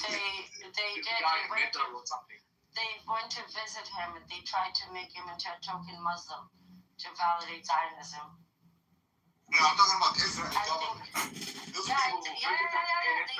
sent an official, and I think they actually tried to invite him, and he rejected him. Thank God. You know about they tried to invite him? I think they did, and I think he said no. They did not. They did not. Either way, I hope he would have said no if they did, because nobody should be legitimizing this place right now. It hurts that Muslim defending Jew, it destroyed their propaganda. Yeah, but it has to be the job of the Jewish community, not the state of Israel. He was protecting Jews, not Israelis, not Zionists. And Israel has no business promoting this person as if he was defending Israel or its policies. He was defending innocent people that also happen to be Jewish. Because he didn't see a difference between one person or the other. He just saw somebody doing something bad. So Israel doesn't get to claim him as the Muslim who protects Jews. He's just a good person who did the right thing. And they don't get to use him to whitewash their own crime and hate. Sorry. Don't be sorry, okay? Fuck you. Bitch is mental. 1,000 murdered children. I didn't make jokes. I was talking about it. No, I didn't. I have a very good memory. Think about that. Did you feel bad about the spectrum, Ambrose? Have you ever thought about getting like ASD, see if you might be on the spectrum at all, or no? Again, when you go down the ad hominem route, You're only proving that I win the argument, that you have nothing left to say except for going after me personally. It makes you look ridiculous, not me. Are definitely high functioning. No, that's cool though. I mean, look, I'm a little tickled for high functioning. See, Joe? Well, if someone not human, you cannot force him to be a human, right? Like, that's his decision. Oh, they're human. If he's going to be a human or animal, you cannot force him. It's his choice to be an animal. They're just bad human. We're all human, unfortunately. Okay, there's forms. You can't force them. Honestly, like, animal. He made the choice, so we can't force someone to be a human, right? Or we can't force anyone to be an animal. I think we can't force anybody to behave like a human. They're all human, but they don't behave like it, or they don't see others as human. But I don't label people animals. I just label them bad people for not bad people, people who do bad shit. But he's right. I can't force you people to have a moral conscience or a soul. If you decide to bury it deep down inside and beat it down every time it rears its head. Like, I don't know what else to do. They advise, say what you need to say, and that's it. It's his choice. I'm sure he's... Joe, people are dying. I'm serious. I don't know what else to do. I know. I'm seeing it today, this morning. They just bombed kids and women this morning in Gaza. 17-year-old child on her way to a final fucking exams. And she was the only survivor of her family. The only survivor, a 17-year-old kid. God, yes, the entire family erased from existence. Her entire family killed during the genocide. But they had to go and bomb her too. But yeah, I keep screaming, Am Yisrael Chai. Islamofascism, bitch.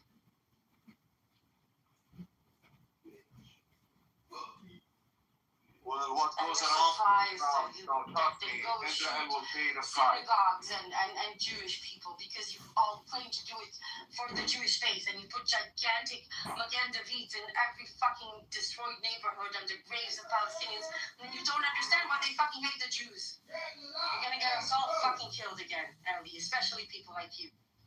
And when there's a new resistance group comes, let's call them Hamas 2026, they say, why do you do that, October 7th? Why? Of course, I'm against to kill any innocent. I was disgusted from Hamas. I'm pro-Hamas, used to be, honestly. But to take innocent people from Israel, I was 100% against it. If they took IDF soldier, I'll be proud. I'll be 100% with October 7th.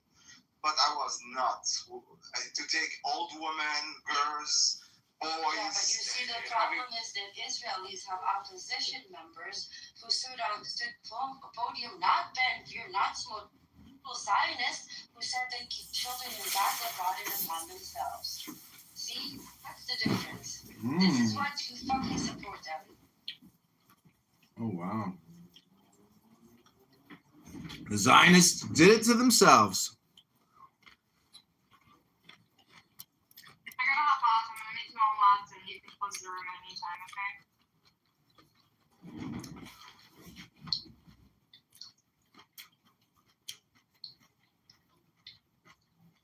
We'll see what you guys can do. Joe, did you happen to listen to what Buttercup said before about the one two-state, one homeland initiative? I did not. I'm hosting a friend of mine, Dr. Kyle Aburas, on X on Friday, and we're going to talk about the initiative founded by his father called One Homeland, Two State. It talks about a demilitarized binational confederacy. Demilitarized binational confederacy.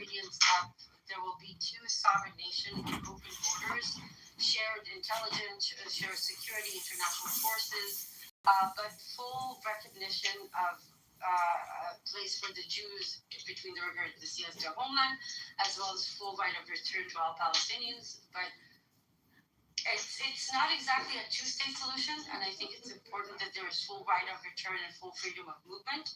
But it is a framework that can lead to potential one-state solution.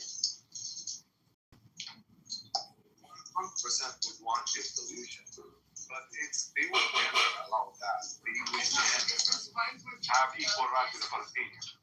I know, this is why we're talking about Buttercup here. There's a lot of noise coming from me. I'm sorry, guys. Because we know one state is not feasible in the near future, simply because Israel society needs to be de-radicalized and Palestinians honestly need time away from Israelis. But a two-state solution is obviously dead. But this proposes something, a structure that can actually be something that the international community might consider imposing on Israel.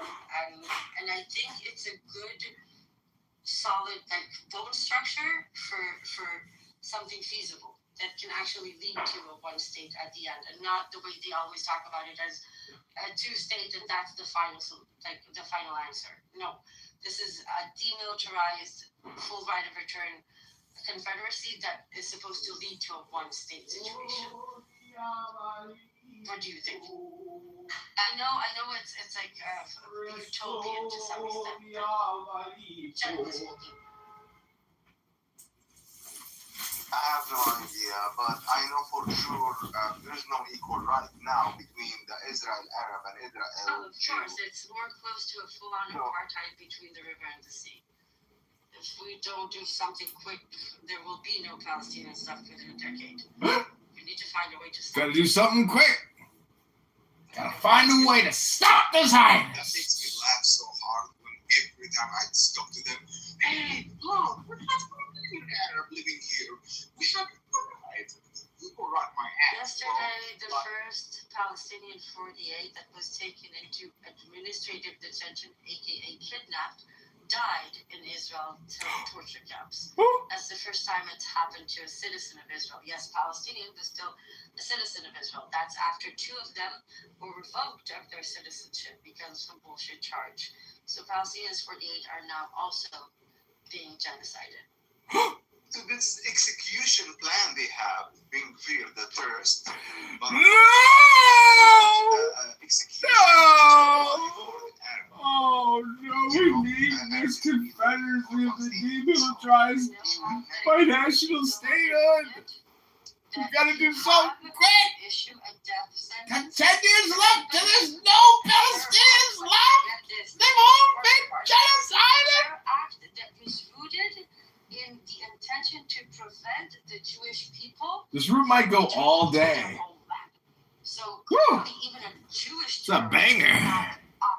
This room is a banger. If they recognize he's a terrorist, they don't have to sentence him to death. But if he's good, because it was good, aka Palestinian, then you have an obligation to sentence him to death. This is how evil this fucking legislation is. And by the way, there's no right to appeal, and it has to be done within 90 days just to make sure they really get him. As if they needed a legal excuse, because we've seen broad daylight executions in the West Bank on a daily basis in the past 2 years. But really, I see. Very angry, Joe. I'm fucking angry. Trust me, I lost a family member in Palestine because of this motherfucker. And I've witnessed their crimes in my own eyes. I've seen it. Like, nobody told me. I've been there. I've seen what they are fucking doing. And they have no respect to kids, women, old men. And even in the checkpoints, such a population, they are doing it in purpose, intent to emulate. They're trained to do it. This is part of keeping the population oppressed and subjugated. Yes, even the old woman, even in the history of fucking the terrorist state of Israel, since they are founded, like in 1948, you will not find a single Palestinian woman over 50 years did a terrorist attack. But guess what? They still treated her as a fucking terrorist. Even the woman never did a terrorist attack in Palestine or Israel. They still targeted and treated as a terrorist. I was treated as a fucking terrorist. I am an American, and I've never harmed a single Jew or anyone. And I've been treated at this the Huckabee, this motherfucker, this Huckabee. This is like I'm boiling. He's a truly maniac. He's a fucking Israeli agent. This motherfucker, the way how he defends Israel every single moment, it makes me sick and I want to vomit in his fucking mouth. This son of the bitch Zionist dirty dog. He care about the Americans. He truly showed Tucker Carlson that he's Israeli agent.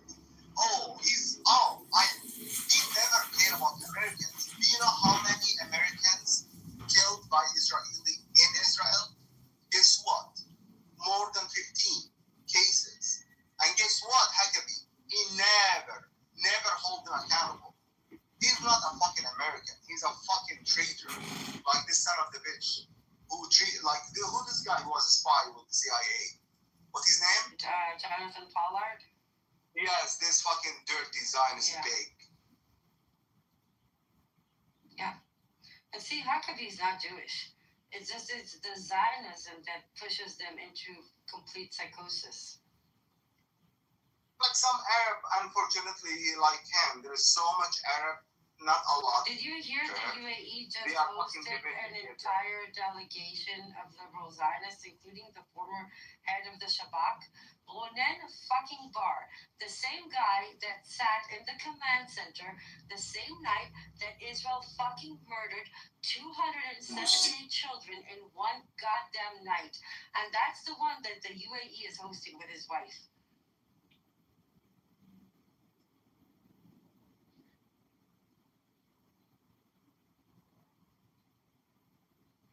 What? All of you are quiet all of a sudden? Nothing to say about the former head of the Shabak? It doesn't matter to you that the head of the Shabak is overseeing an operation to 278 children in one day, in one night? You kind of have to stand against it. Then why are you here? Leave. Washing dishes. Well, clearly you're interested because you're listening. Archer radio. Yeah, you're right, Joe. You can't force them. You can't. Gaza. And we show them video footage proof what they are doing. They just walk away. They just act blind and just walk away. But if we told them those kids is Jewish, guess what? Humanity show up, and all of a sudden, oh my God, poor Jewish kid. Yeah.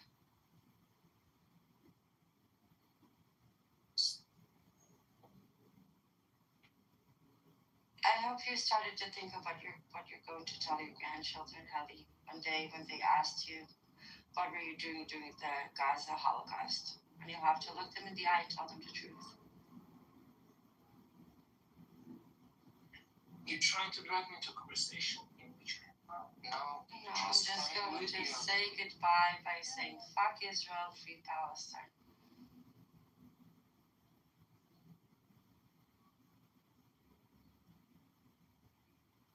Adios, amigos.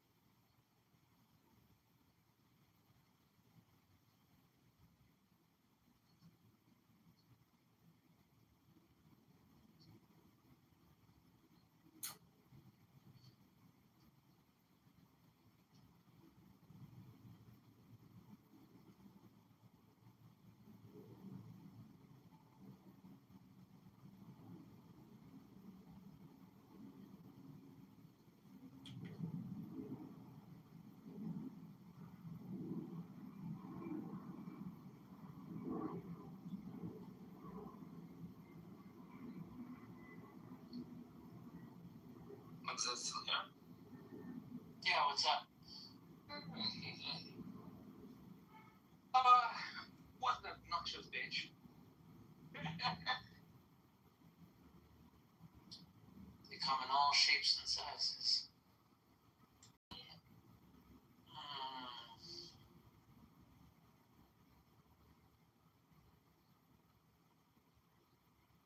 That's more fun.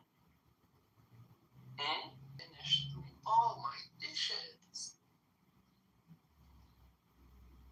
That's the real moral of the story. Moral, they moaned and bitch. We're not being productive.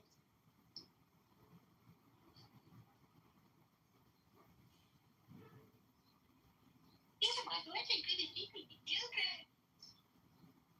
Or Chinese man.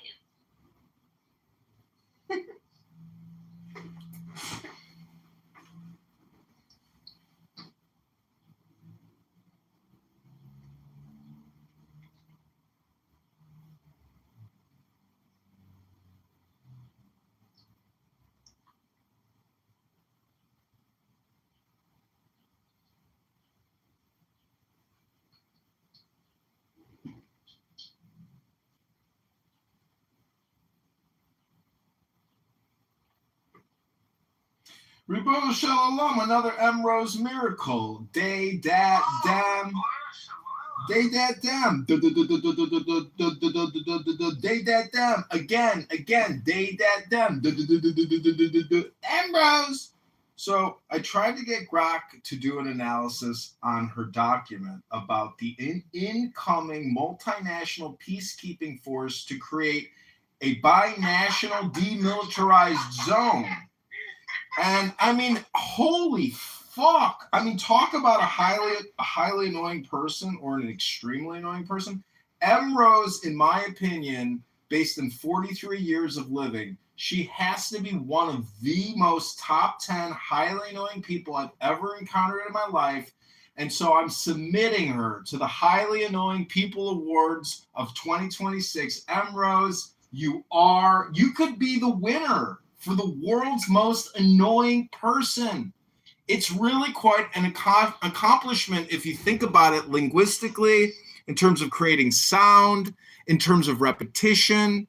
And she says that she is willing to resist the occupation until her last breath, which is amazing. That's real commitment. And we have to, respect people's will to really follow a thing through. And Michael Braunstein brought up a good point when he said, what does your husband think of you?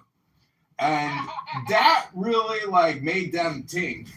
And I'm just saying that if you haven't, honestly, at the root of all these problems is atheism. Because if you are an atheist, by default, you hate books. And if you hate books, you hate words. And as you heard her say, Islamofascism is a no word. You cannot say Islamic fascism. No. That is not right. It didn't say Islamic fascism. I said Islamofascism.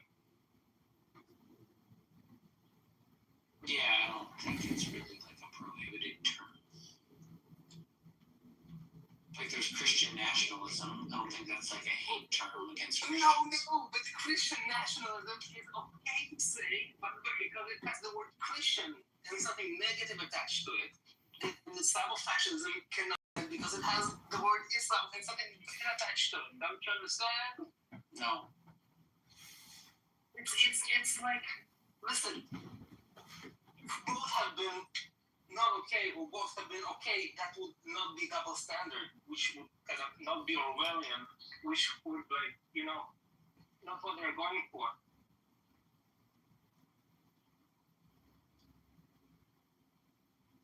It must be double speak. You speak. Oh, my friend is here, thank God. We're... Double speak, no? Ellie, I gotta say, man, double speak is when you say a word and it means means something else. Newspeak. Orwellian was Newspeak is like the broad term for like any word having a new meaning as part of someone's mental control over you. Well, what were you about to say? I was going to say, you know, they kept accusing you of doing ad hominem and therefore you lost the debate, but she kept calling you a bitch and saying, fuck you, Zio. So I'm just wondering if the same rules apply to her. Yes, they do. I was trying to explain in two languages to her that I completely don't want to talk to her. I don't care about what she has to say, that she's annoying. She's not interesting to me. And she was like, you have to talk to me now. Please engage. Please engage. You must engage. You don't want to engage. You're a bad person. Well, you lost the Okay, you don't want to I'm a bad engage. person. All right, we didn't engage. So you were trying to bring up the... See, Eeyore can be happy in his own way. Ellie, you were trying to bring up the point that what she is saying, that what Buttercup was saying is anti-Semitic. And so... No. What I was trying to say is Buttercup's explanations, what causes people to be fixated on Israel, sounds a lot what Jews describe as anti-Semitism. Right. Yeah.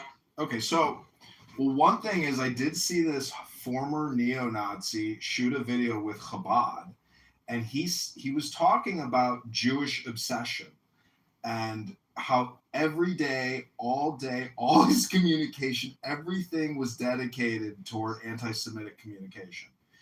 And then he had like an awakening. He's like, what the fuck is wrong with me? Like, I can't stop. Like, it was an addiction. So for some people, linguistically, communication, they're able to rationalize using anti-Semitism. And that in itself is a cognitive distortion disorder, according to, you know, behavioral therapists. And so what's so crazy about Emrose and Buttercup is when you listen, like I was here in Anon, and the projection from them is so accurate. And I think the big term she used was like, I don't know, not like, I can't remember the exact term, but she was saying that it's like self-destruction. She is basically a self-destructive Jew because, yeah. I mean, I don't know how you view security, but when you are surrounded by the Muslim world, that small 1% or even less is a threat. And so this obsession that I was talking about earlier, it's a psychological, you know, malady. And it's unfortunate, but it results in security and physical violence and harm. In her case, she's just a plain old narcissist. The malignant kind. Well, I think it's more than that. We have to create a new category, what I call haps, and it sounds so bad and off-putting that they will never be effective in the communication transmission they're trying to distribute because it sounds like a broken record or, you know, fingernails on a chalkboard. That's what she literally sounds like, is fingernails on a dusty chalkboard. Our only hope is that, you know, the same people will outnumber those crazy motherfuckers. See, sense will prevail. No, Israel will always survive because of the Orthodox, because of their conservatism. That's the truth. And they don't have to serve in the military.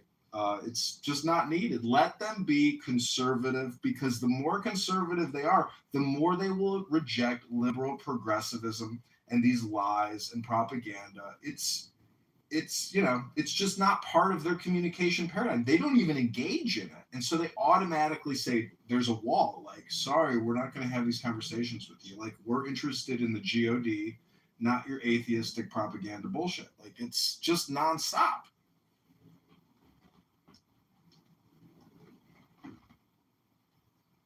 I personally see many issues with the Haredi community that I don't think that they are the natural allies of the rest of the Israeli community. See, that's where I differ, because I don't think you're viewing it in the totality in the same way that maybe India lets their Brahmins do their weird stuff in conjunction with nationalism. So it's like, basically, it's the actual natural order to have this priestly class or these hyper-religious people in a nationalistic state, which are disassociated from the power structure. But they're not dissociated. This is the issue. They're not dissociated with from the power structure. No, I get that. I'm saying not totally dissociated. They are the most effective electoral force in Israel, and like the saving grace is that they're like still in a small enough minority, but they have been clogging the Israeli politics for years now because they have been extremely effective. No, I stand corrected. I mean it in a way that like it appears dissociated because it's not the majority, but even in like the Texas legislature, I've heard that the small Democrat minority in the Texas legislature actually in a way like directs the movement of the caucus, if that makes any sense. So like, how does a minority group have such a huge communication impact on the collective network or the collective unconscious? It's because it's basically an organism, environment, organism. But I'm just saying that either way, no matter what, Emrose will always go down in history in terms of my observations as being one of the most annoying people I've ever heard in my life. She is basically like an Eastern European communist cackling, communist, like somebody where like if you're out on the battlefield, she'd still be out there like muttering the party's slogans. Like, do you hear the shit she says? It's so communistic sounding, socialist. It's like so fucking amazing. She blocked me actually, so I haven't heard the shit that she says in a very long time. What was the shit that she was saying today? She was claiming. I assume that for Israel. We only have 10 years till every Palestinian is genocided, so we gotta act quick. We only have 10 years left before the goose, or what's that bird that went extinct? What was that goofy bird? Dodo. She claims that all the dodo birds are going to go extinct in 10 years unless we act quick. You're going to go the way of the dodo? Yeah. And anyways, I recorded this whole thing. Like, her talking points are remarkable. It's all white versus brown, north versus south. And there's other key talking points that she repeats over and over and over again. I mean, I really do think she has like limited. Crazy Confederacy solution for. Yeah, the Confederacy is coming back to Israel in a multinational peacekeeping force to demilitarize and free Palestine, to liberate Palestine forever. God bless, it's a confederacy, not a federacy. Anyways, her Friday talk, like I've heard her on X Spaces in huge anti-Semite rooms, and but Grok refused to analyze her document for some reason and give me 10 key extracts. Just Grok would not comply with my requests. And Grok, give ChatGPT.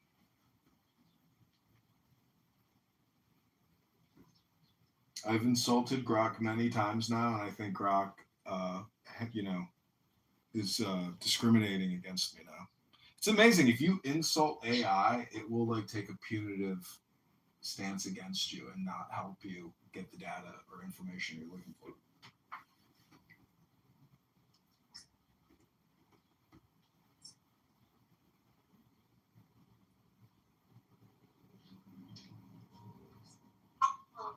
Wow.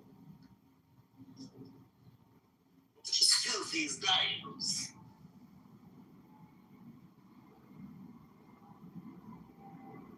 You and Zion.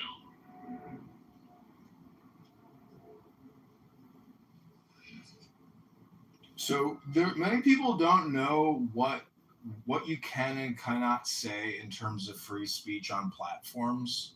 Obviously, you can't talk about the S word, which ends with the L word. That is a keyword that will trigger an automated shutdown. What's the S word that ends with the L word? Sui, you can't use that word. Sui? Let's just not say the word, okay? I can put it in the chat for you. Self-deletion. Yeah, self-deletion. You can't use that word in the chat. That word. You could have just said the euphemism, which is unalive. Unalive. Unaliving, yeah. Other things you can't say is you cannot talk about LGBTQ. You just can't. It is a protected class. Cannot do it. But you can talk. Watermelon rainbow. You can talk about the J words all day long. But you cannot talk about Muslims because that's Islamophobic.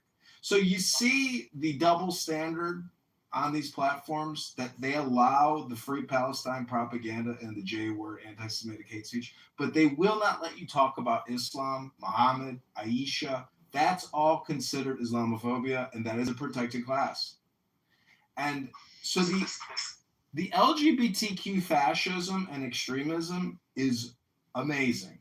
Because when you talk about double standards, like people aren't out promoting, heterosexual activity and being sexual extremists. It doesn't exist because that's the natural order of the situation. But when you call out LGBTQ as being fascistic or Democrat vote organizing or queer brainwashing to eliminate any, and there's nothing to be proud about hate speech, but here are some facts that the media will not tell you. 58% of homosexuals have problems with intestinal worms.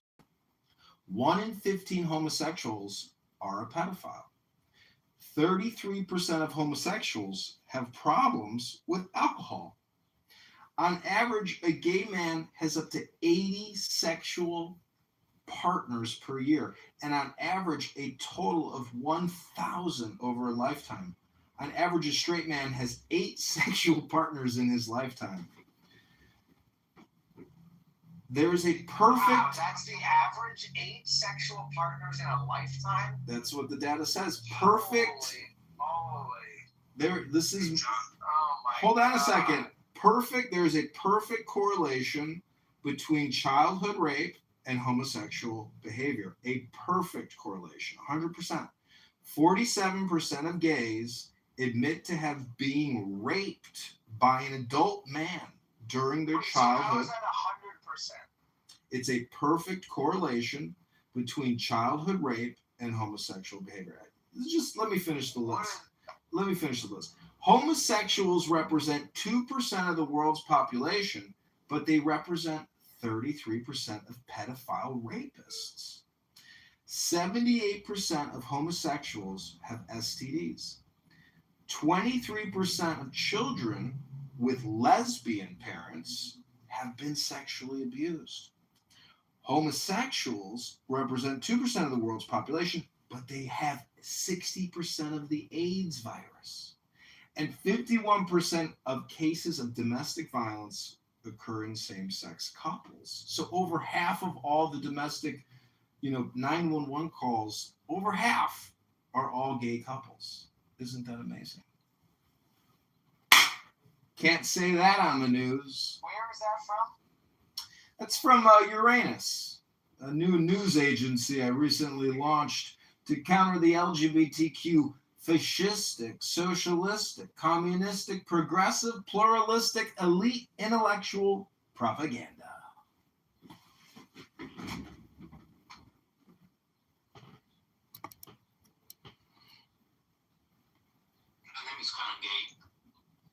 Well, I asked Grok to fact check this infographic that I just read to you, and Grok said, "Silly goose, that's all myths. None of that's true, bitch." I said, "Grok, are you gay?" He said, "No, but I support LGBTQ and Democrat elite, progressive, liberal pluralism values." I said, "I thought you were supposed to be the conservative AI." And Grok said, "Fuck you, bitch. I am beautiful."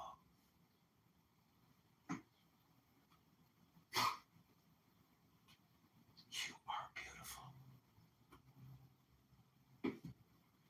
Anyways, Ellie, thank you for debating the butter. Basically Emrose mostly. I wasn't avoiding debating, but I don't know.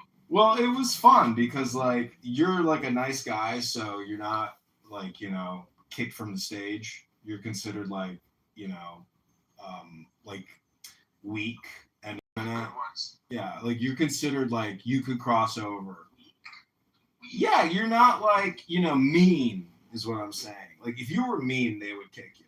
Like I'm not saying that is a weakness. I'm just saying that like, yeah, I'm just saying that like, let me take back the weak word. Let me just say I'm not going to cross too severe of lines with them, like, and make them emotionally feel terrible, You're somebody that they can fight with and survive. It's because I don't fight. But I love how Buttercup keeps saying, I work in the media. I work in the media. Well, what is, like, is that a credibility statement? I mean, what, you got an X account or something? Like, what do you... I mean, who really works in the media is our girl Yael Birdhonks. She's got, like, the biggest account out of anybody. Buttercup probably was really proud of her blue badge before it became commoditized. Buttercup. It was actually probably like the greatest abuse that those people had to go through. Yeah, stripped of the privilege of the almighty blue badge. Yeah, Elle blocked me on X Spaces or on X. Oh, by the way, I think blocking people is incredibly gay. Well, yeah, Elle, Canadian. No. She told me to go see a therapist. That's it. Projection is a motherfucker when you realize that all communication is projection. I literally have trans gay men on Instagram and on X making death threats to me, and and then on top of the death threats, they say you are a pedophile lover. And I write back projection alert, and then I tag Kash Patel. And when you look at these guys' profiles and they're all dressed up as women and they have beards and shit, you're like, damn. Projection is a motherfucker. So yeah, Yael has blocked me on all of my accounts. And you know what I do after somebody blocked me? I say, hey, Grok, add this profile to my block list. Add this account that has blocked me to my ongoing blocked tracker. Oh, she also told me that I'm still hating you. Another projection alert. It's amazing. Like, I don't know. I've never heard anybody tell me, like, you're projecting unless I bring it up, which I find alarming. Is that people are so self-unaware that they don't know they're just like in a chronic state of repetitive projection. And how can you just, at some point you have to realize like, okay, I'm a shameless propagandist, a shameless projector. And as she said, she's willing to die for her propaganda. And it's amazing. We should start such a horrible lie. What? This is such a lie. It's not able to do anything. And she got very triggered when she started the video and about her activism. And I'm a private person. Fuck you, bitch. Zion Nazi. Zion Nazi, bitch. Fuck you, Zion Nazi. Zion Nazi said what? Zion Nazi said what? See, I'm their worst enemy because, like, no one has the time to document, record, and roast these people. And most people are not willing to, like, record them and, post it on X and say, here's, the unauthorized Ambrose. But I will, and I'm about to do that. I'm about to, gaslight her on X. And I had another room open recording the room called You Got a Little Triggered, which is basically saying, you got a little gaslit. I have people on YouTube saying, thank God for John. You make me feel normal, John. Thank you. I've been struggling with erectile dysfunction for many years, and I hated my dad, but John helped me.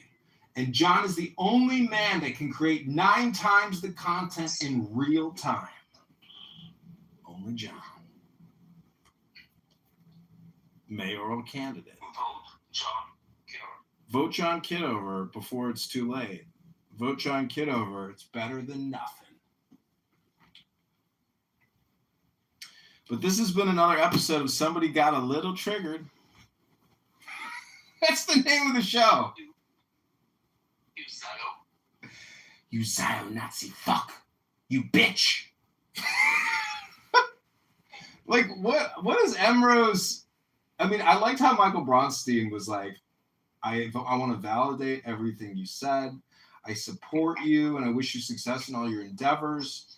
And I just want to know, like, did your parents ever, like, hold you as a child and, like, kiss you and love you and cuddle you? Like, what happened to you is, like, what he was trying to say.